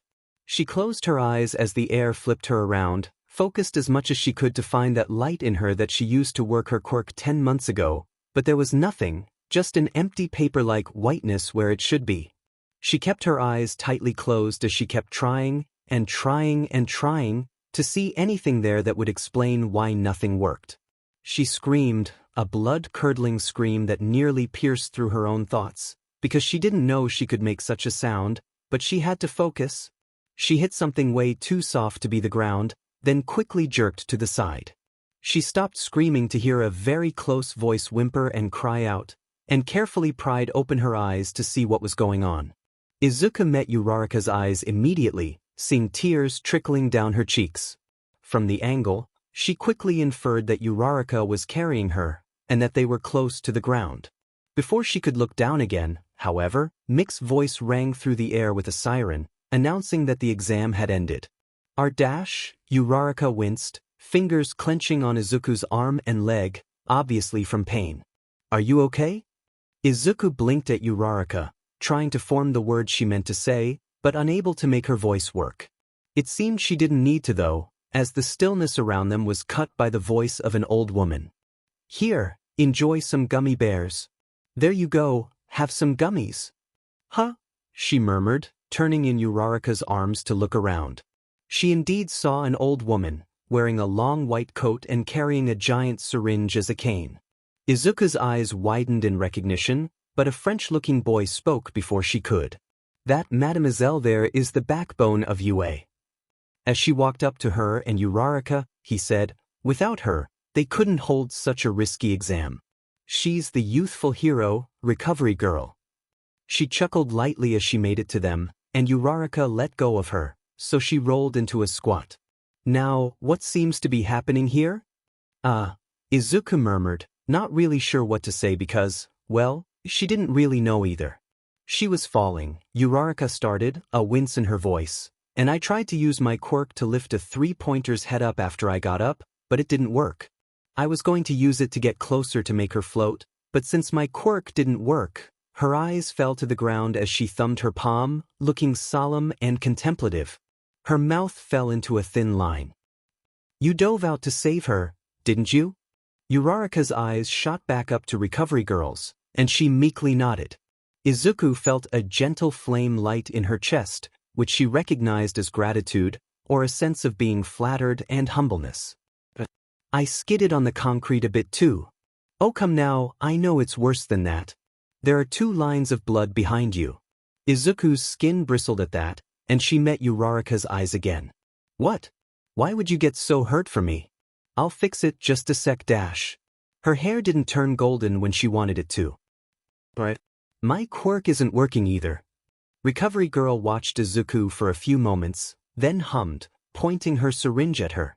"Tell me now, how does your quirk work?" "Well, my hair and eyes change color, and depending on what it is, I get a different power." "Then what do your white hair and eyes do?" She blinked at Recovery Girl skeptically, before realizing it was totally plausible that she got a new power and grabbed a fistful of her hair to pull it into view. Her hair was, in fact, white. Paper white. Almost like cream too, swirling around her fingers and tumbling off her knuckles. But she didn't know what it did at all. Izuku cleared her throat, bringing her eyes back up to Recovery Girl. "I've never had white hair before." "You haven't?" Izuku nodded, trying to focus on getting her usual green back. "Nothing changed." "Well, in any case, you need to stand up, dear." She pointed the syringe at Uraraka, who startled at the attention. "I don't want any dirt to get you infected, so you have to get off your legs." "Oh yeah, ow, okay." Uraraka scrambled to her feet, and Izuku took careful notice of the state her legs were in. Past the torn and ruined pants, they were nearly shredded, dripping with blood tainted by broken concrete and dirt, her knees looking especially gory. An especially large gash on her left shin oozed blood, and Izuku shivered as she watched it trail down and sink into her socks, boldly staining the white fabric. Izuku moved to stand then, but a swift wave of something washed through her, making her convulse and jib back, landing on her butt. She blinked up owlishly, pushing herself off the ground to stand with Uraraka. She looked back down at her legs, regretted it and glanced away. Your hair is green now, or again." Izuku looked Uraraka in the eye and checked her hair, seeing that it was actually green again. "Oh, I can heal you now." "No, Midoriya-kun," Recovery Girl chided. "I'll fix her up." "Oh yeah, okay, since that's what you're here to do, I won't do your job all right." Izuku nodded, holding her hands together in front of her. Recovery Girl nodded back, then carefully dabbed at Uraraka's legs with a cotton pad, picking up the grime mixing in the blood, along with much of the blood itself too. Uraraka kept flinching from the disinfectant, but Izuku put a hand on her shoulder to calm her, but that only seemed to shock her more, so she let go. After that was done, she puckered her lips and kissed Uraraka's forehead, which seemed to shock her. A gentle glow emitted from her wounds, clearing away the rest of the blood and closing up the cuts and gashes, even healing a few bruises that started to form. "There you go, you're all better now." Recovery Girl turned then, starting to walk away to the rest of the examinees. Uraraka looked down at her legs, wiping at the skin under her torn pants and checking her hand afterward for blood, but there was none. Izuku danced awkwardly on her feet, not knowing if she should say something or leave or what. A dash, she started before she was ready. Uraraka looked back up to her, and Izuku felt nervous energy flow through her. I mean a dash. She ducked her head down embarrassingly. Thank you for catching me, Uraraka-san. You're welcome. I just jumped in, I wasn't really thinking about it. Izuku looked back up, seeing Uraraka bowing her head too, and felt a laugh bubble up in her chest. She let it out in a snort, letting it grow into light-hearted snickers and giggles that made her shoulders bounce. Uraraka started laughing with her, just lightly, until they were both hunched over their own stomachs with happy tears on their cheeks. Oh, your hat. Izuku blinked the tears out of her eyes and looked up, seeing her hat blowing in the gentle wind. She touched the top of her head pointlessly, realizing that it must have fallen off when she jumped up, and started chasing its mint green rim. So, what do you want me to call you? Izuku smiled kindly, handing Uraraka's flip phone back to her after Izuku caught her leaving the school. Whatever you're comfortable with. I mean, I've never had enough actual friends to get a nice nickname, but I think I have 2 friends now. She laughed at herself, rubbing the back of her neck. The nickname I have now is kinda, she hummed, twirling her hair for a second. Mean really? Uraraka blinked, leaning in slightly to catch Izuku's eyes, and asked, what is it? It's Deku, like blockhead or idiot. Oh, she muttered, leaning back. Izuku shrugged, putting up another smile. It's all right, I'm not bullied anymore, and only Kaken calls me that now. But you can call me whatever you want. Uraraka hummed, tapping her lip and looking at her phone, before a light sparkled in her eye and she tapped something out, grinning widely. When she brought her eyes back up, she cheered, what about Izuken? It's a nickname based off your given name, and maybe you can convince Kaken to use that too. A wave of uncertainty flashed through her as Izuku looked at her in mild shock.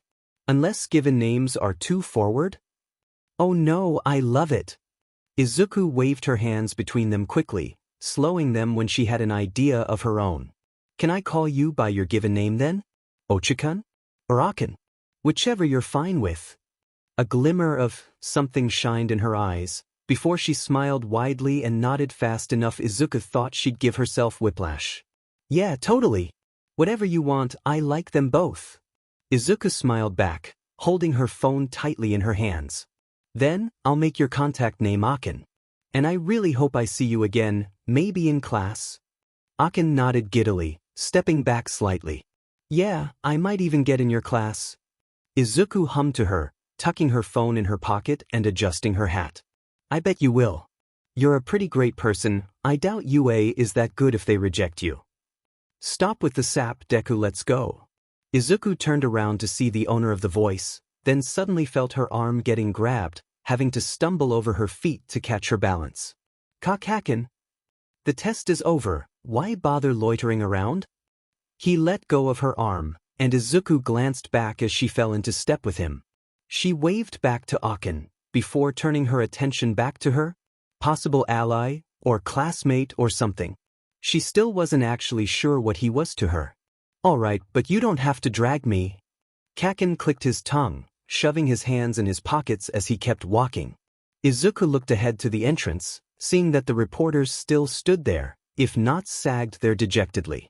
Izuku pulled at the rim of her hat, pursing her lips as she thought. Would he hide her from the cameras again, or was that a one-time deal? Did he actually care if they flooded her with questions or not? Get behind me, Deku. Unless you want them to catch you.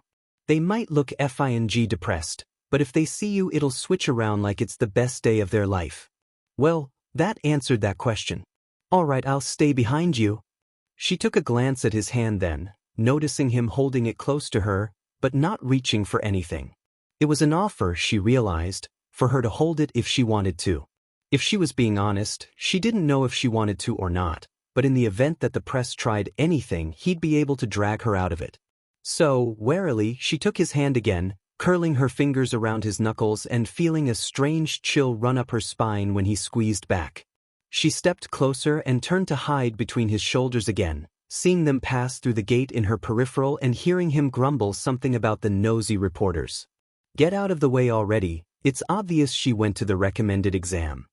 Izuku reached up and tugged her hair over her shoulders, hoping that would hide the shape and color of her locks. It was worth a shot anyway. Still, you don't have to be so rude about it, kid. I think it's what you fuckers deserve. Kaken jeered. Izuku pouted and squeezed his hand. Kaken, don't be mean, she muttered, hearing him click his tongue right after. Pissage. At least he listens to his girlfriend. Kaken stopped walking then, in time with Izuku, but it took longer for the words to make sense in her head, it seemed. While she was mulling over the word girlfriend, his arms were shaking hard enough for an explosion to go off. When she realized the conclusion the reporters had come to, she inhaled sharply and squeaked, right as Kaken turned and snarled at the press. Kaken, she whispered, pushing his back to get him moving again, we've got to go. He met her eyes quickly, Izuku noticing a hint of guilt flash in his eyes before he masked it in anger. He then started speed walking off, and she hid between his shoulders the whole time, until they'd turned the corner and she fell away from him. Kaken kept walking. She pursed her lips and sped up, planning to quickly get up to his side, but he gripped the straps of his bag tighter and started jogging in wide strides. She'd have to jog with him if she wanted to keep up, but it was obvious he wanted to be left alone. So Izuku fell behind, watching his retreating back as he rounded another corner, towards the train. She decided to walk the whole way home and avoid the train. She pulled her phone out in hopes to idle the time away. Training had finished for the moment, and with sweat drenching his undershirt and chills running along his arms, Shudo collapsed against the wall the moment his father left the room. He was getting pampered by Midoriya, going out so often just to talk and joke around, joining a server just to socialize and talk about heroes, and such. He was even given more breaks from training if he said he'd be with Midoriya. She was an angel of sorts that he'd unknowingly searched for, and now was turning his life on its side. He'd opened the messaging app just then too. He thought idly that he'd made another, wow, he had more than one, friend in Brain Dead, who he'd found to be quite sociable when approached the right way, which seemed to be the way he'd begun approaching people socially, trying to crack a self-deprecative joke, as Midoriya put it, and carrying on to ask what the person thought of something, or what they were doing. Midoriya helped him come up with that order. She told him there were other ways he could socialize, but it was better to learn them on his own. Brain Dead wasn't currently online, although Shudo wanted to ask him if he considered them friends, but it was evident that Midoriya had come on just moments before, solely based on the flow of the conversation. Chicken wing. So, you just let him go? Definitely not Midoriya Izuku. I mean, it's not like I really wanted to walk home with him. Plus, I think he wanted to be let go anyway. Soba, who is this about? Definitely not Midoriya Izuku. It's about my childhood friend. You've seen him a few times at my school. Oh, Bakugu. He had seen him a few times before, though he didn't know much about him. He had spiky blonde hair and red eyes, and was usually scowling. He'd been at the gate the first time he'd gone out to spend time with Midoriya, but from that point on he'd been a fair way away from them. Soba, I see. Is he giving you trouble? Definitely not Midoriya Izuku, no, not really. I'm just confused is all. Maybe a little worried? Maybe. The demon inside you. HW Saubs in Tristanf at do you think he goy in THR course? Chicken wing. Please demon, I'm going to have an aneurysm. The demon inside you. Likryoi can't stip me. Shuto snickered quietly to himself, wiping a towel on his forehead. Chicken wing most likely wouldn't get the demon to change, but his efforts were amusing, especially after a session of training. Chicken wing, please I'm begging you, autocorrect. The demon inside you. Oh, turned it off. Chicken wing. That's a doubled letter, how did you get that wrong please I don't understand. Soba. It won't happen, chicken wing. It would be easier to give in and accept it. Chicken wing. Never. The demon inside you. Have it your what? Chicken wing. Sobbing. Hi welcome to Chili's. Look, you made him cry, say sorry. The demon inside you. So. Definitely not Midoriya Izuku. This chat is absolute chaos half the time ISTG. Soba, We have fun though, isn't that enough? Bubblegum balloon. WHST have I come batch too? Chicken wing. I'm wounded. Truly. Definitely not Midoriya Izuku. I guess. Bubble. Also I have no clue, I'm as lost as you are. Shudo blinked at the screen as the messages piled on top of each other, the lines of conversation from which they stemmed from mixing and mingling as he tried to follow the pattern helplessly. Soba. Wait, what's happening now? Bubblegum balloon. Hi Aizu. Definitely not Midoriya Izuku. We split into different conversations. How'd your test go? Chicken wing. I'm back from crying about demon, I'm listening. I welcome To Chili's, who all went to the exam. Definitely not Midoriya Izuku. The demon inside you. NW. Scrapbookin. Me, but I straight up failed. Bubblegum balloon. I think I diff well? I got Midoriya's number. Me obviously. Shudo blinked at his phone, considering texting Midoriya on his own to learn about what had happened, but ultimately waited for Bubblegum to answer on her own. He grabbed the water bottle to his right and swigged a few cold gulps, setting it back down to catch up on whatever happened in the chat while he drank.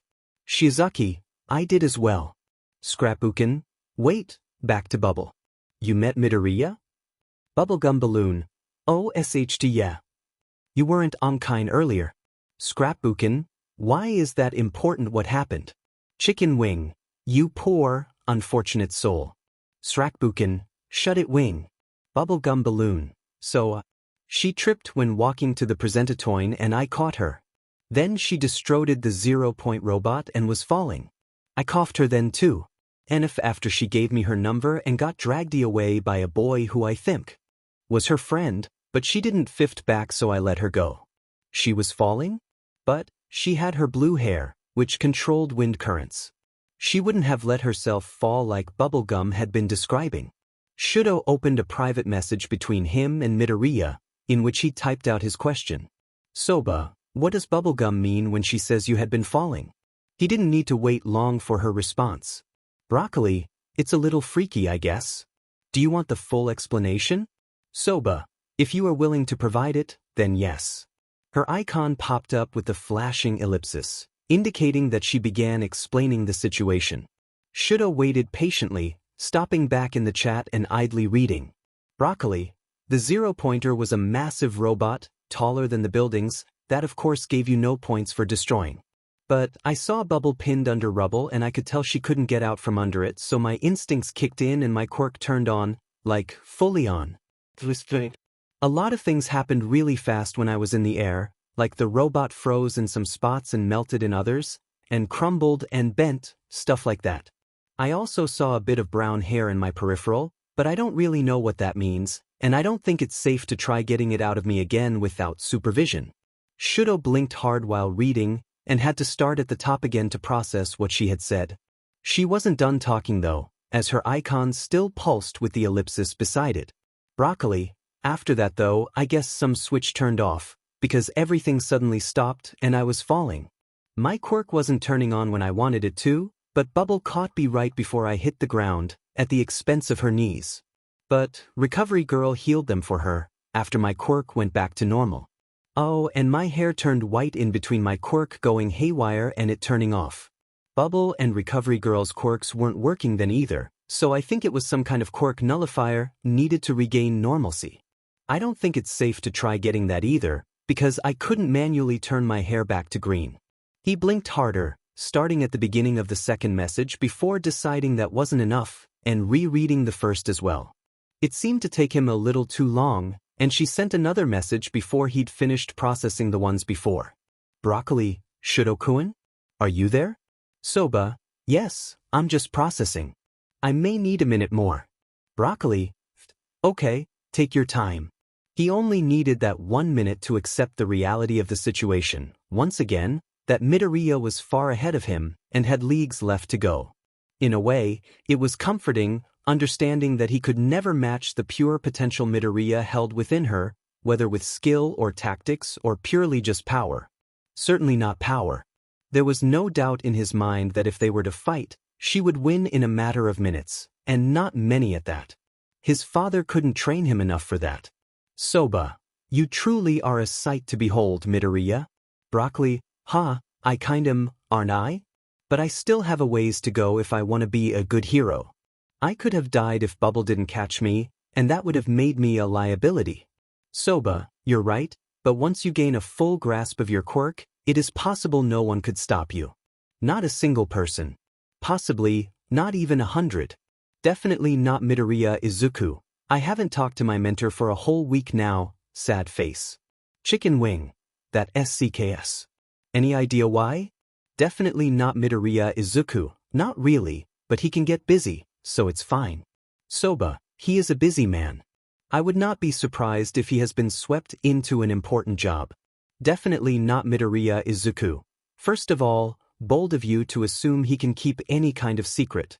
Second, of course, I'm joking. Third, for his privacy, any more talk about him that's specific would have to be in direct messages. Soba, alright. My bad. Definitely not Midoriya Izuku. It's alright. Chicken wing. Well, now I'm confused. Do you want to talk about him or not? Definitely not Midoriya Izuku. DW about it. Chicken wing. I'll just worry more. What the hell is that phrase for anyway? Definitely not Midoriya Izuku. DW about it. Chicken wing. Worry intensifies. Soba. Now I am concerned. Definitely not Midoriya Izuku. You poor, unfortunate soul. You still don't know what memes are either, do you? Soba. No, not really. Welcome to Chili's. I just walked into something tragic. Definitely not Midoriya Izuku. Chili. Good timing. Can you teach Soba what memes are? You're the most experienced. Chicken wing. You just signed his life away, Aizu. Definitely not Midoriya Izuku. / He's gotta learn eventually. Soba. I'm scared. Hi, welcome to Chili's. IT will be my pleasure. Izuku laughed to herself, deciding that now was a good time to end her break and go back to her workout. Her thoughts quickly wandered back to Yagi though, as she did her second set of push-ups. The letters from UA were supposed to come that day or the next. She wasn't worried about if she gathered enough points to get in or not, since she quite literally got 59 points. What she was worried about though, was the effect of destroying the zero-pointer. Izuku didn't really know what exactly she did, but she was pretty sure there was barely anything left of the robot. Would that go against her? It was worth 0 points, so maybe not, but there was still a doubt. Maybe since she so thoroughly destroyed it, she'd have the teacher's eyes on her, looking for mistakes. She already knew she'd have eyes on her. She didn't want them watching anymore. Izuku, come to the table. She blinked herself out of her thoughts, getting up off the ground and wiping her sweat away again, and walking out of HRE room with a cardigan over her shoulders. She smiled at her mom as she sat down, but she could tell Inko knew she was distracted. Itadakamasu, she muttered, and they both quietly started eating. At least it didn't feel awkward, and not too tense. It had to be tense anyway, considering the UA letters were coming in that day or the next. Which got her back to thinking about her possible fate, of having eyes on her for just her quirk, or her association with All Might, or anything that wasn't her own personality and self. It was depressing and stressful. Izuku. She looked up and blinked. Are you okay? Why are you smiling at the fish? Izuku looked back down at the half-eaten fish between her chopsticks, wondering when she ate the missing half and how long she'd been staring at it. Oh, I'm fine, nothing to worry about. Without missing a beat, she started shoveling the remainder of her food into her mouth, catching a small glance of her mother's worried face. Let me clear the table, Mom, Izuku said, already standing up and taking her dishes to the sink. Inko tried to protest, but Izuku insisted, and waited for her to finish to wash those dishes as well. It was a good distraction for the time being, but didn't help when her mom came back into the apartment, almost shaking. Mom? What happened? She looked down at her hands, so Izuku's eyes followed and stilled. It was the letter from UA. Izuku shut herself in her room. Again, she wasn't worried about passing the exam, not even the written portion. It was just the repercussions of punching the 0-point robot so hard. She sat at her desk with the lights off and her lamp on, just staring at the closed letter for what felt like hours. She had no idea what was inside. For a moment, She wondered if they wouldn't let her in because of the 0-pointer, or that it even got rid of all your points beforehand, but that was insane, they wouldn't do that. Yet, anxiety always had a way of making the impossible seem perfectly plausible. Eventually, she got tired of staring and waiting, and grabbed both sides of the envelope and pulled, ripping it open down the middle and dropping a metal disc onto the face of the desk.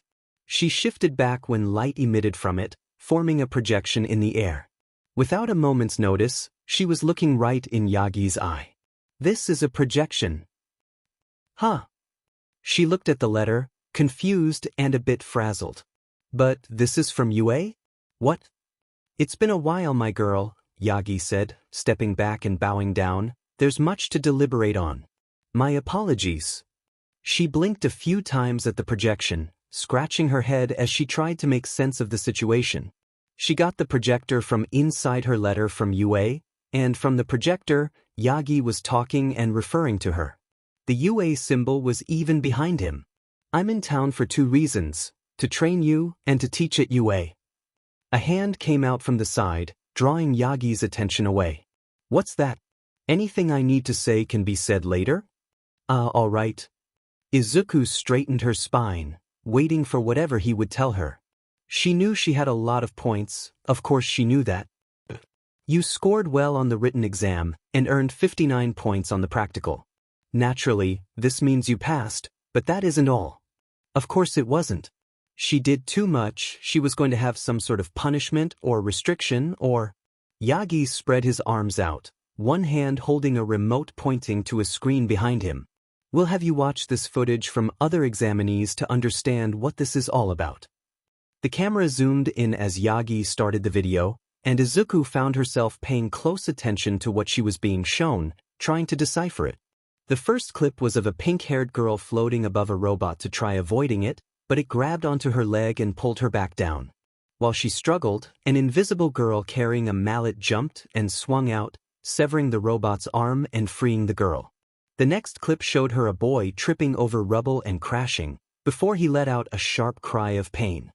He rolled over and sat up, tenderly holding his supposedly twisted ankle and ignoring the new scratch on his cheek. Another boy, with a raven's head, stopped in his tracks and went over to the boy, a bird-like shadow swooping ahead and lifting the boy up. The raven-headed boy carried the other to safety, before returning to fighting for points. More clips like those were shown, maybe 6 or 7 in total, until Akin appeared, just as she was when Izuku leapt up and destroyed the 0-pointer. Izuku was in the frame for a few moments, where Akin pried herself free and watched. She saw that in that moment, her hair was brown, and she'd sprouted wings, white as paper. But when Izuku's hair turned white and she began falling, Akin's eyes blew wide, and she reached down to touch a piece of rubble. She looked shocked when nothing happened, and flashed a short look of panic before she ran forward, arms stretched out to catch Izuku. She fell to her knees when she did, skidding on the concrete painfully, but not letting go. Then the screen Yagi showed her went black, and the camera zoomed back out to his grinning face. He turned back to the camera, setting his hands on his hips. Do you understand now, young Midoriya? We in the faculty were watching not only to count all the villain points you gathered. He said villain points, like there was another kind of point you could gather. And based on the clips, the only conclusion was that. But to decide how many rescue points you earned. Rescue points? Then did that mean that she got them too? No way, that was too many points. She already had 59, adding any more would be way too much. A hero course that rejects those who do the right thing is no hero course at all. Think it's all for the cameras? In this job, you risk your life to put your money where your mouth is. Short clips of people holding up numbered panels played as All Might made a dramatic pause. Izuku waited nervously, ears burning, wondering what could have been her total. Midoriya Izuku, 65 rescue points. And in turn, 50 rescue points to Uraraka Ochako, the girl who caught you so selflessly. 65. Then, that meant her total points were 65 plus 59. Young Midoriya, you earned 124 points in the practical exam. Her chest lightened, like a light shone on her that freed her of guilt and fear. Not only did she do so stunningly well, but there wasn't a single mention of any reparations or penalties for destroying the zero-pointer. Just a few moments after, he welcomed her to UA, and the screen faded away. She looked in the envelope for anything, only finding her class and schedule, and an official acceptance into UA from the principal. The zero-pointer wasn't mentioned once.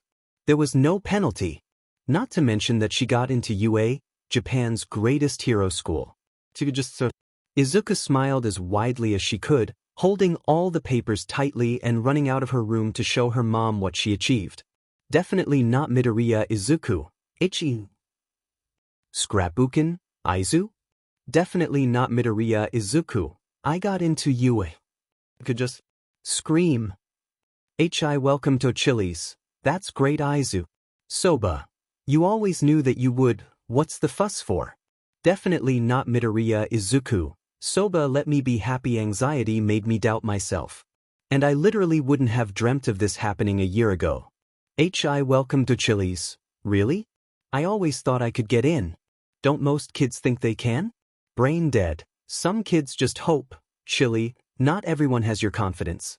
Scrapbooking? Ouch, and to think I thought I could make it in.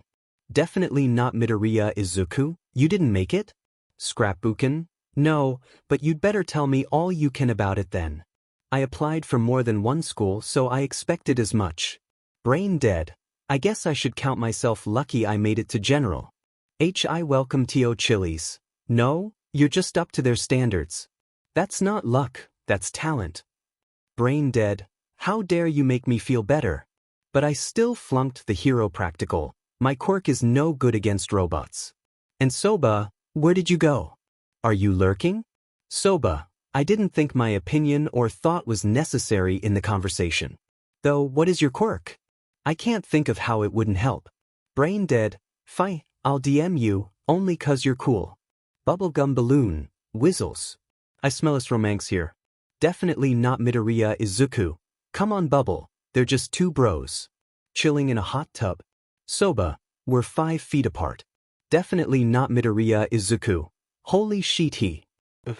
Bubblegum balloon. He cared a vine. Hi, welcome to Chili's. I'm so proud, holy fuck. Scrapbookin'? Soba. I'm suddenly afraid for my life. Brain dead. I mean, I wouldn't mind being closer than 5 feet if you catch my drift, winky face. Bubblegum balloon. Definitely not Midoriya Izuku. Soba say summing back. Hi, welcome to Chili's. I'm DYING. Chicken wing, young love. He laughed to himself, reclining back as he watched the chat blow up. It was funny watching Soba nearly panic from the chaos he'd caused. He stared up at his ceiling for a moment, leaning his head back as he just breathed. His UA letter laid quietly on his bedside, folded out and displaying its information to anyone near enough to read it. Currently, that was only him, but he didn't read it. He already knew. He already knew what it said. He felt his phone vibrate in his hand, and he brought it back up to see why. He'd gotten another direct message, and he smiled gently, combing his fingers through his hair as his chest lightened, just a bit. He could think more about how worthless he felt when his closest friend wasn't there to ward those thoughts away.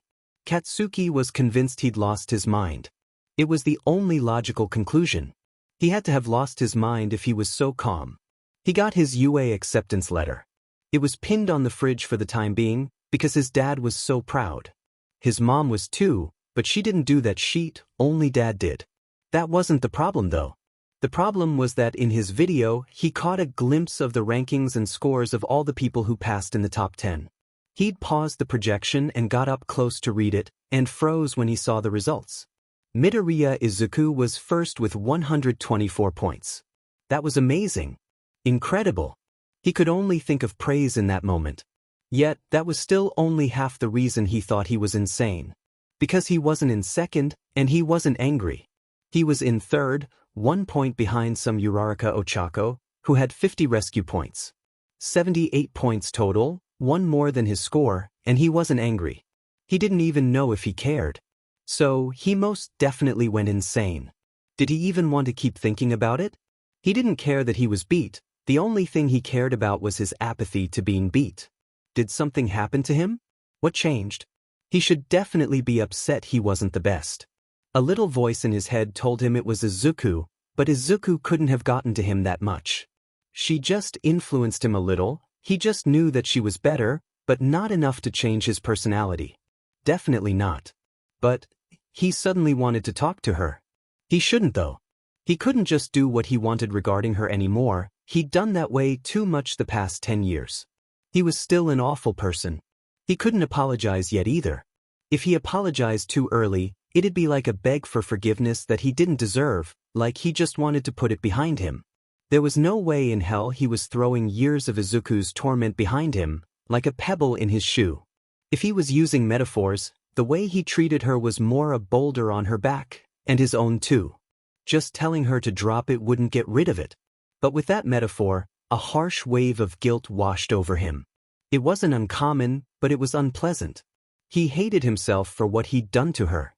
He shouldn't have ever left her side. Katsuki, when were you going to tell me you broke your toothbrush? He grumbled to himself and rose his voice to call back, I was gonna buy another tomorrow. Don't bother, I was about to go out anyway. What the F dash, it's almost 8:30. I'm an adult, I can choose how and when I sleep. His dad opened the door just a bit, and Katsuki turned his head towards him from where he sat on his bed. His head swarmed though, with something akin to confusion or alarm. She's just excited we're going out to celebrate with her friends. We know you want to stay home and sleep though, so we didn't tell you. Sorry, lion. Katsuki puffed his cheeks at his dad, crossing his arms and collapsing backwards on his pillows.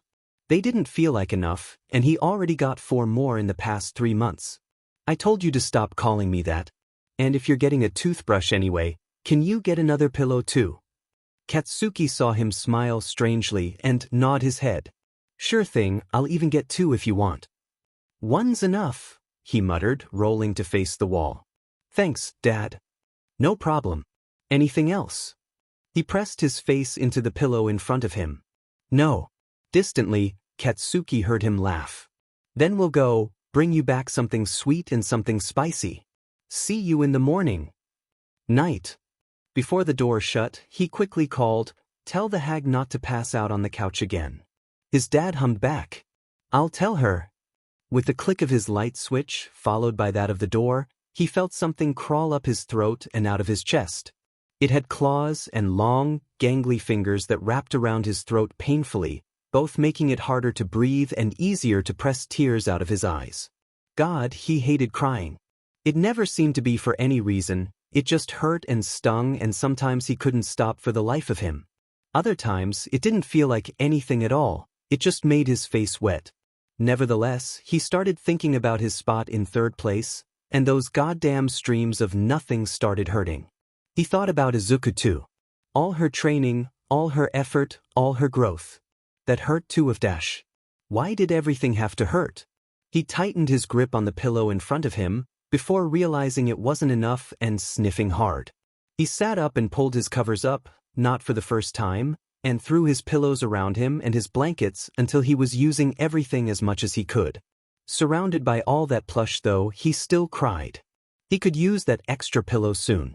He had a pillow under his knees and another between his calves, but there was an extra spot he could place another pillow in, where the blanket just didn't cut it.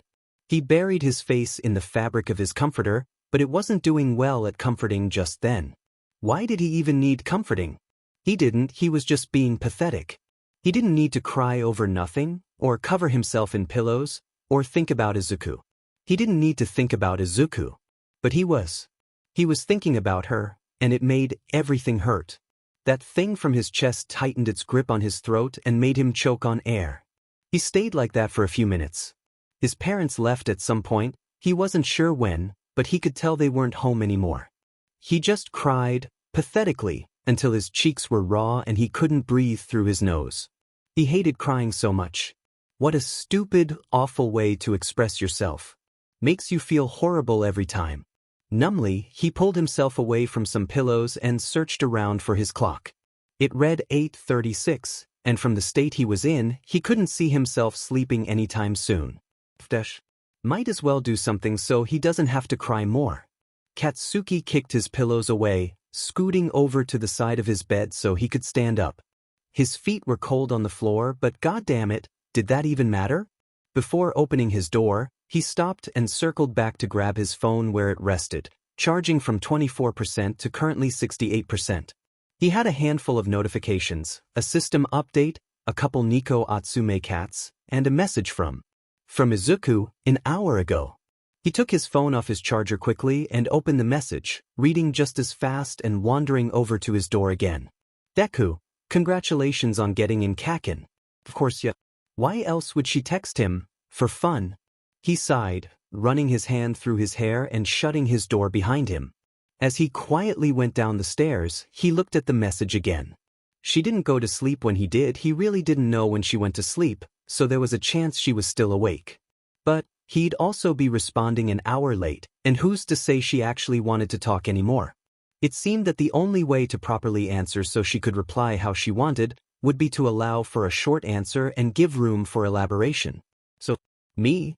You saw the scoreboard too then? He made his way towards the back porch, unlocking the door and turning on the porch light. He settled into one of the chairs and put his phone on the table, pulling his legs up to wrap his arms around. Katsuki looked up to the sky. It was cloudy, so he couldn't see the stars, but the air felt nice. It reminded him of when he couldn't sleep, and he'd go over to the beach to see if Izuku was cleaning or not. Half the time she was, and a few times he found her practicing with her quirk instead, as illegal as it was. It reminded him again of her dancing, surrounded by her flames. She was beautiful, especially when she smiled. He hated that he thought that so easily too. He didn't deserve to think about her like that. He just didn't.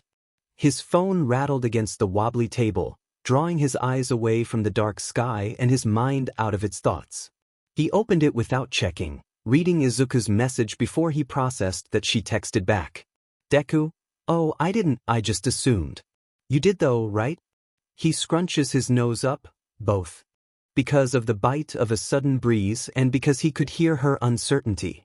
He shakes his head free of both the chill and the nagging thought to comfort her, because she'd only be confused if he tried to, not to mention he'd never comforted someone before. But just because he couldn't comfort her, didn't mean he couldn't talk. Me, I got in but I placed third. Again with that ranking. He just didn't care. It bothered him so much, how couldn't he care? For years, being the best was always what he wanted. Always. What changed? What made him stop caring? It had to be something to do with Izuku, but really, she couldn't have just changed him. That was illogical. As was not caring about something he should definitely care about. Deku, oh no. But third isn't bad, really. Third is still super great. It's amazing, and you are too. You're always amazing, and anyone who beat you I'm sure you could fight easy. His heart ached at her praise, in what he thought was guilt, but that didn't make sense. Even if it didn't quite hurt, guilt was the only thing he could think of that would make his chest squeeze like that. Guilt, or pride, but it wasn't pride, that was too far off. Why did everything in his head have to be so confusing? It was always, this could be this or that, but it was rarely ever either anyway, and it all smashed together and crumbled and sunk into his soul and weighed down on his shoulders and caught fire and smoldered and burned his eyes and his chest pains turned sharp. Calm down, Katsuki. It's just pressure in your chest. Breathe, it'll ease. It barely did, but it was enough. Me? Then I don't care. I got third, you got first, some Yura girl got second, and I don't care. Katsuki closed his head and tilted his head back, breathing out into the dark. He liked his lips and took another breath, the gentle cold settling in his throat and on his lips. He felt his phone vibrate in his grasp, and brought his head back down to see her reply. Deku? I thought you'd be super sad though. Me? I'm fine, blockhead. That didn't feel right. He knew in his heart that he wasn't really fine. There were so many signs pointing to him not being fine, and ignoring them felt wrong. Me, at least concerning Yue. Deku, what do you mean? Is something wrong? She responded so fast. Izuku was too forgiving, too kind. He didn't deserve her compassion. He didn't deserve it. He barely deserves anything. No, he doesn't deserve anything. He doesn't even deserve Yue. Me? No, it's fine. Don't worry about it. It hurt to send those messages, like a knife pressing through his ribs and ending just short of his heart. He felt his heart beat faster, dangerously, and vaguely he wondered how he could hurt himself so much, how saying that to her could bring him down so fast. Why did it have to hurt so much? Why did everything have to hurt? He should be stronger than this. Deku, okay if you say so. Katsuki's breath caught somewhere in his chest, and as he tried to breathe again, it came in and out wrong. Too fast, or too shallow, or too something, but it was wrong, and as he tried to fix it one way, it only got worse in another until his eyes started hurting from the heat behind them. His fingers moved just because he didn't want Izuku to feel bad, or to worry, or something. It was hard to see if he spelled correctly. Me, now go to sleep nerd. He pressed his lips together, forcing himself to hold his breath as she apologized and wished him a good night's rest. Regrettably, he didn't stop himself when that self-imposed pressure turned into a tremble and a lump lodged in his throat. Another cool breeze washed over his form as he wet his cheeks for the second time that night, shaking and gasping for relief he couldn't manage to get. As he cried in the presence of the stars, Izuku curled herself into the corner of her bed, back against the wall, most definitely not sleeping as she wondered whatever Katsuki had failed to tell her, or maybe mistakenly mentioned. After all, why would he tell her about whatever struggles he had? Was it even that bad a problem? Ah, Izuku? She sighed, looking over her shoulder as she slipped on her shoes. Her mom stood nervously behind her, shifting from one foot to the next before her lip shakily turned up to become a smile. I'm so proud of you, you know? Izuku's chest swelled with pride, her face glowing as her exasperated and nervous expression melted away. I know. She stood up straight, pulling the straps of her backpack over her new UA school uniform. As she placed her hand on the doorknob and pushed the door open, Izuku chimed, I'm off. Before she closed the door behind her, she saw her mom wipe a tear off her cheek and hold her other hand over her heart. Izuku nodded to herself, slapping her cheeks lightly and descending the apartment complex steps. She turned sharply down the street right when she hit the concrete, heading down the fastest route to the train station. Briefly, she worried that the press would catch her along the way, but she shoved those thoughts away in favor of checking to make sure normal citizens didn't jump on her back. While it had been a while since she was too much of a big deal, Izuku wasn't excited to figure out how fast people would still sprint for the chance to talk to her. She still remembered the first month after accidentally outing herself. She shivered minutely. Out of the corner of her eye, she saw Kaken leave his house. She turned her head and caught his gaze, but he looked away quickly and kept walking on her way. They hadn't spoken much for the past 2 weeks, since they got their acceptance letters. She'd greeted him in the hallways, and he nodded back, but he didn't start any conversations anymore. Frankly, she was worried, but she had no clue how to help, or if he'd even be accepting help. Awkwardly enough, she heard him scoff before she turned her head and saw him fall in step beside her. Hi, Kaken. Hi, Deku. You could hear a pin drop.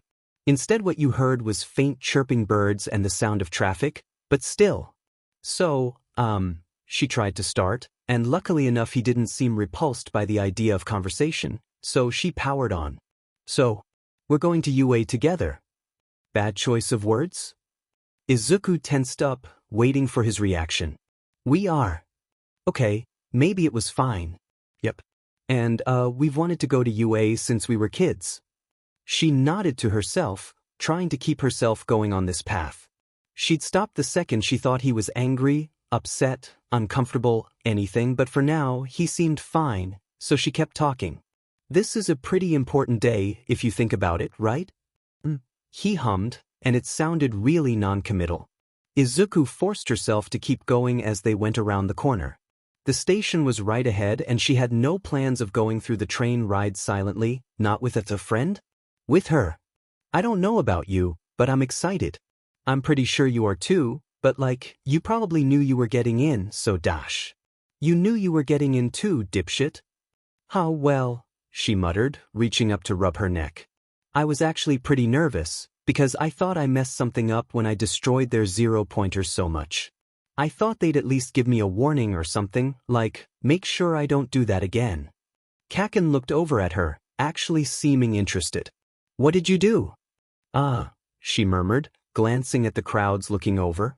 "Oh, I think my quirk went overboard or like," Izuku laughed gently, staring into her hands. She rubbed her thumb into her palm, trying to remember what it felt like before putting a stop to that, realizing that if she accidentally activated her quirk in a populated area, she could seriously hurt some people. "I just felt like I was doing a lot. In the air, I feel like my quirk went haywire, and so many things were happening. I felt like I was burning, freezing. I couldn't see, but I could see so much contradictions like that." She looked back up when she felt Kaken's hand gently set on her shoulder, leading her carefully to the rim of the crowd. "Felt weird." "Sure sounds like it," he whispered, and she didn't know whether or not she was meant to hear that. "You don't think that's normal?" he asked, louder than before. She shook her head, trying to dispel the thoughts that he was going to hurt her. That was ridiculous at this point. He hadn't laid a hand on her in months. For just about 10 months now. Not since she got her quirk, which she still thought was weird.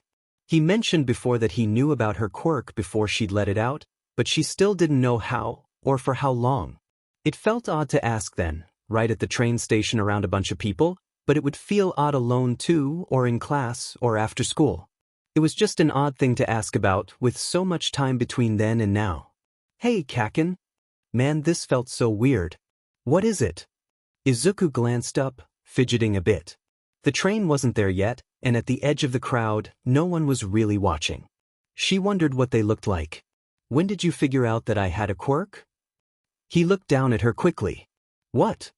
I just mean, you never told me how you figured it out. I was just wondering, when did you know? And how did you know, and also maybe, how did you feel about it?" She fiddled with her thumbs, staring past them to drill holes into the concrete. "I was just wondering, you never said." Kaken stayed quiet for a moment, during which Izuku carefully glanced up. He wasn't looking at her, rather, he had his head tilted to the side. He looked thoughtful and a bit wary and conflicted. After a bit, he started looking worried, and she started feeling worried, so she poked his arm, and his wide eyes latched onto hers. He looked shocked. Izuku felt proud of how many emotions of his she could pick up. "When did you know I had a quirk?" He sighed a bit, looking over at where the train would pull in a bit. "Remember that dinner we had together, with Mom and Dad and Auntie Inko?" Izuku nodded. He'd listened to her all-night rant about what she knew about her quirk, and even asked a few questions. It made her feel weird, but not in a bad way, to think about it then. "I remember. You said that, or maybe Auntie Inko said, that you got your quirk, at some point, and I don't remember exactly when, but I remember that it was a day before I realized you weren't actually quirkless." Izuku blinked, feeling a bit owlish. "A day after?" "You stormed out of the room," he clarified, and Izuku started remembering. That was probably the last time he bullied her. "I was confused, so while those shitty extras didn't care one way or another, I walked up to the door and peeked through the window." Goosebumps crawled up Izuku's arm. She knew what she was doing then. She'd called Yagi and talked about meeting up at Dagoba Beach. Did he hear that? Was he at the beach? Did he hear about One for All? No, he couldn't have. That wasn't possible, right? Yagi would have paid more attention. He would have noticed if someone was listening, and as much as she looks up to Kaken, he isn't that stealthy. Plus, had the phone call even been loud enough to be overheard? She didn't think so, but what if it had been? If he heard it and went to Dagoba, then... "Deku, stop overthinking." She blinked, looking back up to him and feeling her cheeks flush with embarrassment. "Oh, sorry, keep talking." He stared at her for a moment, then looked back up. "I knew you had a quirk because your hair turned red." "Oh. Yeah, you overthink everything. What were you even thinking about?" She puffed her cheeks up, drilling her foot into the ground to avoid looking at him. She flushed up more in embarrassment, hoping to think of something to distract herself from it soon. "Nothing, it doesn't matter." Kaken hummed, and they were quiet for the moment. The train pulled up and opened its doors, so Izuku rushed over to get inside to escape the awkward silence around them. When the temperamental boy walked back in, she tried to hide her face behind her phone, but she knew he could see her awkward blush. Dim in her jeans, making her fluster so easily. She heard him snicker, before he sat on the train seat beside her and pulled out his own phone. Izuku was thankful for that, but now she really didn't have anything to do. She hadn't come up with anything. Well, she had her phone, and her phone had people to talk to. Izuku opened the group chat and scrolled past the messages she missed, only reading the most recent messages. When she couldn't figure out what they were talking about from that, she just asked. Definitely not Midoriya. Izuku, what's happening? Brain dead. I will kill you the second we meet. Eyes. Udaning, I'd like to see you try sugar eyes. Bubblegum balloon. Hi Aizu. Brain dead. I will wring your neck. I am not joking. Say NOTHING. Definitely not Midoriya. Izuku. WTF? Brain dead. Don't you dare. Udaning, holy Shida hi. I will now. Bubblegum balloon. Insert use. Brain dead. You better if you not. I will delete you. Udaning, you can't do sheet and you know it. Hey, do you want to know what's happening? Definitely not Midoriya. Izuku. Tell me, yes I want to know. What the F is happening there? Izuku jumped, looking to her side again to see Kaken watching her screen. I don't know, I'm asking. He stared at her screen a moment more, then laughed. You called yourself definitely not Midoriya. Izuku? You're such a nerd. She blushed more. It didn't feel like how he used to call her a nerd. It wasn't taunting. It felt more like teasing. Not a nerd. Oh really? Kaken smirked, then turned back to his own phone. Give me the link to that group chat, I'm joining later. Izuku puffed her cheeks up, grumbling to herself before turning back to her screen to read what he made her miss. Brain dead. Do not say another F word. Either of you. Bubblegum balloon, sweats. Udaning, dead has a crush on a very certain someone in the GC and I bet you can guess who. 3C. Brain dead. That's it, I'm unfriending you. I'm never trusting you again. Udaning, a fair price to pay for GOSSIP. Definitely not Midoriya. Izuku, holy shit really? Tell me. Brain dead. Bubblegum balloon, come on. Definitely not Midoriya. Izuku, I promise I won't spill. Dead, please tell me. Brain dead. Definitely not Midoriya. Izuku, in DMS. Bubblegum balloon, PSSSSSSSS. Definitely not Midoriya. Izuku. Heath, we're begging you. Brain dead. Bubblegum balloon, PSSSSSSSSSS. Brain dead. Bubblegum balloon, darn. Udaning, you're giving up? Bubblegum balloon, yeah, I want Kipushim. Brain dead. Sad face. Udaning, fight. What's everyone doing then? Definitely not Midoriya. Izuku, getting to school. Bubblegum balloon, getting ready for school. Brain dead. I'm at school. Chicken wing, children, the lot of you. Udaning, welcome to the club. I think dead hates me now. Brain dead, no sheet. Soba, why does brain dead hate you? Udaning? Udaning, oh look who it is. Brain dead, I will kill you. It will look like an accident. Izuku laughed to herself. She'd been smiling widely, but that last sentence made her snort a little bit, her hand shooting up to cover her mouth as she struggled to straighten out her expression. Kaken nudged her shoulder, and she caught a small smile on his lips as well. If it's so funny, then let me join now. She stared blankly at him for a moment, before registering what he said. What's your username? I can send the link, it'd be easier than copying it down. Wait, that is unless you don't want to have me on your friends list, or you can remove me right after joining Dash. Deku, just give me your phone. She nodded delicately, handing her phone over to him. Izuku hoped that he wouldn't mess with anything on it, but from the way he was typing, it didn't seem like he was doing anything. Kaken glanced at his phone and tapped something, before turning back to hers and typing more. He handed it right back, and focused back on his phone. Warily, she looked at the screen he left it on, seeing an open direct message with a new name at the top, King. King. That was Kaken's username? She snickered again, trying to cover her mouth before the blonde could react, but unfortunately, it seemed she failed. My username isn't that funny. Yours is broccoli, I swear to God, stop laughing. That only made her laughter grow, and she threw her head back in her fit of giggles. Her cheeks hurt from the strain of smiling so widely, and she had to gasp for air soon. Kaken just grumbled and nudged her shoulder once again when she'd calmed down. She looked at him for a moment, feeling a sense of vague thankfulness, before she looked back to her phone to catch up on the chat again. Udaning, you'll never catch me alive. Brain dead. Then I'll kill you a second time. Soba, I'm a little worried. Brain dead, what did they do? Brain dead. Nothing. They did nothing and they will say nothing because there is nothing to say. Soba, brain dead, you are worrying me. Welcome Pete. We hope you brought pizza. Brain dead, bold name. Chicken wing, bold. Bubblegum balloon, all hail. King, that's more like it. I like this one. Brain dead. We will not get along, I can feel it in Nimibi ones. King, great first impression. Bubblegum balloon, thank you your royal highness, I will forever remember this day, for it is when thou hast blessed me with thine abbreviation. Chicken wing, Bubble, if you need a phone that has autocorrect I will gladly get you one. Bubblegum balloon, I would cry profusely so I gave to say no. King, what kind of shitty but phone do you have that doesn't have autocorrect? Brain dead, swear jar. Definitely not Midoriya Izuku, whispers swear jar. Udaning, newcomers can't swear on the first wickets. Server rules. King, that's not written in the effing rules. Definitely not Midoriya Izuku, swear jar. Swear baby, shut TF up, I can swear as much as I FNG want.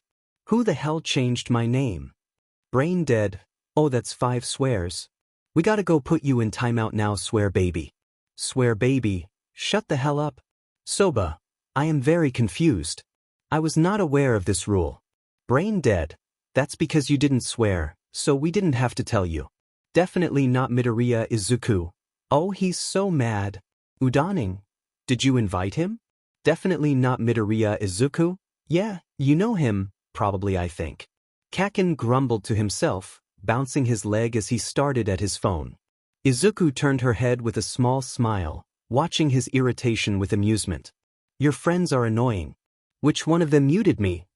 Probably dead, she murmured as her attention waned away from the conversation. Her eyes caught onto the station right when the train started slowing down, and Izuku saw a few people standing around staring at her. Those stares still made her skin prickle. We're at the station, we should get off now. Kaken clicked his tongue, standing up quickly and adjusting the backpack over his shoulders. Izuku stood after him and tucked her phone in her pocket, shifting her backpack straps around as well.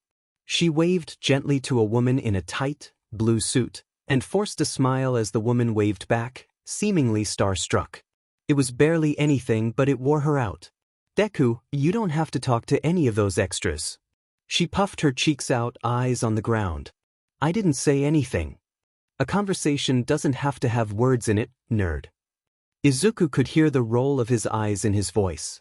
They aren't worth your time. I'm not above them or anything, we're all just people. Kaken stepped off the train, and Izuku followed after. He slowed down for a moment, and she thought it was to let her catch up, so she carefully stepped beside him. You're All Might's personal student, they're a bit under you. Not really. He rose an eyebrow at her, and she turned her nose at him. Looking over her shoulder, she could hear him snicker, but she didn't turn her head back. Whatever, Deku. Was this friendship? She still didn't know. The two of them didn't talk much more while walking, and after a bit, Kaken stepped ahead of her after muttering a short, "See you soon." She didn't do anything to stop him, after all, just because they were going to the same place didn't mean they had to walk together. Plus, luckily there were no reporters. Yagi had told her that the school was restricting the press for now, and while it felt strange, because she was sure it was for her, or at least her and Yagi, she kept that feeling to herself. Her newest problem was that without someone beside her, she quickly got lost in the school. Izuku questioned asking for help from the other students milling around, but the stare of some of them warded her off, so she went looking for a faculty member to ask instead. She almost melted from the relief of seeing Present Mike down the hall. She almost ran over to him, a smile plastered on her face. Present Mike. His head swiveled around and he smiled back. Hello, little listener. What do you need? She still saw the recognition in his eyes, but the subtleness of it was nice. Well, I'm looking for my class, but she cleared her throat, rubbing the back of her neck. Well, I don't know where it is. It's class 1A. He hummed, still smiling, and she caught the slightest hint of amusement and a strange bit of remorse in it. I remember now, Shoyuta called you his next headache when he saw your name in his class. Izuku blinked at Mike, honestly a little shocked. My teacher? He nodded, then jabbed his thumb over his shoulder. Your class is over that way, up the stairs and back to your right. You'll spot it easily from there. She stared for a moment, over where he was pointing, then shook her head. Thank you, but why would my teacher call me a headache? Mike started, placing his hands on his hips and rolling his head on his neck. I can't say much, he'd get mad at me, but I guess. A smile spread on his lips as he leaned forward, meeting Izuku's gaze at eye level. He pointed a finger up, waving it around with his words. You're not going to get a break in his class, he doesn't teach with mercy. And with a quirk like yours, he won't have it easy either. Izuku's eyebrows scrunched together, but she decided that it would be better to think more about it later, when she would actually meet her teacher. Well, thank you then, she grinned, bowing politely before springing back up. I'll try to keep my head up and, not be too much of a pain. Mike laughed, patting her back not unkindly. You're such a good kid. Now go on to class, meet your classmates already. She smiled again, bowed her head down, and headed over to the stairs.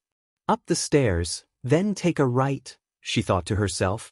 But then, how does he know I'll recognize it so easily? I've never seen the classroom or the class's doors. I could accidentally stroll right past it if I'm not paying attention. Izuku nodded, steeling her nerves and keeping her eyes roaming around, looking for which doors she was meant to walk through. Mike was not lying when he said she'd spot it easily. The doors were huge, there was absolutely no way to miss it. Plus, they even had a huge 1A written on them. She felt a knot in her gut form, wondering again what her classmates would think of her. Would they scorn her? Would they think she's a show-off? What did they think of her? It was totally possible that some of them already hated her, shooting her way up to the class without trying, even though she tried so hard to get there. Kaken was already in there. He didn't hate her, she thought, so at least she had him. And Aken didn't hate her, and neither did Shuto. Izuku took a deep breath, letting that knot in her gut loosen a bit. There was no point in standing behind that door and thinking about what her classmates thought of her. She just had to walk in, and hope she made a good impression. Was her skirt too short? Was her blazer wrinkled? Her tie wasn't properly done, neither she nor her mom knew how to tie a tie, and that was the best she could do. She couldn't ask Kaken to tie it for her, that would be using him for sure, and were her pockets inside out? No, they weren't, but her socks were rolling down just a bit, weren't they? Was she already wearing down the elastic? No, there was no way. She only wore the uniform a few times, to make sure it fit, then to get comfortable in it, then to glow in her pride of getting in you. She couldn't have already worn the elastic down. Izuku jumped at the voice, right out of her thoughts, and turned to meet Aken's eyes. Right, she said in the group chat that she had still been getting ready for school. Oh, Aken. She smiled, then stepped closer and looked at the door. Wow, that's big. But why aren't you inside yet? Why are you standing here? Izuku blushed. Diamond genetics? Why did she have to blush so easily? I just she muttered something, but even she couldn't tell what it ended up being. Aken snickered lightly. What? Before Izuku could try again, she shook her head and looped her elbow through Izuku's own. Let's just go inside, rip the band-aid off, no matter what the band-aid is. Then, Aken pushed the door open, walked in, and pulled Izuku along, stumbling after her. Eyes fell on them quickly, and as silence filled the air, Izuku tried straightening herself out and standing upright. Geez, you finally made it. Kaken, next to the window and in the second row, drew her attention away. He had his feet on the desk, and the blue-haired boy from the exam was standing beside him, with his hands flattened out. Hi, Kaken. He clicked his tongue, putting his hands behind his head. The blue-haired boy, she tried to remember his name, but her memory failed her, seemed a bit torn, but quickly turned around and started walking towards Izuku. Good morning, Midoriya Izuku. In case you do not remember me from the exam, I am Ida Tenya from Sumai Academy. It is a pleasure to make your acquaintance once aga. Hello Ida-kun. I remember you, I do. She smiled awkwardly and beside her, Akin giggled. What's with that face? You look so lost.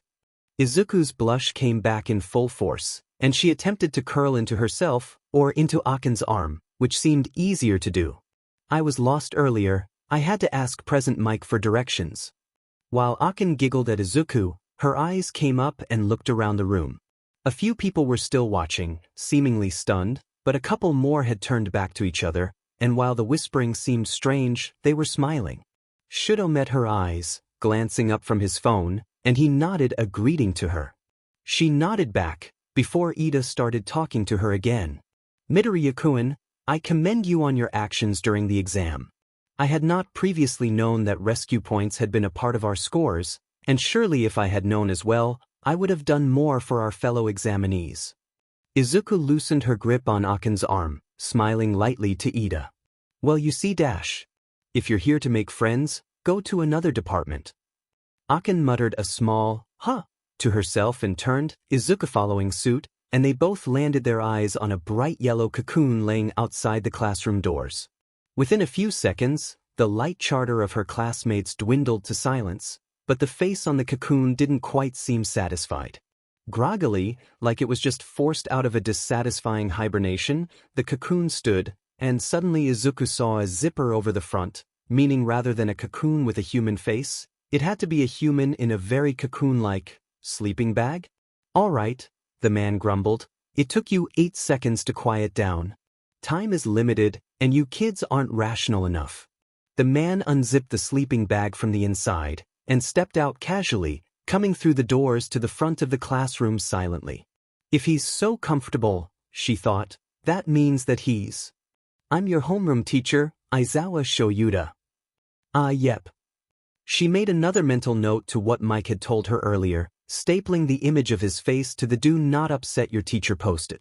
Now, he continued, and with a short glance behind her, she saw that her class was left a little shocked. I want you all to go to the changing rooms and put these on, then head outside. Turning back, Izuku saw Aizawa dully holding up a gym uniform and looking right at her. Goosebumps crawled up her arms. Did she already upset him?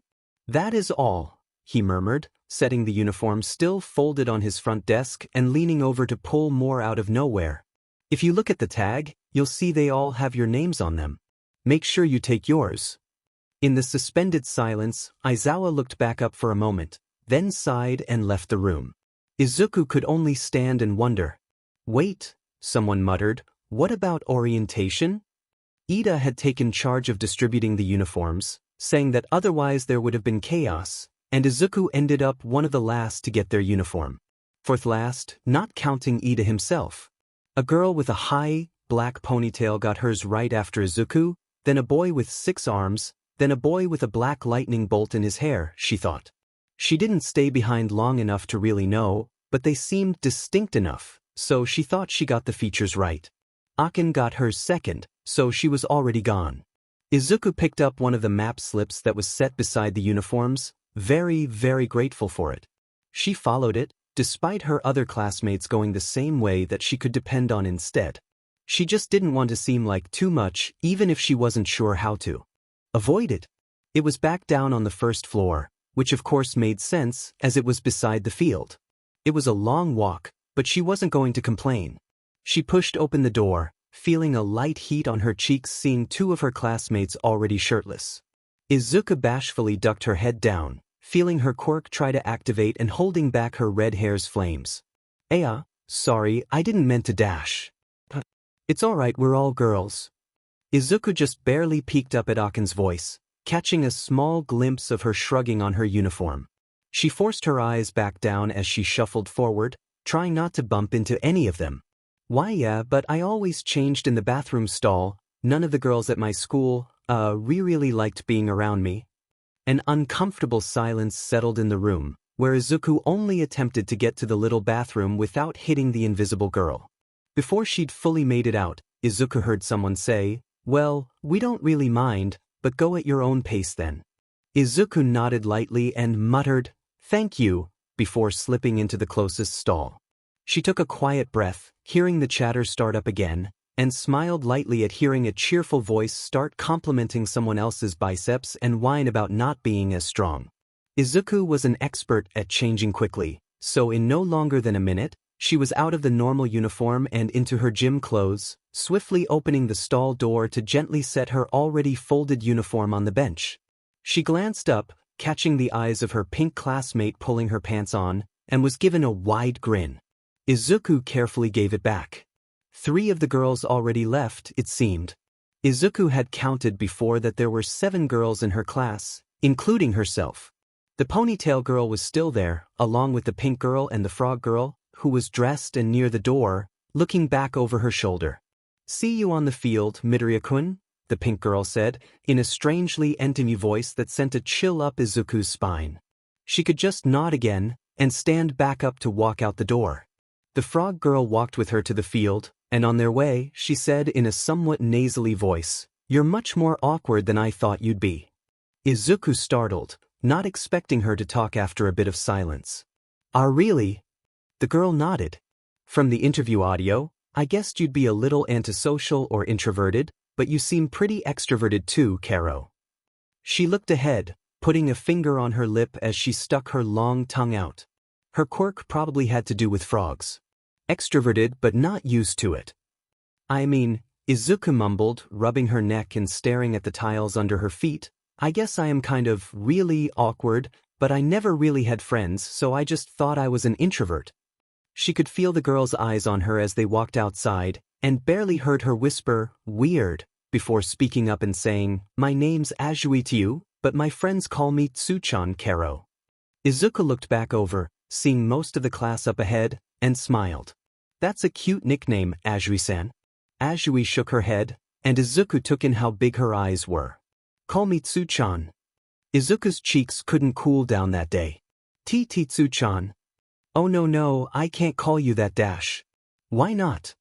Because," she stammered, trying to find an excuse and finding her mind blank instead.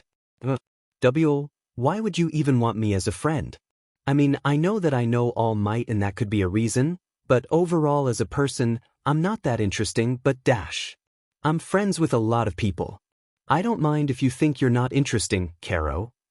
Having nothing to counter her words, Izuku simply nodded meekly and stopped walking when they made it to the rest of the class, face buried in her hands. She heard Kaken snicker somewhere to her left. After a few minutes, Izuku had pried her hands off her face, finding Aken and Tsu on both her sides. The rest of the girls had made it, a little more scattered, but a few boys were probably still not there, since Aizawa still stood off to the side, eyes grazing over them once in a while. A boy with purple hair stood nearby, leering at her. Some of the other girls too, now that she was thinking about it. He gave her bad vibes.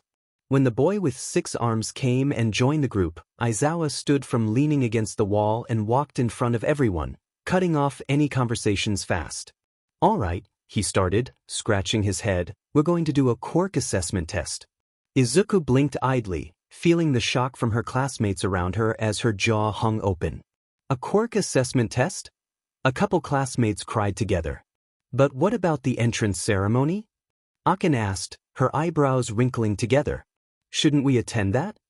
"There's no time to waste on those kinds of events if you want to be heroes," Aizawa stated blandly. The class quieted down quickly under his gaze. He continued. "UA is known for its freestyle education system.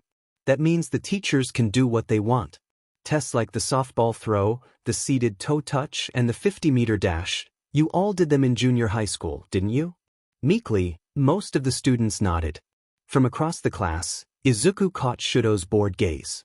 "You weren't allowed to use your quirks then, as the country still mandates that type of equality. It's not rational. The Department of Education is lagging behind." Suddenly, Aizawa looked over at Izuku and gestured to the circle behind him. "Midoriya, what was your record for the softball throw?" She blinked questioningly, trying to remember for a moment as she walked over to the circle. 62 meters. He nodded and tossed a ball over to her. Great. Now try throwing it with your quirk. You can do whatever you want, just don't leave the circle. Whatever she wanted. That seemed easy enough. With her navy hair, she could make a tunnel of wind too. Shoot the ball forward. That wouldn't work with light blue, which, now that she thinks about it, it might be easier to call it ice instead, or maybe cyan worked. Neither with gold and could work with fire, but she'd rather not. And light green, if she stuck with the single-word color name, she'd have to think about that one, simply wouldn't do enough of anything, so that was out of the question. However, the problem was she didn't want to show off or scare her classmates. While she tried to tell herself she wasn't letting it get to her head, simply because thinking it was made her uncomfortable, she did know that her quirk was a lot more powerful than that of the people around her. So, she didn't really want to use the full capabilities of her quirk, not on the first day. Izuku could ease into it, try to figure everyone out first and make sure they wouldn't be scared of her, or think she was looking down on them.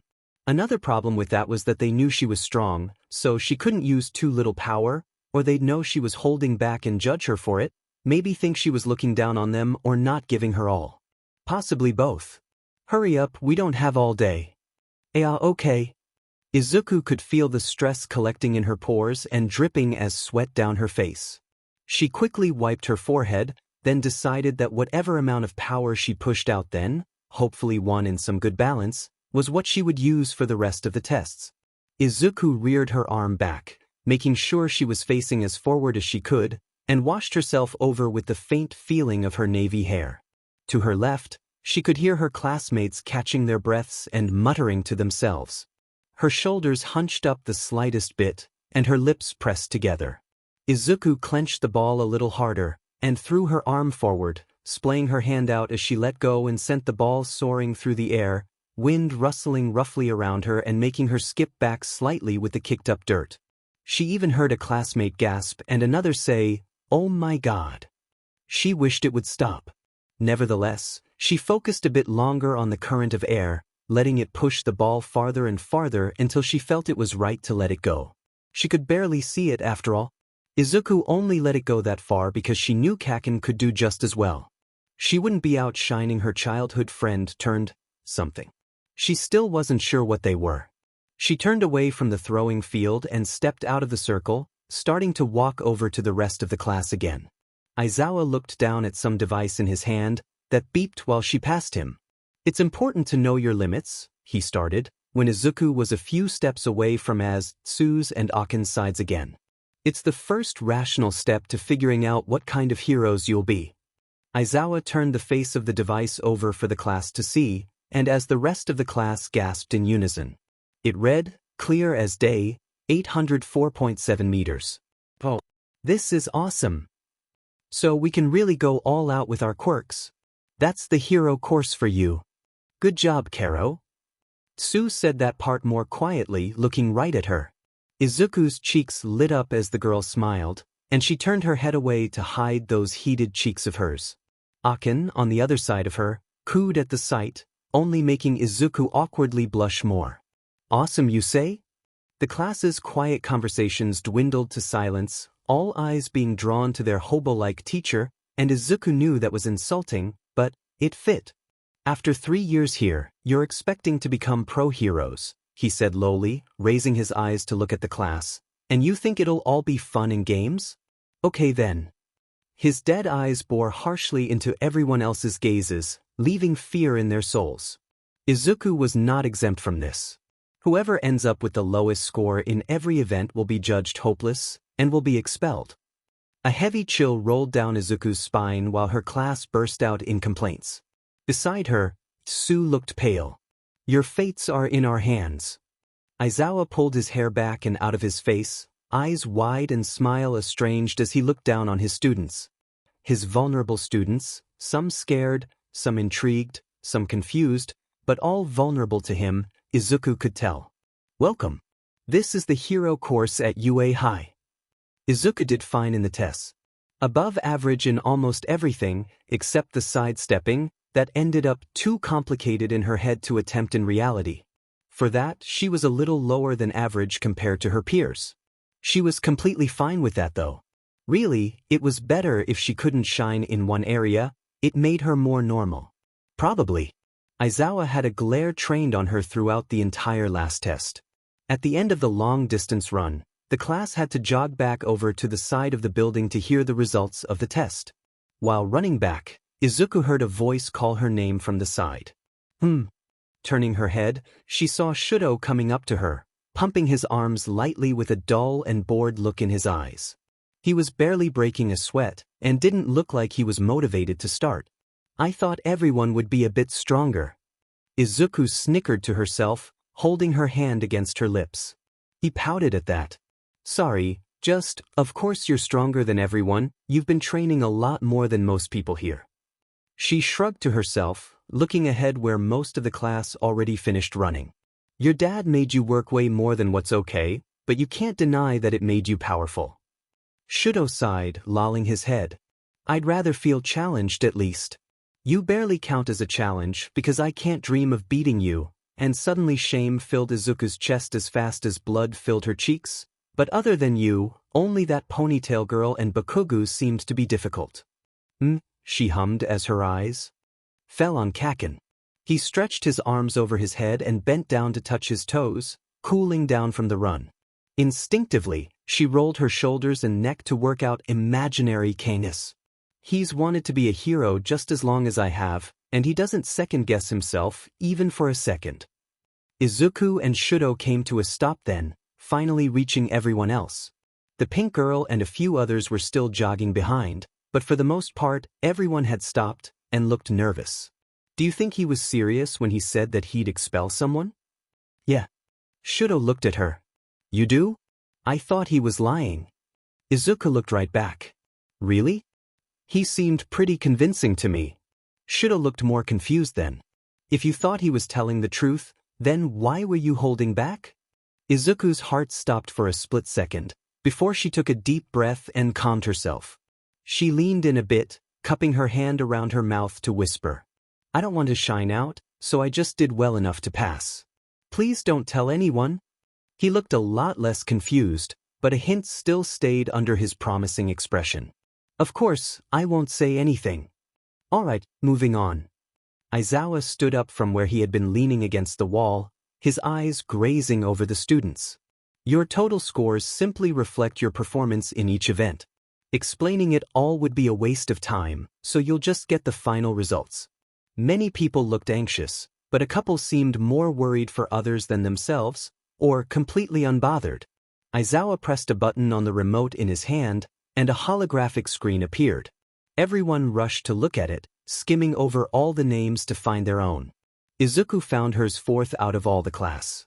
She let out a relieved sigh, catching the eye of their teacher. She looked away quickly. Mineta Minoru, Aizawa started, making eye contact with the short, purple-haired kid. He looked like he peed his pants. You're last in the rankings, so naturally, this means I'm expelling you. A chill went through the class as a deafening silence fell. The only sound that could be heard was the boy's whimpers as he tried to make sense of his situation. Izuku felt bad for him, despite catching him looking at her earlier. However, I'm feeling generous. Midoriya Izuku. Startled, her voice broke. Yes, sir? You're also at risk of being expelled. Your attempt to diminish yourself and your strength was pathetic, and I refuse to have a student like that in my class. Looking in Aizawa's eyes, she could feel her classmates' gazes on her, and her life being decided by her teacher's decision. She could barely breathe, barely move. It was suffocating. If you show me your full power right now, then I'll reconsider removing you both from the school. While this calmed her racing thoughts down a bit, it did no help to her anxiety. Her hands shook, and she had to divert her gaze to the ground. I was. You have a choice, now make your decision. She clenched her fist, resigning herself to her task. It wasn't just for herself, after all. Meeting eyes with the violet-haired boy, shaking and sweating, she steeled herself, swallowing her shame in being exposed as a liar. Aizawa-san, what do you consider to be my full power? Anything you can do with your quirk using maximum effort. Nodding, Izuku turned away from her teacher and classmates, giving herself more than enough room to work without hurting anyone. As she mulled over what to do, she noticed Akin trying to walk closer. No, you can't get too close, it's dangerous. Oh okay. She nodded to herself, having decided what she'd do. She breathed deeply, calming herself as she drew from the power. Smoothly, her hair turned icy blue, and her skin felt warmer, just a bit. To use her full effort, she needed to extend her ice as far and fast as she could, without hurting anyone. Looking down, she noticed frost already forming on her shoes. She decided to start. As fast as she could, she forced ice to erupt from the ground, piercing the air with giant icicles and throwing dirt up with it all. Additionally, she created a pillar, launching herself upwards into the sky. When her feet left the top of the ice and all she could see was light blue and fluffy clouds, she realized she'd gone too far, and turned her hair green once again. Yet she thought she could do more. She started falling. Izuku squinted against the harsh wind, locating the ground below. Seeing the ice pillar right below her and taking a split second to congratulate herself on a perfectly vertical launch, she used the next to choose her next move. While she could control the wind to catch herself, if she acted fast enough, she could melt the ice before doing so, and abandon the awkward clean-up from atop the pillar. Her hair flashed a brilliant red as she forced flames out of herself, throwing it down as she plummeted. While it destroyed the ice, it engulfed her just as fast, and the burning sensation surrounding her left her stunned, for almost too long. A mere second before it would be too late, she changed her hair back into navy, pushing the flames and ground away to reveal herself to the class.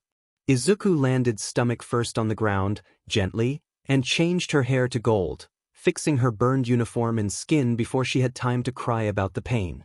Somehow, it was quieter than before. Her demonstration was very loud and elaborate, so maybe that made the stillness now seem too stiff. Looking around, she noticed a bit of fire and ice still left, and stood up to clean up her mess.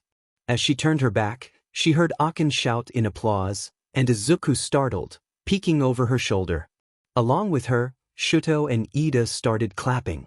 She bashfully continued cleaning, allowing a smile to grace her lips. Good job, Midoriya.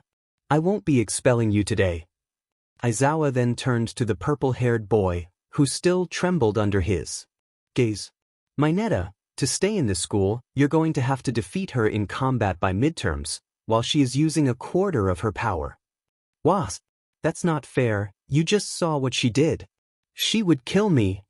A hero is not supposed to kill, only to fight and restrain. She will not kill you, especially not on my watch. So, he intimidatingly said, eyes glowing red and silencing Mineta, you have a choice. Either you figure it out or you get out. I'm sure there's a school out there that would enroll a UA reject. With that, Aizawa walked away, saying only to change and get back to the classroom. All the students glanced at each other, and slowly, some came up to Izuku. That was really cool, I mean the way you launched into the air. The pink girl sucker punched the air and smiled widely. Izuku had to smile back. Thank you, I think I did well. It was perfectly vertical. Wow, really? That was a plain-looking boy, other than the fact he had a giant tail thicker than his leg. So you went straight up? You keep amazing me. Akin giggled, stomping on a small fire for Izuku. I mean, you're so strong, but you're so sweet and meek. It's really weird. I think it's fun, Karo. And unique. Her cheeks felt like stovetops at that point. Come on, I used to be a pretty normal person. Keywords used too. Kakin hit the top of her head, surprisingly gently, then stuffed his hands back into his pockets. Now you go around carrying fridges with one hand and hiding from reporters with the other. I haven't done that in months. I just use normal weights now. Yeah, they're normal for experienced weightlifters. I said I used to be normal. The people around her started laughing, but not at her expense. It was a warm, inclusive laughter that she felt compelled to join in on. Akin pulled on her shirt, wiping a tear from her eye. Come on, we need to get changed. Izuku relaxed, assuring her hair was green before she followed Akin away. Maybe she could be herself. Maybe it wouldn't scare people off to be powerful. She smiled at the prospect. Hopefully it was right. Bubblegum balloon. Sugu's what? Smiley face. King what? Bubblegum balloon. Midoriya Izuku is in my class. Laughing face. Brain dead. Wow, good job IG. Udaning. Lucky BSRD. Brain dead. Sorry, what was that? A breeze? Udaning. I'll kill you. King. Wait, you're in my class? Chicken wing. Swear jar. Brain dead. Swear jar. Bubblegum balloon. You're in my clad too? What the helk? Udaning. Insert Spider-Man meme. Definitely not Midoriya Izuku. Well, I can say that as I am definitely not Midoriya Izuku, that means I am definitely not in your class. Soba. Hello brain dead. Did you get my DM? Brain dead. Izu STFULH. Yeah, I did. I need time to respond. Soba. Understood. King. Are we just skimming over the fact that one of you random strangers is my classmate? Mine? Bubblegum balloon. Your Majesty, I thought I was a Valkid subcasi of yours. King. Doesn't mean you aren't a stranger. I literally joined this chat today and one of you is in my class. Chicken wing. Would melons be Midoriya Izuku's class? Definitely not Midoriya Izu. Chicken F up a sentence. Bubblegum balloon. Holt sheet IT happened. The demon inside you. Why SDS. Definitely not Midoriya Izuku. The king is OFF his do. All hail our new at king. King. Yes, praise me. Bubblegum balloon. All hail. Chicken wing. I hate all of you. Soba. All hail. Udaning. All hail. Midoriya, I need to talk to you. Looking away from her phone, Izuku found the purple-haired boy standing next to her, looking uneasy.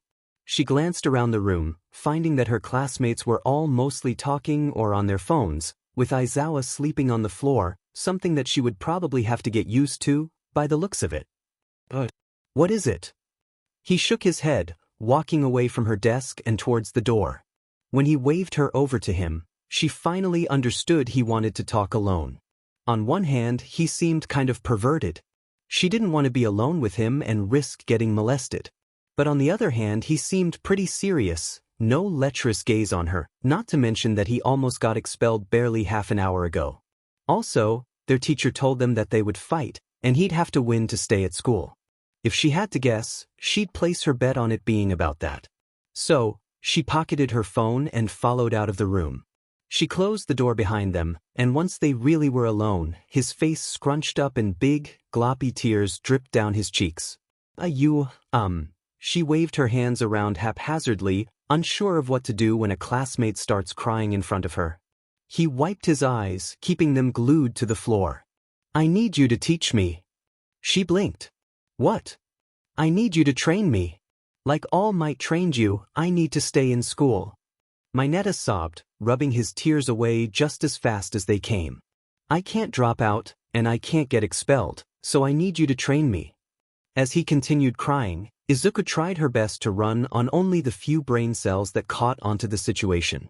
Well, I'm not much of a teacher, but I guess I can try? He hiccuped and sniffed, nodding without another word. When he did speak, however, it prickled her skin. I can't believe I need to ask for help from a girl. Izuku supposed there were multiple things she could work on with him. I'm going to go back to my seat now. You can head to the bathroom to clean up, okay? She pulled her phone back out as he nodded, and shut the door as he turned away. Izuku sighed, opening the chat again to find even more messages. Really, sometimes the chat never shut up. Not that she minded, of course, it just meant she needed to catch up a lot. King, my first decree shall be that swearing is legal for any person. Brain dead. The minute, that's my favorite rule. Soba, it's okay brain dead. Bubblegum balloon, all hail our Jing. King, my second is that definitely not Midoriya. Izuku is a nerd, and shall forever be a nerd. Udaning, I guess we can't argue. Chicken wing, poor girl. Soba, I'm not sure what you mean. King, I mean that she's a nerd, duh. Soba, but what does that imply? Bubblegum balloon, poor sweet boy, so innocent, so pure. Brain dead.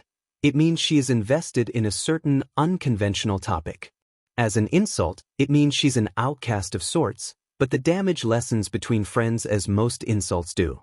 King, you really don't know? How do you type so fast WTF? Brain dead. I have fast fingers and foresight. Shizuki, how come you are texting at this time? I was under the impression that many of us are high school students, and these are the hours we are in school. King, who's that? Soba, hello Shizuki. She is a very calm part of the chat, and is very kind towards everybody. For Shizuki, hello Soba, welcome to the server King. I'm happy to make your acquaintance. King, hey. My third decree is that Midoriya Izuku, the real one, is also a nerd. Bubblegum Balloon. I think I know whi you are now. There had been so much to read. By the time she made it back to her seat, she was still reading. The last message scared her a bit, but one glance at Akin and she felt more secure in her online identity being undiscovered. Definitely not Midoriya Izuku. I leave for one goddamn minute and you tarnish my good name. King, who am I then? Soba, welcome back, how was your trip? Bubblegum Balloon, suspicious eyes. Your Majesty I'll DM you. Shizuki, oh I didn't realize you were online Izu. Definitely not Midoriya Izuku, hi. My trip was fine. Chicken wing, oop gotta go bye guys. Shizuki, goodbye. Soba, bye. For some reason, Akin stood up and pointed at Kakin. His eyes widened and he stood up as well, pointing right back at her. She then burst out in laughter, and Kakin was left standing, looking as baffled as Izuku felt. Before she realized they were just speaking in their direct messages, and had just identified each other. She tried her best to not feel anxious.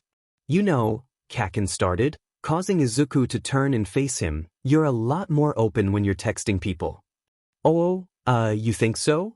I mean, they don't have any expectations for me, good or bad, so I guess I can just be, I guess. Kakin nodded, leaning back in the train seat. Izuku bumped her knees together, peering just over the brim of her hat to see him fiddling on his phone. She could tell it was the group chat, but she didn't feel like going online just then. Rather than texting people, she wanted to cool down, just sit still for a moment.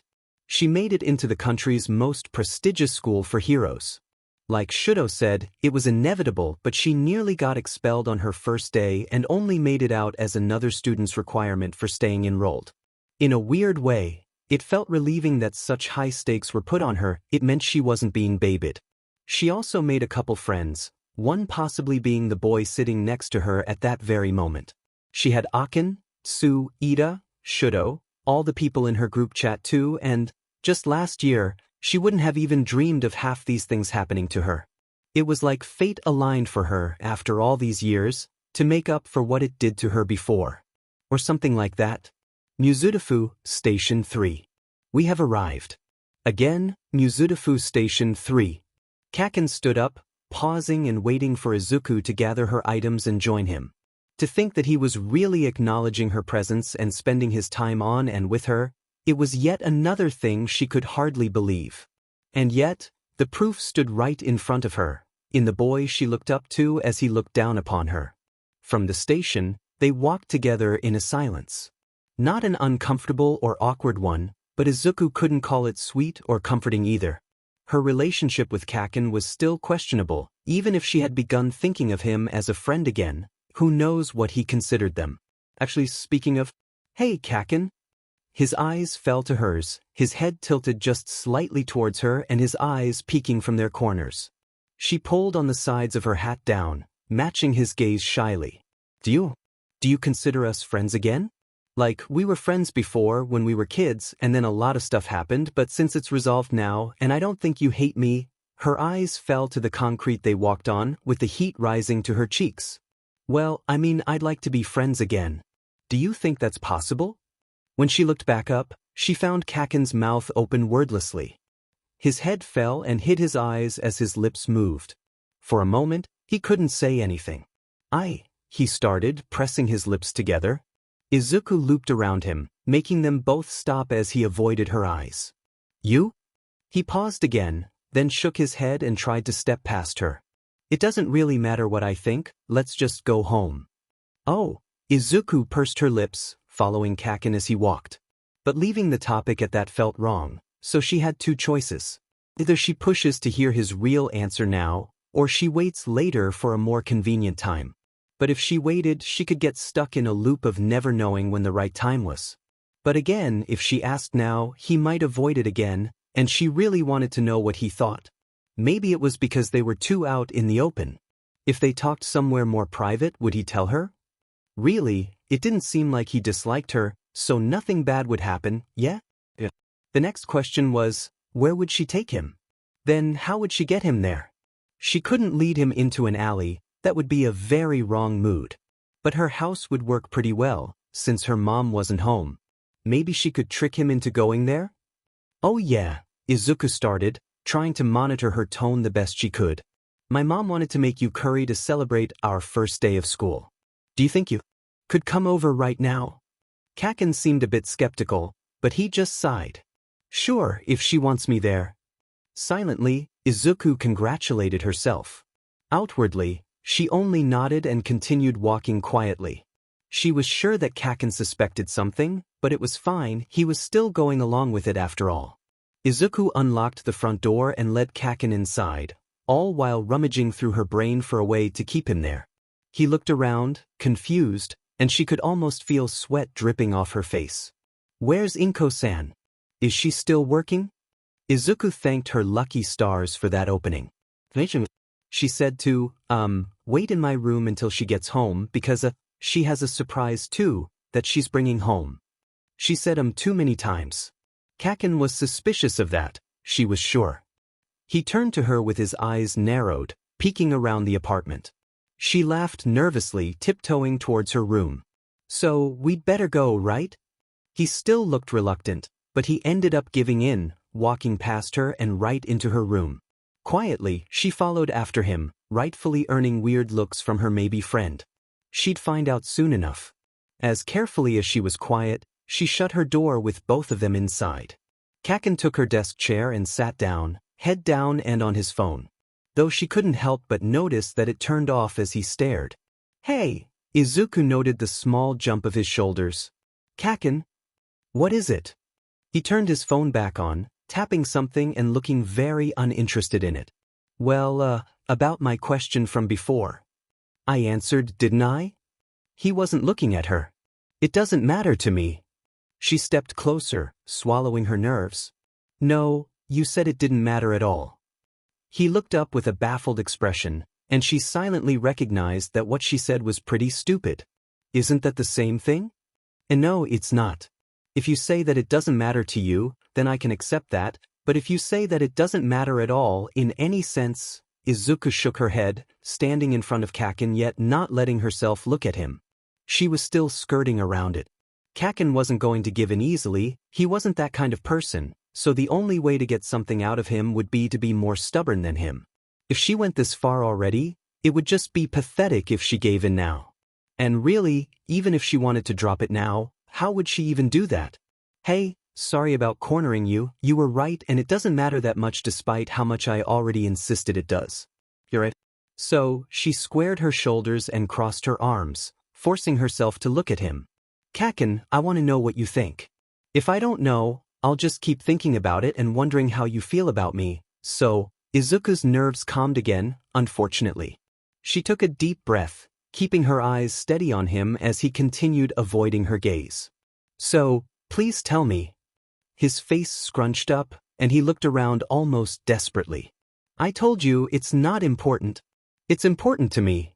Izuku squirmed, feeling the atmosphere grow more and more awkward, more stifling. She really wanted to let it go now, but she couldn't. Silence settled between them, where he held his head low and his phone slowly switched off. Kaken didn't react to that. Finally, he opened his mouth, and Izuku ensured her eyes never left him as he spoke. I thought it was really horrible to you. I don't have an excuse, that's just how I was.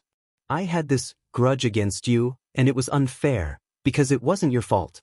I got so excited when you said you had a powerful quirk, because that meant that I could make myself more powerful by being around you, but when it didn't show up, I blamed you for it.